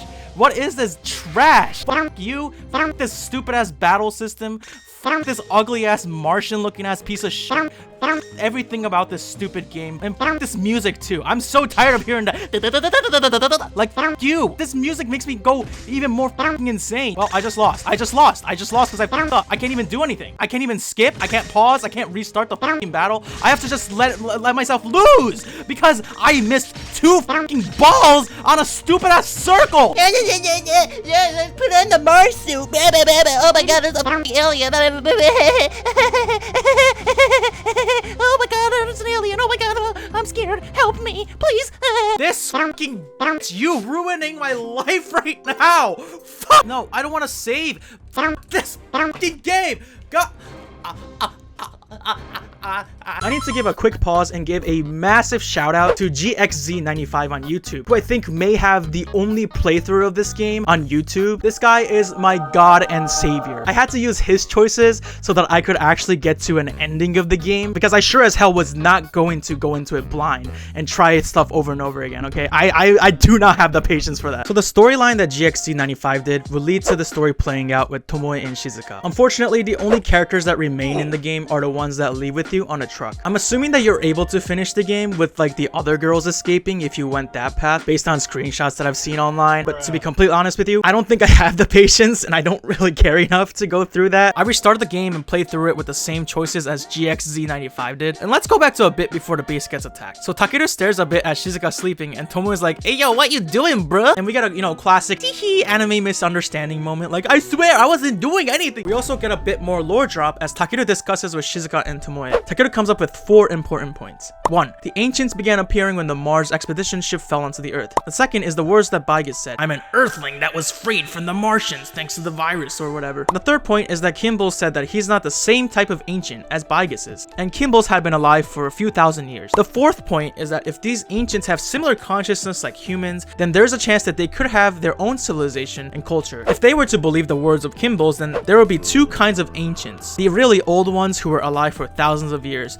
and ancients that were born more recently. The ancients from the past took a very different evolutionary route from humanity, but we can assume that at some point, both species did exist on Earth at the same time. They hypothesized, what if the reason why they disappeared was because of the humans? Takeru then says there's always been the word Martians whenever the ancients spoke. What if the humans weren't originally from Earth, but they actually did originate on Mars? This would mean that indeed the ancients would actually be the original Earthlings, and there are ones from the past and ones who evolved recently somehow. The evolved ancients are saying that they were quote-unquote released by the Mars virus. This virus brought out all of these ancients that seemed to be hiding all these years before. But they think the closest thing to these ancients in terms of size and shape are humans, which means that this virus turns humans into ancients, although they refer to it as returning to form, with many questions and no solid answers. The chapter ends the same way as it did before, except instead of Takeru escaping the base alone, he escapes along with Shizuka and Tomoe. I hope the lore is making some sense. I'm trying my best to explain it to you guys, but honestly, even I'm getting like brain f***ed right now. Okay, so chapter 4, for real this time. Takeru, Tomoe, and Shizuka begin to get closer as they talk about contacting their families. From here on out, assume that you can also complete the story with the other characters too. Also, for my playthrough, it seemed like Takeru and Tomoe were getting particularly close. Like Takeru exclaims,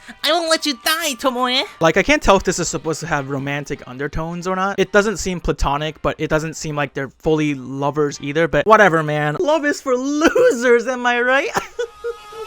With nowhere else to go, the 3 of them decide to go to Takeru's home. He doesn't live here anymore after his parents died, but Kyoko comes around to maintain it once in a while. But it's been mostly vacant for about 4 months. There's also a research lab in the basement where Takeru's family invented the Mars battle suit. When the 3 head downstairs, they find a suit that looks very similar to the Mars one. Shizuka analyzes a terminal that was in the lab and finds out that this suit is called Type Ishtal, which was created for a woman to wear. Shizuka then looks up information about the Mars suit and notices that the terminal has nothing about it, as if someone had messed with the files. However, instead there's a lot of information about human DNA, as well as the Martians. It says that the Martians were mostly wiped out by a virus and they escaped to Earth. So it's confirmed here that humans are the descendants of the Martians. There was, however, one small bit of info about the Mars suit. It apparently edits the DNA of the humans and allows them to pull out the strength of the ancients. Basically, it temporarily turns a human into an ancient. Tomoe then points out a discrepancy, because in the terminal information, there was data about the DNA found in the Mars ship crash, but canonically, the DNA was actually only found like 2 weeks before the events of the game. So why is there information about something 2 weeks ago on a terminal in a house that's been vacant for 4 months? Before reaching any conclusion, Tomoe goes upstairs to rest because she wasn't feeling good. Now you have a choice to stay with Shizuka or go check on Tomoe. I decided to go up to check in on Tomoe. The 2 have a deep conversation about their parents and childhoods, but to be honest, this was not as gripping as the lore I was seeing about the Martians and shit. Like, I'm sorry, but I'm literally just here to see what's up with this insane ass lore, not for these goofy odd characters, okay? Although I did find myself getting a little bit attached to the characters of Shizuka and Tomoe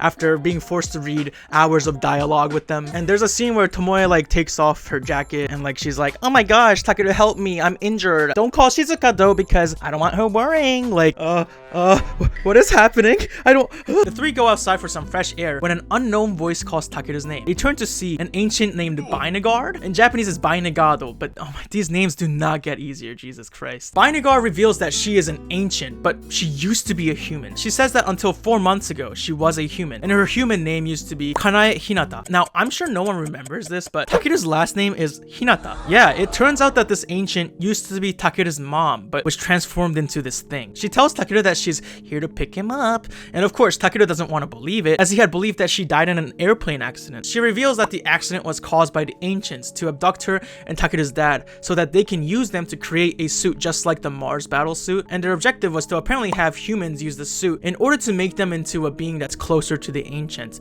to release the current humans. You know, let's just pretend to understand all this, returning to a higher form type shit, and just move on, okay? She says her original human form, Kanae Hinata, is dead, and she returns to her true form. She tells Takeru to think about coming with her, then leaves, telling them she'll be back. Before she leaves though, Takeru asks her about his dad. She says that his dad died as he was unable to handle the virus and turned into one of the basic ancients, the mole rat creatures with no thoughts and shit. They're basically just a mindless pawn. Takeru wonders if any of the ancient mole rats he killed earlier in the game might have been his dad. Anyway, she leaves and the three go inside to discuss the shocking revelations and whether they might be true or not. They go to sleep without much of an answer though. Next day, they discuss a bit, but before they can do anything, a visitor arrives. It's Bynegard, again. She tells Takeru to give up as the girls are already in the process of turning into ancients anyway. Although their forms wouldn't change and they still will look human, they'll be receiving the same powers as the ancients. Apparently, they messed around with the virus a little bit, so I guess that's possible now. I don't even know anymore. Bynegard then confirms that this is the same virus that wiped out the Martians, or humans, from Mars. The current humans are getting weaker because of certain parts of their DNA. This virus destroys those specific weak parts of the human DNA, which allows for them to transform into an ancient and become more powerful. The Mars battlesuit is similar to the virus, except the battlesuit doesn't destroy the DNA of the human, but instead inhibits those parts of the DNA, which allows the person wearing it to pretty much become as powerful as an ancient during their time in the suit. However, whether it's the virus or the Mars suit, if they want to retain their human memories or consciousness while still having the strength of the ancients, they have to have a natural immunity to it. Takeru has this immunity, and so do the Ass Girls, which is why they'll be able to retain their human form. However, those without this immunity lose their entire humanity and just become those mole rats. She turns to Shizuka and says that her immunity isn't as strong as Takeru's, and if they keep resisting, they'll completely lose their humanity, and it'll be easier if she just accepts the transformation. As Bynegard gets ready to grab them, Tomoe shoots at her with a gun from the second floor. She jumps down and tells them to get into the truck and put on the Mars suit while she defends them. The same cutscene plays again, but I just said f this shit and just skipped it immediately this time. Takeru in the suit challenges Bynegard. It's another wonderful battle, and this time it actually did take me a few tries because there was actually like strategy involved. I think there was strategy involved, or maybe I just want to feel like I have a big brain. Anyway, I did have to use my humongous brain to actually come up with a strategy to beat this boss. What can I say, man? I might be on the path to becoming the world's greatest Mars of Destruction player. As Takeru goes in for the kill, a voice in his head stops him. Mother. As he stops, Bynegard takes this opportunity to fight back and gains the upper hand, and she barrages Takeru until Tomoe uses the Mars battle sword and finishes Bynegard off. Bynegard calls out for Takeru and finally dies. Tomoe then falls ill, and she's now transforming into an ancient, and there seems to be no way to stop it. Shizuka tells Takeru the only thing they can really do is pray. Takeru wonders if he's gonna turn into one as well, and Shizuka hypothesizes that since the Mars suit is basically the same thing as being an ancient, his immunity to the virus might have gotten even stronger. Takeru then has a choice to watch over Tomoe or to see how Shizuka is doing. I went to check how Shizuka is doing, and it turns out that she's also feeling the same symptoms as Tomoe is. Also, ma'am, please hide the shoulder. Anyway, they go to sleep. Now we're back to the meeting between La Conquistador and Takeru's granddaddy. They talk about the destruction of Ast and conspire about some stuff. Wait, the destruction of Ast? I'm sorry. They talk about the destruction of Ast and conspire about some stuff like testing the Mars suit and using the Ishtal suit for something else. They're obviously up to no good, and they might be related to everything that's been happening in the game so far. They say that if this succeeds, then we won't need the ancients anymore. It's also revealed that the person who left the data in the terminal was actually Takeru's grandpa, as a sort of hint for them. A hint for what? I have no fucking clue, but whatever. We are now finally onto the final chapter of the story, and at this point I was literally just one brain cell left. I just wanted it to end, but at the same time a part of me was just actually kind of intrigued at how it was going to end. I don't know, man. I'm losing my mind. Anyway, back to the main crew. They talk for a bit, but then they realize that the ancients have surrounded the house. Takeru runs to the truck, and another cutscene plays again. Skip. Takeru obliterates all the mole rats around his house, and everything seems settled. It's been over 10 minutes already, and Takeru's at risk if he doesn't take the suit off. However, suddenly, they're approached by Aoi, Yamabuki, and Shigeru. The two girls pointed their guns at Takeru, and they were already infected by the virus and had become ancients. Shigeru tells Takeru that he wants him to come along, as Takeru is someone with the potential to be reborn as the new humanity, and that they should welcome the new world together. However, Takeru goes ballistic as the suit takes control, and he becomes extremely violent. Shigeru transforms to fight back, but a random ancient holding a Halo energy sword steps in. Time for another wonderful battle. Guess what? I destroyed this little bitch in just one try. Easy clap. I just might be the greatest Mars of Destruction player the world has ever seen. I mean, to be fair, I might be the only Mars of Destruction player the world has ever seen, at least recently, but we'll just ignore that fact, okay? Anyway, this random ass dude dies, dies and disappears just as suddenly as he appeared. Takeru then goes in for the kill against Shigeru until he is stopped by none other than Shizuka, who tells him to stop and insults him. It was too late. She had tragically completed her transformation into an ancient, and the Shizuka from before was no more. Shigeru then lore drops. There's something called the Ishtal game, which is basically just a game to find a suitable partner for the Mars suit wearer, and the woman who was chosen would be wearing the Ishtal suit seen earlier. Shigeru says that whoever is closest to Takeru would be able to wear the suit, and in my case, that was Tomoe. They then walk away with Aoi, Yamabuki, and Shizuka all following Shigeru. Back inside the house, Takeru is now unable to take off the suit and seems to be permanently stuck in it. Takeru begins to freak out and Tomoe tells him to calm down. However, Takeru loses control and begins to choke Tomoe, who very sadly says that she'd rather die than turn into an ancient, and if she was to be killed, she'd only want to be killed by Takeru. These words snap Takeru out of his trance and he drops her and he begins to apologize profusely. Tomoe then faints, and it's clear that she's also about to lose herself to the virus. Panicking, Takeru remembers the words of Shizuka from earlier, that wearing the Mars suit allowed him to develop an immunity against the virus. As a last resort, Takeru puts the Ishtal suit onto Tomoe, hoping that it'll save her from turning into an ancient. At first nothing happens, but then she begins to scream. Unable to do anything, Takeru wishes that Shizuka was still here to help, and then knocks out. Later he's woken up by none other than Tomoe, who seems perfectly fine. It turns out that the suit had merged with her and now lives within her. This had saved her from turning into an ancient. It also turns out the same thing happened to Takeru, so he has now become one with the Mars battlesuit, and now it lives on inside of him as a part of him. Basically, they became neither human or ancient, but a completely separate new species, and now they can transform into their suits and out of it at will. They discuss their options from here on out. They assume that the enemy has taken over the Ast base, so they decide to head there and have the final battle. They get to the garage where they're confronted by shadow clone jutsu versions of Bias, as well as the other members of their former crew. They say that Ast wasn't destroyed, but was reborn as an organization that protects the ancients. Tomoe transforms into her Ishtal suit and tells Takeru to run ahead, and that she will handle the other girls. Takeru is then confronted by Gilstein, the really big boy with the hottest shoulders in the game. And now we have the wonderful penultimate battle against the Gilstein. And guess what? No ancient can destroy the world's greatest Mars of Destruction player. I beat this motherfucker in one try, and we moving on to the last boss because I'm just so good at this game. Tomoe is forced to kill all of her former comrades with their own hands. Unfortunately, they don't have time to mourn as they must confront the big boss. As they enter the command room or some kind of computer lab, I have no idea, they find Shigeru and Kyoko. They question if Kyoko was also turned into an ancient, but she says that she actually has a very strong immunity to the virus, second to Takeru. That means that she's still a human, meaning she's here out of her own will, and that she had betrayed everyone. She was apparently invited by Shigeru after the initial attack on the base to witness the birth of a new humanity, and as a scientist, she couldn't resist. What is this Pickle Rick type shit, lady? Shigeru then says that him, Takeru, and Tomoe are the new humanity, not human, not Martian, not Earthling, not ancient, just a new species in general. Shigeru says that he was sent there because he was ordered to by people who want to control and restrain the ancients, and this refers to that group, La Conquistador. Shigeru is a prototype of an ancient that retains their human form. He was created for the purpose of becoming one with the Mars suit, which he succeeded in. However, since he was created for experimental purposes, his lifespan is limited to only 4 years. Because of this, Shigeru wanted to speed up the process of the birth of the new humanity. Tomoe then asks him what the Ishtal game is. Shigeru answers with the fact that if Shigeru and Takeru were the only two people in this new species, then they would only be seen as an anomaly by the world and not something that is natural and part of the world. That's why Mars needs a female partner, which is Ishtal, and in this case, that's Tomoe. They would find a woman that's fit to be the wearer of the Ishtal, and they would birth the partner of Mars. She then asks Tomoe, whose wife are you gonna become? Mine or Takeru? Bro, what is happening? What is happening? Takeru then turns to Kyoko and says that he'll never forgive her, which Kyoko responds with, thanks, that's wonderful. Bro, what the fuck is wrong with this lady? Like, what? Shigeru transforms into the Mars suit, and we have the final battle. The first time I tried this, I was literally, like, not even joking, 1 hit away from winning, and then I died. Yeah, that was really fun. Anyways, I beat his ass in the first try because I'm the world's greatest Mars of Destruction player, and nobody can say otherwise. Shigeru gets injured to the point where he's not gonna survive, and Shigeru says that he's glad that Takeru won, since he was only going to live for like 3 more years anyway. Even if we won, he wouldn't be able to help birth the new human species, which would mean that this new humanity would never be born in the first place. However, he didn't go easy on Takeru either, which means that Takeru won fair and square. He then points out the irony that he was created as an experiment to birth a new humanity, but the people that created him don't even know if they were going to succeed at all. And he hated the fact that he was just a being that would be destroyed after serving his purpose of collecting some data. There was no reason for him to exist at that point. He decided to give himself a purpose for his short life by choosing to make Takeru into the new humanity. If he did have time, maybe they could have spent time together fighting against the ancients, but unfortunately,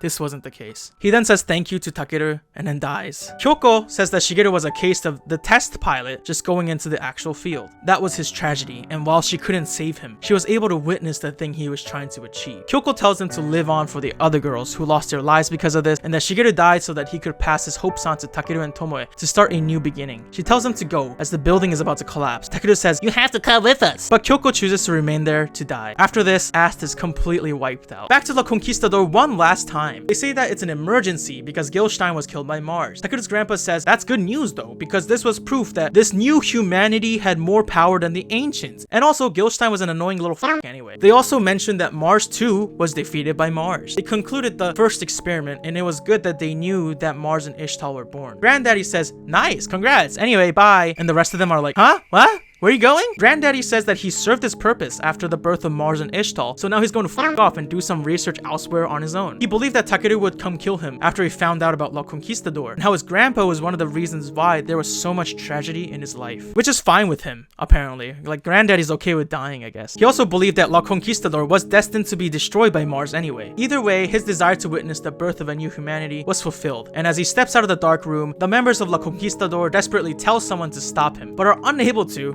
because they're literally in a Zoom meeting. What the f*** you expect? However, even after the professor leaves and disappears, the Conquistador will continue to experiment, as they believe that they are the ones who will become the true new humanity. The Ast base crumbles, and Takeru and Tomoe stand at the debris. Takeru asks her what they should do now, and Tomoe answers, "Fight the ancients. What else can we do?" They decided that they'll do what they want, which is to protect humanity. They don't see themselves as a new humanity, and Shigeru's wish probably won't come true. They then set off on a journey with a promise to return one day.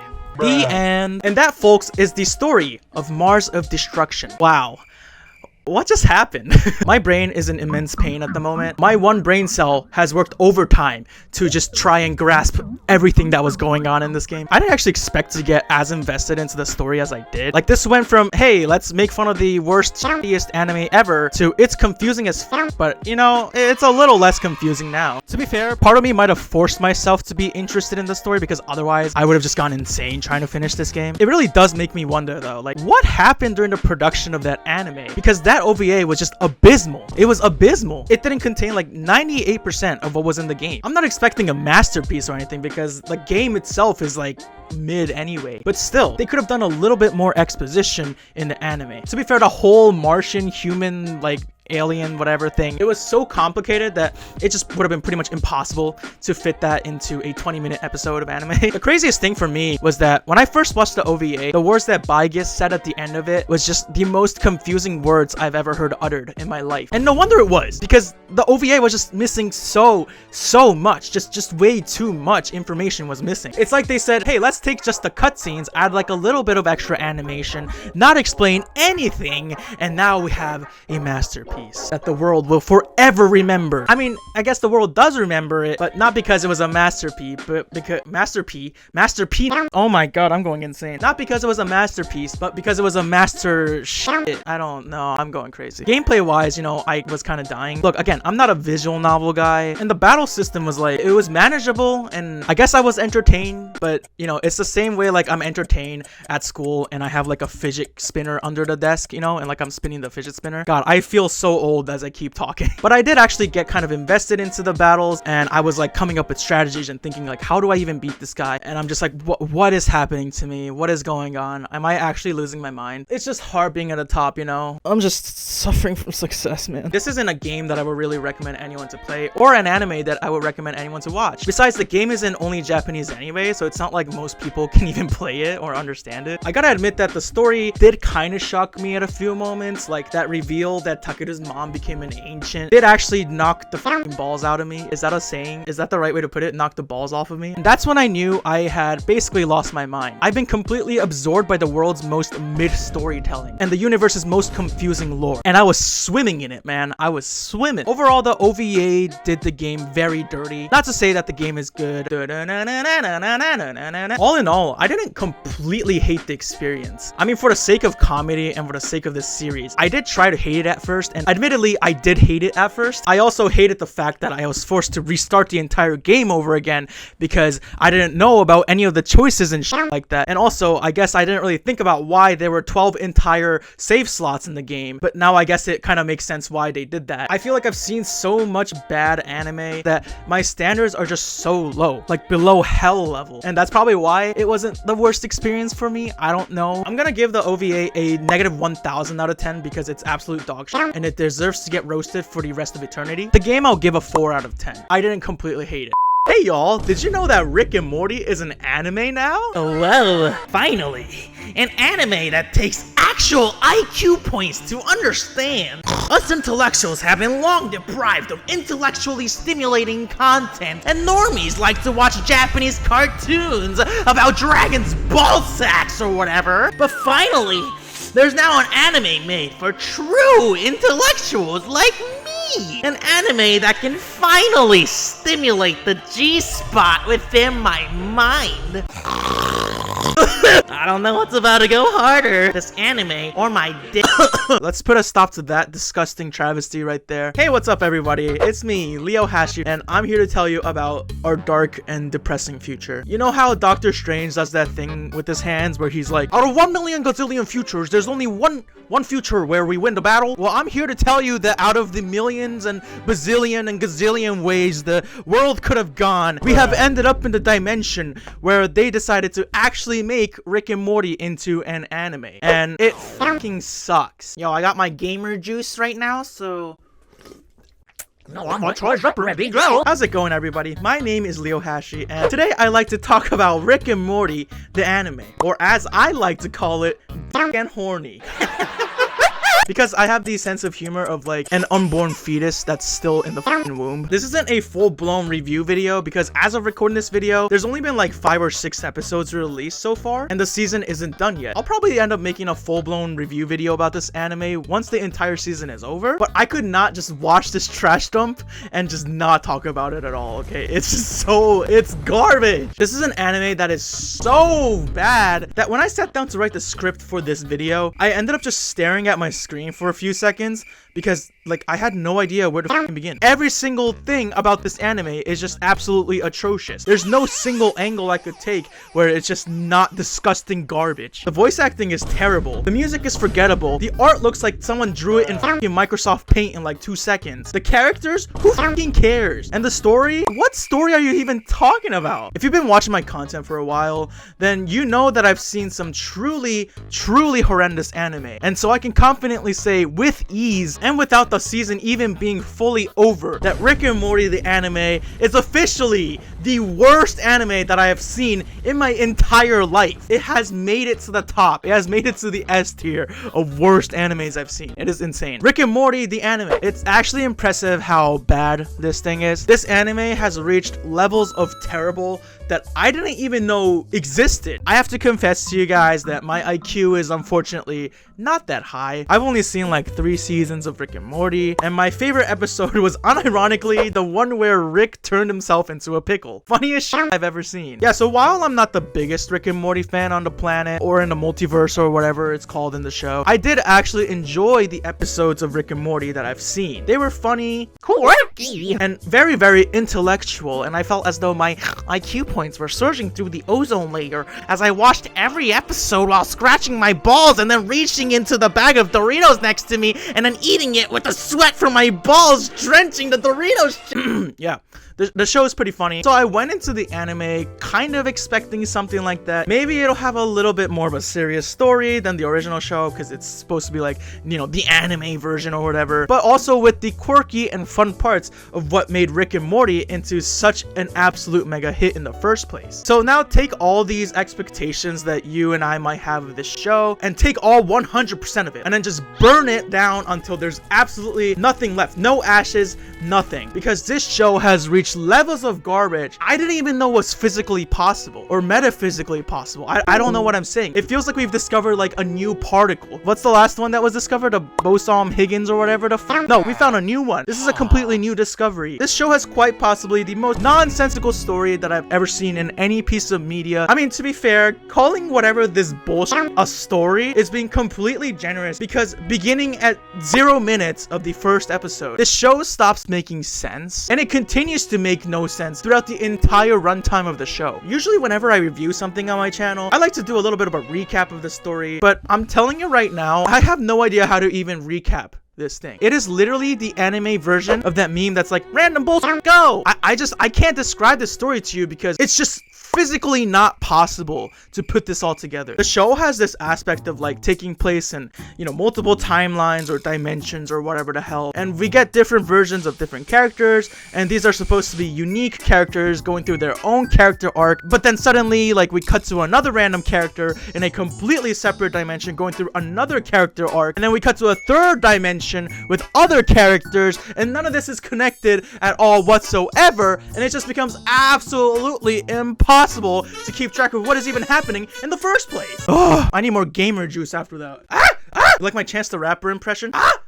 I love my wife. I don't even know if there's like a main dimension that follows like the main versions of our main characters or whatever. We have like 2 different versions of Beth living in one of the universes, and then there's regular Rick, and there's also this long hair version of Rick who's like super fucking depressed or something, and he says goodbye to his family, but then, you know, the next scene is Rick meeting a Morty from another dimension or whatever, and Morty from this dimension is also depressed because he's trying to find this girl that he saw in a VR game, but she exists in real life apparently, and they're in love with each other. And also this girl has an alien design apparently, but then she also has a human design, and in one dimension Morty becomes a superhero and then fights crime along with the alien version of the girl, and then in another dimension Jerry becomes like a Chad, and this girl is living with the family like it's, you know, been like that the entire time, and then this girl apparently has the power to like see the entire timeline of the world as one. Like she knows the future and she knows the past and she knows everything that happens. Do you get what I'm saying when I say there's just physically no way to fucking explain any of this? My brain is exploding right now. I don't know what the hell I just said. I think the best way I could describe the story of this garbage is like, imagine going to a puzzle store. Okay, is that a thing? A store that only sells puzzles. You get a huge variety of puzzles, right? Some of them are the easy puzzles with like, I guess 4 pieces, and then the others are like 1,000-piece puzzles of like a piece of art of a naked lady drawn by someone in the 17th century Europe or something. I don't know. Now, from every single one of these puzzle boxes that you've bought, you only take 1 piece from each, okay? 1 small piece from each. And then you disregard the rest of the puzzle pieces, and then you try to complete a puzzle by putting these mismatched individual pieces together as one. But obviously, that's not gonna work because it's physically not possible. And that's Rick and Morty, the anime. It's a mismatched and incomplete puzzle that's missing the other 99% of each piece. I mean, long story short, it's just fucking garbage. It feels like they were trying to tell some kind of serious story, but no amount of storytelling is going to save this piece of shit because there's just no story to tell in the first place. It's just bullshit stitched together with more bullshit, and the writers are patting themselves on the back and jerking themselves off for telling a multi-dimensional story involving a rich universe full of lore, while everybody at home trying to watch this literally begins to hemorrhage IQ points from the brain while desperately trying to solve the impossible equation that is this anime. I've gone through every single possible outcome in every single dimension. I couldn't find a single one where the story of this anime made any sense to anyone in the universe. I've asked all the geniuses of every dimension, every Albert Einsteins, and all of the Stephen Hawkings, etc., and everyone said that there's just no solution to the problem that's trying to understand what the actual fuck is going on in Rick and Morty the anime. Yeah, I know, my fucking Stephen Strange impression is like unmatched, okay? Why am I sweating? The art also just sucks. The original Rick and Morty has a very charming art style, and some might call it simple, but it's also got a lot going for it. The animation style is pretty fun to watch, and they do a lot of absolutely like insane shit when it does come down to it. The anime then takes this art style and then absolutely just storms all over it. Okay, you put it in the fucking toilet and then someone sits over it and there's just diarrhea all over the art style. It's like they try to draw the characters in Microsoft Paint and then just call it a day. Like, if this is what it takes to make a fucking anime, then I guess even I could make a fucking anime. Man, I wish I got hired to design the characters for this show, because damn, bro, if whoever drew these character designs made any money from that, then I guess I also have hope to make art into a full-time career of mine. I also just cannot stand the voice acting. I don't know how the voice acting is in English because I watched it in Japanese, but the Japanese voice actors did not do a great job on this show. 僕はモーティ。僕も戦士だ。ビームセーバーを操る。あ、今はないけど。少なくともわしの場合はな。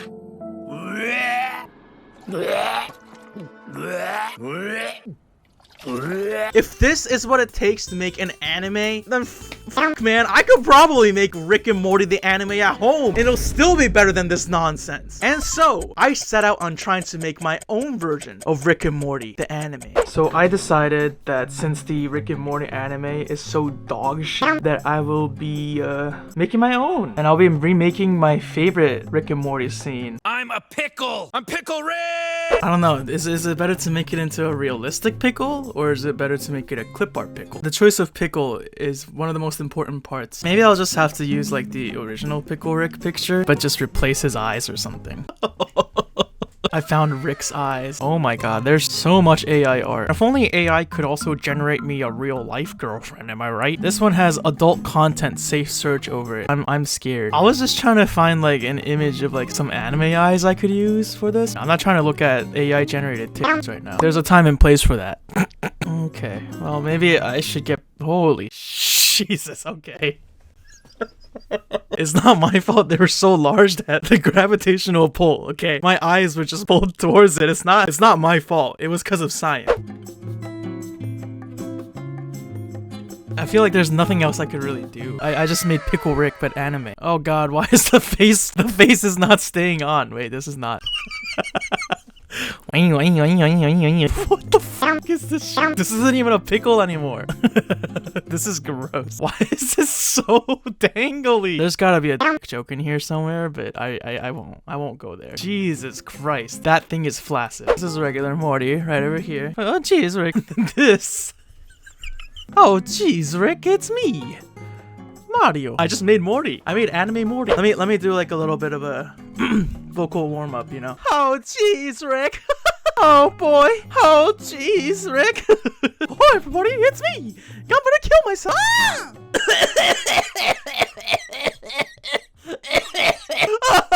Oh jeez, Rick.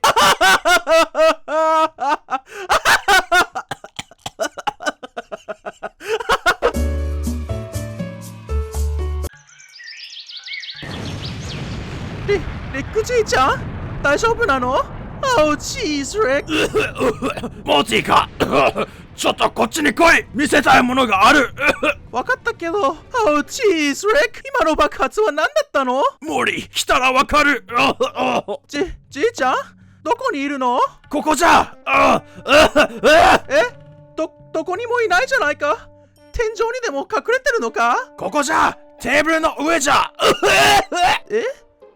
テーブルの上のどこにそこにある緑色の長いものをちょっと動かしてくれ Oh jeez, Rick. なんかのいたずらでしょこれ触って実はそれは宇宙人のだとかなんかバカバカしいこと言ったらもう二度と話してあげないからねモーリーわしはそんなバカげたものはしねえ緑色の棒をめくるのじゃOh jeez, Rick. わかったよもう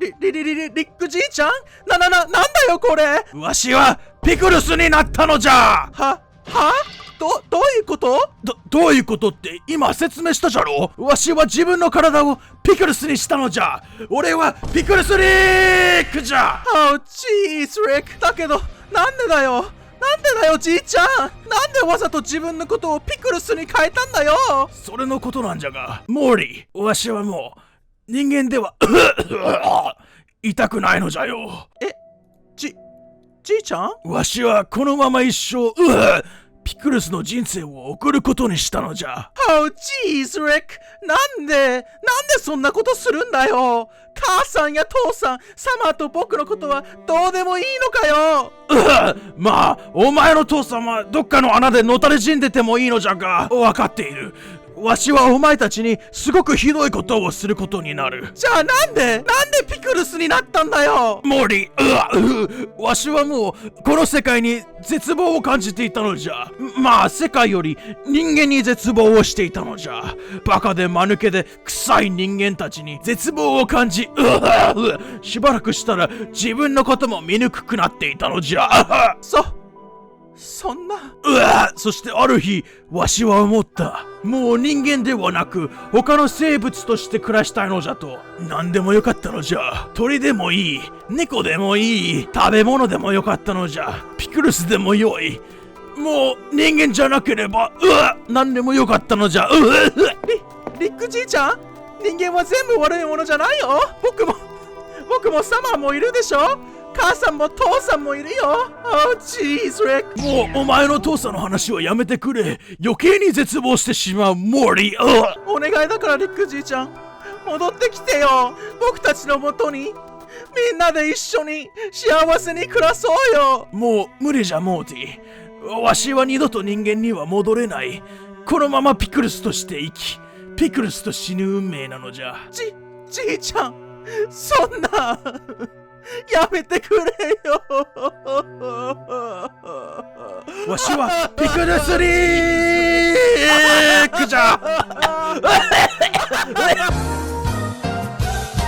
Yeah, anyway, that was my version of Rick and Morty the anime. I hope it was an enjoyable watch. Let me know in the comments if it was better than the original. It was a performance that I put all of my heart and soul into. So make sure to leave a like, otherwise you're gonna be crushing my soul and I'll become super sad and I'll never recover from this. Anyway, yeah, the Rick and Morty anime sucks major cock. Magical girl anime, defined on Merriam-Webster's dictionary as a subgenre of anime for the girlies. They are focused on, quote, young girls who possess magical abilities, which they typically use through an ideal alter ego into which they can transform. Quoted from Wikipedia. Don't worry, okay? The works cited page will be at the end of this fucking paper, okay, professor? Famous examples include Sailor Moon, Cardcaptor Sakura, Pretty Cure, and Puera Magi Madoka Magica. All of these shows are super fun and innocent and family friendly and not depressing whatsoever. Everything's good.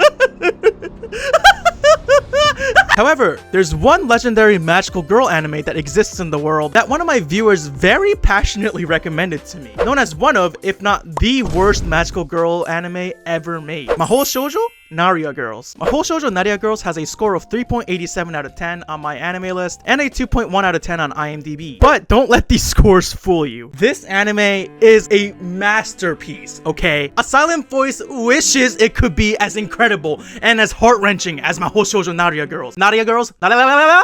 Your name? More like you're lame, am I right, girlies? This anime is a masterpiece, a masterpiece, a masterpiece, masterpiece, masterpiece, masterpiece, masterpiece. Hello everybody, my name is Hashi, and today I decided to watch the worst rated magical girl anime so that you don't have to. Now, full transparency here, okay? The only magical girl anime I've ever seen is Madoka Magica. Basically, I know everything there is to know about magical girl animes, okay? But before I talk about this any further, there's something I need to fix really quickly, okay? Just give me 1 second. Alright. Moon Prison Power! Make up!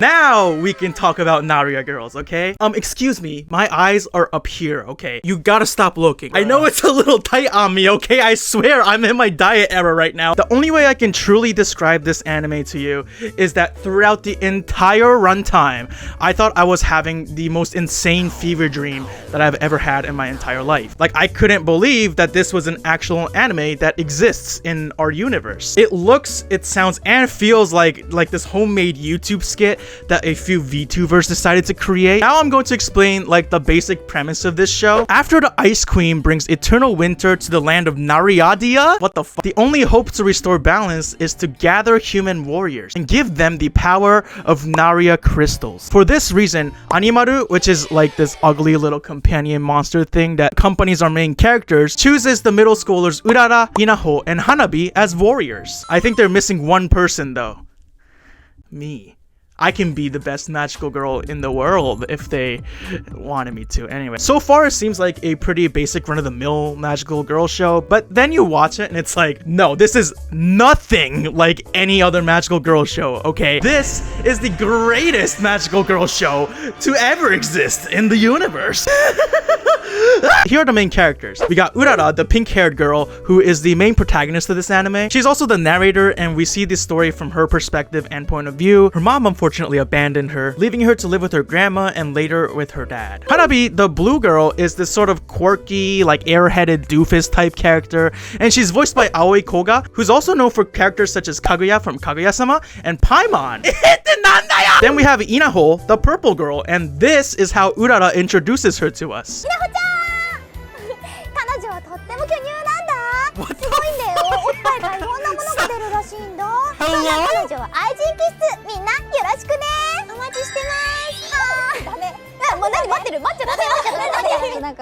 Those are her words, okay? Not mine. Yo, she has 2 personalities and they're both humongous. Guys, I'm fine, okay? I'm fine. Everything's fine. So the 3 one day meet Animaru and become the Naria girls. They're powered by Naria energy, which can be collected through making other people happy. They decide to become idols at some point so that they could make more people happy and collect even more Naria energy so that they can save the land of Naria. But throughout the course of this series, they're attacked by the Ice Queen's minions, who all try to screw our 3 protagonists over by using the ice mirror. Basically, this ice mirror forces them into acting out the most unnecessarily specific and weird skits that just turn the show into an absolute shitstorm in the best way possible.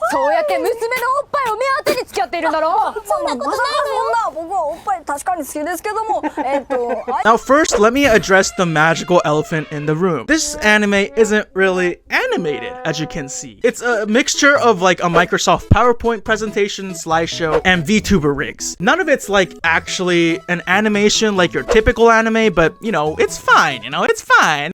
Please don't tell me it's another slideshow. No, don't.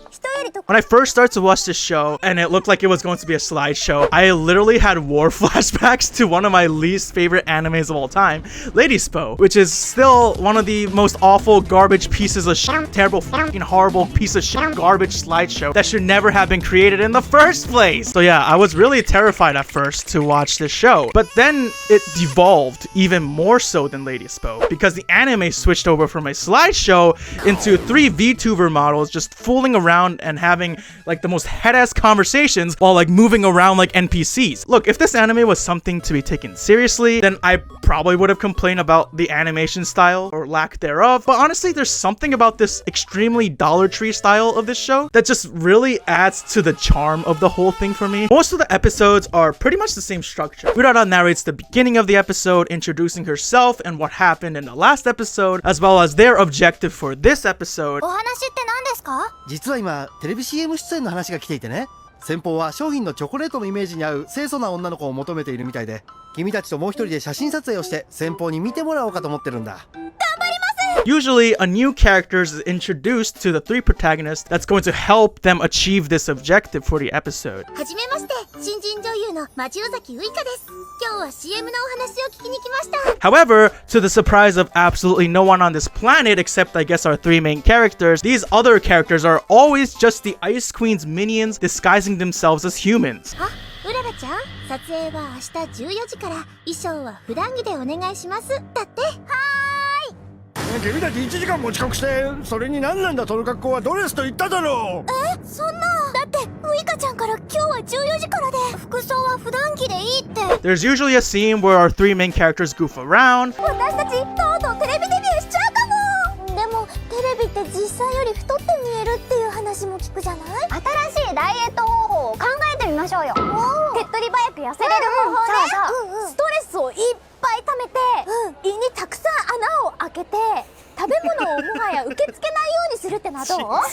And then like a sort of talking head interview of the bad guy of the week where they talk about the most whatever the bullshit. I don't even know. お久しぶりの方もどうも今日も元気にういういうい Then the bad guy is like, you fools, I'll get you. And then they take out their magical evil ice mirrors or whatever that has the ability to make people act out ridiculous skits or something. この氷の魔境が映し出す幻の世界で奥さんを高性能メイドロボットだと偽って売りつけようとする訪問販売の詐欺師と怪しいなと思いつつメイドのおっぱいが気になって断りきれないピュアボーイになってしまう。 The 3 girls are then taken over by the mirror's magic and they all start acting like headasses. 失礼します。私株式会会社メイドのうららと申します。ただいま高性能メイドロボットのモニターを探しておりまして。はじめまして、ご主人様。今ならモニター価格でたったの500万円。いや、そういうのはいいんで。お話だけでも。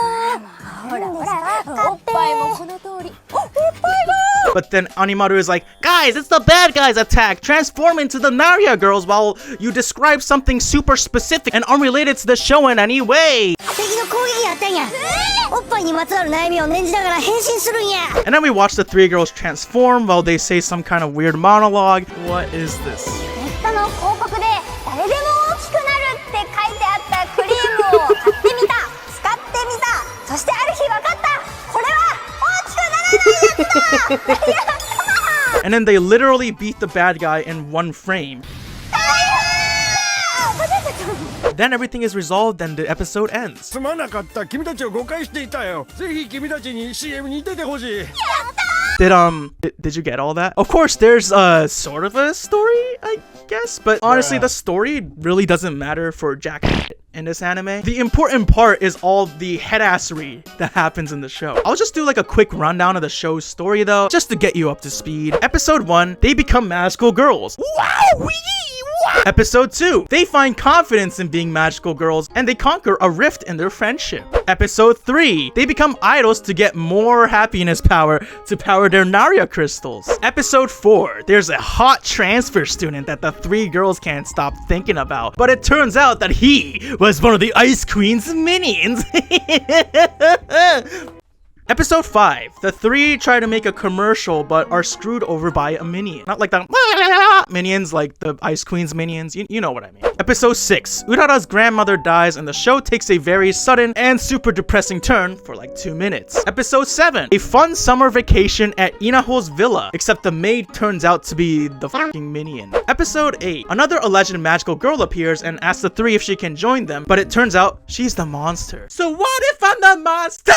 Guys, I know that meme is old as fuck, okay? But it's still funny to me, okay? So whatever, okay? Dab the haters away. Episode 9. These recent events cause Urara to question her entire life. Is she really needed by anyone? What is the point of life? And then one of the Ice Queen's minions sits down next to her and is like, stop, I'm the Ice Queen's minion. And then they start talking about how depressing life is together. It's just crazy. The minion talks about how he wants to be needed by someone, to be given a purpose in this depressing, dark life. And Urara is like, yeah, same, bro. And then as Urara looks back at her life, she remembers all of the good memories that she had with her friends, and she suddenly becomes very happy once again. Episode 10. They perform at the Tokyo Dome to collect a bunch of Naria energy, but the energy is stolen by a bad guy to power the Winter Queen. Episode 11. Urara looks into pictures of her memories with her grandma and asks her dad why their mom left. And her dad keeps making excuses and like keeping secrets. It's later revealed by the Ice Queen's most powerful right-hand minion that the Ice Queen is actually Urara's mom. Believing that her mom hates her, Urara becomes very upset and summons a bunch of Naria energy, and they're able to defeat the bad guy. Afterwards, her dad reveals that Urara was actually a stillborn baby and her mom wished for her to live. So she wished to the Naria or whatever to make her come back to life. However, this was not without price, as she had been taken over and she became the Ice Queen as a result, losing any consciousness and memories of her past human life. Pause. What the actual fuck? First, I was watching these three goofy goobers be like the most head-ass people on the planet, and then the next moment we're finding out that Urara was a stillborn baby and her mom sacrificed herself so that Urara could have a life. Like, what the fuck is this? Episode 12 is the final confrontation. Except when they're being attacked by a bunch of the Snow Queen's minions, they just start talking about bras, and then the crowd keeps cheering in the background. It's so cursed. 私ね、今年ブラの福袋を買ってみたの。福袋ってさ、おまかせじゃん、あれって。いやね、4つブラが入ってるんだけど、どうした？全部ヒョウ柄だったの。ワイルドだぜ。もうワイルドすぎてさ。Not the fucking minions like screaming in the background. Anyway, the other two girls sacrifice themselves so that Urara can go confront her mother, and she wins and her mother dies. And in the end, Urara makes a wish to the Naria to get rid of everything in the first place so that her mother would never actually make the wish in the first place. But as a result, Urara disappears from existence. However, later on it's revealed that Urara's parents had a son, and he was growing as if he was living for two people, and they wonder why. Now I wonder where they got this ending from. Look, as depressing as this ending is, it's also, you know, not really an original ending. So yeah, maybe, okay, maybe, just maybe, some parts of this ending made me feel just a little bit emotional, okay? Just a little bit emotional. Why am I feeling sad right now? Why am I getting emotional? But that's only because they ripped off another show's ending, and that show's ending actually made me cry the ugliest tears I cried in a while, okay? It was because that show was good, and not because Naria Girls was any good, okay? Guys, okay? I hope you've been able to keep up so far with what's going on, and not just this anime, but in this video too. Even if you're confused, don't worry, because I'm literally making the video on this show, and I'm just as confused as you are. This anime feels like an anomaly, like something that just shouldn't exist. It goes against the laws of nature. Now let me tell you about some of my favorite bits from this anime. There's an absolutely legendary talking head interview with the bad guy of the week where they talk about this. 私と井上さんとはじめさんの3人でファミレスにこの前行ったんだよ。そこで流行ったのがお前のお尻にブロッコリーぶっ刺すぞっていう捨て台詞が流行って、それを言われた相手は必ずごめんなさいを連呼しなきゃいけないっていう決まりができたんだよ。それが一番楽しかったんだよ、この夏。 That's so real. I will definitely be taking inspiration from this. Every time I go out to eat with friends, I'm just gonna loudly and proudly declare that I'm going to shove a broccoli up one of their asses. And they have to respond, I need a shit! Or else I'll legitimately shove an entire flower of broccoli up their ass. There's this one skit where the bad guy turns them into a magical girl who's anxious to fight the enemy that's right in front of them, a magical girl who starts to worry about things at the worst possible time, and a perverted magical girl who's getting excited to realize that he's actually a boy.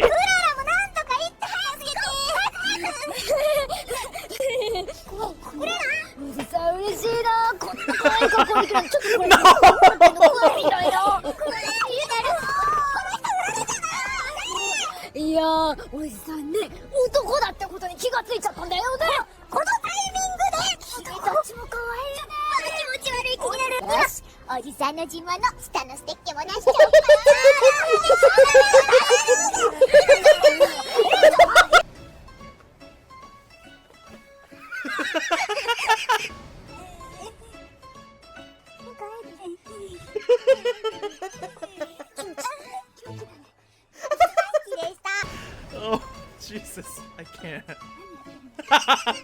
There's also an absolutely amazing performance by Hanabi, where she sings an enka song she wrote called Stop Illegal Parking.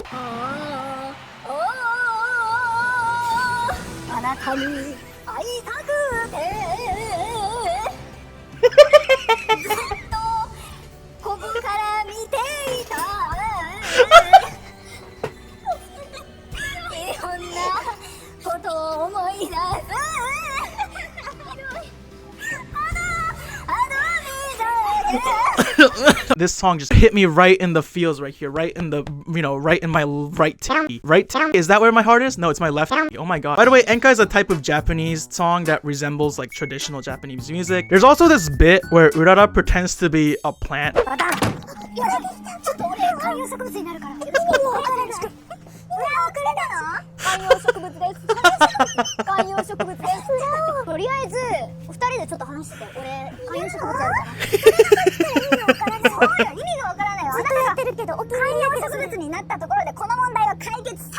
I just couldn't. It just destroyed me. The level of badassery here was just so incredible. Or this one amazing haiku by Hanako.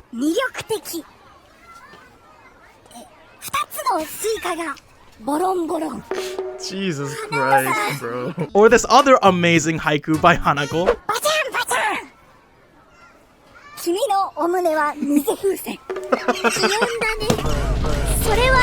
And finally, this incredible rap performance by Hanako.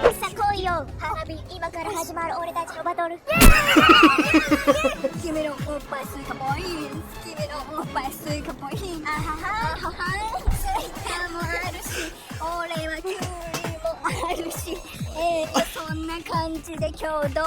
can't believe this is like a real anime. It really doesn't feel like one. Man, I genuinely don't think I have any brain cells left anymore. All I have are my left and my right. That's all I need in my life, isn't it? So yeah, that's basically the entirety of Mahou Shoujo Naria Girls. It's an absolute mess of a storm that left me absolutely destroyed inside because of how funny I thought it was. Now here's the thing. The reviews and scores all absolutely obliterate this show, okay? But that's only if you go into this show with like the mindset of, oh, this is going to be extremely deep and meaningful, and I'll be taking away important lessons about friendships with the girlies. Then you're going to be extremely disappointed. However, if you go into this with the mindset like I did, which is just having a case of terminal brain rot so bad to the point where any thought I have just erodes away into dust the moment it actually appears in my subconscious. Only then you might be able to enjoy this anime for what it is. I also saw that a premise of this anime was that 3 girls decide to make an anime and they decide to make it into a magical girl anime. I don't know if the events of this show are canon or if it's just like these characters are making this anime and then we're like, I don't know what the fuck is going on. I also saw on Wikipedia that like this anime is supposed to be some like user generated, or I don't know what it's called, but something, you know, I'll put it here. I have no idea what the fuck it means. I just thought it was interesting to know. I don't even know anymore, okay? I think I'm just gonna go save some people now to generate more Naria energy so that I can help save the land of Naria. Anyway, yeah, that was the worst rated magical girl anime, Mahou Shoujo Naria Girls. It would be an absolute understatement to say that this show completely and absolutely changed my life. It inspired me to change my career path to magical girl. Sorry guys, I think I'm done with YouTube now. I'm now going to be the world's first real life magical girl. And no one can stop me, okay? Okay? Okay? Hello and welcome. This video is going to change your life just like how this anime changed mine. I have been awoken to a brand new ritual known as the strike. I will now demonstrate how this ritual works. You'll need to gather 2 things. 1, the striker, and 2, the striked. Now, when the time arrives, the striker must strike. Strike! Yeah, what's up? How's it going, everybody? My name is Leo Hashi, and today I like to tell you about quite possibly the most cursed anime in existence. It's a short 3-minute anime called Utsu Musume Sayuri, or in English, Striking Daughter Sayuri. Sayuri? It's a 2004 Japanese short film, but since it's on my anime list, I'm gonna call it an anime, okay, whatever. With a 3 out of 10 on IMDb and a 2 out of 10 on my anime list. I found this by asking everyone's best friend, ChatGPT, to give me a list of the worst animes, and this one came up as 2nd place. I was very curious as to how exactly this short 3-minute film got the silver medal in the worst anime Olympics, so I decided to watch it. And you know, dear God, I'm gonna save you some brain cells and describe you the story of this whatever the fuck it is. And if you like to go watch it yourself, you could literally watch it anywhere on the internet, but only after this video, okay? Please stay till the end. I swear it's worth it, okay? As always, if you enjoyed this video, make sure to obliterate that like button and subscribe for more content. If anyone will be willing to help me out, I have my Ko-Fi account linked in the description below. All donations will be used to improve the quality and output of my videos. That being said, let's move on to this absolute nightmare, shall we? The short film begins with a title card. We suddenly cut to a dangling tentacle-like thingy. I mean, okay, I guess so far this seems pretty normal for Japan. Then we see Sayuri, who has this weird tentacle thing sticking out of, what is that, her ear? I don't, what? Yeah, this motherfucker has a tentacle sticking out of her ear, which sounds, actually, this sounds really hot. I mean, ew, that's so gross, what? Anyway, so Sayuri is this beautiful and grotesque something. This girl is Sayuri. Sayuri. I have no idea what it is. She is? Is this thing a person? We now meet Sayuri and her jolly family. We meet Hiroshi, who married into Sayuri's family. This man is Hiroshi. Hiroshi. And apparently in this universe, marriage means literally gluing your asshole to your husband's face so that he just suffocates for eternity while continually eating your ass the entire time. What the fuck am I saying? Then we meet the mother, who is described as this creature by the narrator. This creature is Sayuri's mama. Mama. She's a banana? A sentient dildo? I give up. We also meet Sayuri's dad, who's also a weird worm-like sentient dildo-like creature, question mark. This creature is Sayuri's papa. Papa! What a beautiful love story. It's almost like these two are made for each other. Or are they twins and they had a kid together and that's why Sayuri looks like this? Oh, sorry, that was... Yeah. We then hear them continuously yell, Mama, Papa, Mama, Papa. Mama, Papa, Mama, Papa. Until the father's like, Sayuri! Your time has come to strike. And then the mother also begins to tell Sayuri, The time to strike is here. The mother then bounces around Sayuri, humps her head, and then appears from within her eye socket. Right now. Everyone's telling Sayuri to strike it, strike it. Strike it. Sayuri responds, Perhaps I'd like to strike it. While doing a little fucking like woo thing. Oh my god, she's so cute. Then this creature? Dude, I don't know. I don't know what the fuck this thing is, but it has no right having an ass that nice. Nice ass. Do not lust in your heart. Jesus, you're right. Dear Lord, please forgive me, for I am about to sin. Anyway, Sexy Cheek starts to yell. Then he starts to back his ass up in front of Sayuri. And then he continues to beg to get striked on his ass cheeks, detailing specifically which part of his ass cheeks that he wants to get struck. Please strike me. I mean, that's a nice ass though, right? Strike here, and here. Sayuri then drags her finger up this thing's ass crack and then smacks her lips like, and then says, It will be wonderful. Yes, yes. Someone begins to sing, and Sayuri uses her tentacle-like thingy to clap his cheeks. He gets his cheeks clapped 3 times and faints, or he just died. I genuinely have no idea. Yo, why is this kind of hot? No, I'm The short film then ends with a close-up on the mother, and then we see the credits. During the credits, we hear someone singing about how the mother was waiting for a time her daughter would be striking. She would wait while cooking rice, she would wait while working at night, patiently raising Sayuri to be obedient for the time to strike eventually arrives. The end. Yeah, that's the end of the thing. How do you even begin to describe this? Here's the summary from my anime list. Sayuri is a curious creature who lives on her husband, yeah, that's right, with her equally surreal mother and father. With an antenna-like whip protruding from her head, she is a striking daughter, and her long-awaited time to strike has come. Her family and friends watch eagerly as Sayuri carries out this bizarre ceremony. Yeah, my anime list is probably just as confused as we are, so let's try to delve into the lore of this story a little more, you know, do a little reading between the lines or between the cheeks, you know, into the butt crack. Sorry, so in this world, a ceremony known as strike happens. I'm assuming once in a while, you know? Something like one of those chosen one things, right? Except instead of saving the world, the chosen one is just clapping cheeks. The world consists of some weird-ass creatures as well as regular humans, and I guess they coexist. But these creatures can marry humans, which in the creature's culture means that you glue yourself to your husband's face to remind him who's truly the dom and who's the sub. Now in this short film, it's time for Sayuri to partake in this ceremony, known as the strike. Everyone is really excited for this. Literally even the farm animals are yelling at the top of their lungs for Sayuri to clap them cheeks. God damn! Suddenly we see the sacrifice. Those who want their cheeks clapped give themselves to the striker and happily ascend to heaven as their dreams are granted. I don't know, man, okay? I just made that whole thing up. I don't know what the f this is. Guys, I think it's time that I introduce you to someone. Say hello to my boyfriend Hiroshi-kun. We've been dating for a while, and I think it's time you guys meet him too. Stop! Don't look! Hiroshi-kun, what did you think of this anime short film nightmare thingy? Leo, your time has come to strike. Strike it, Leo-kun, strike it, Leo-kun, strike it, Leo-kun, strike it, Leo-kun, strike it, Leo-kun, strike it, Leo-kun, strike it, Leo-kun, strike it, Leo-kun, strike it, Leo-kun. Please! Oh, please, strike me! Perhaps I like to strike. It will be wonderful.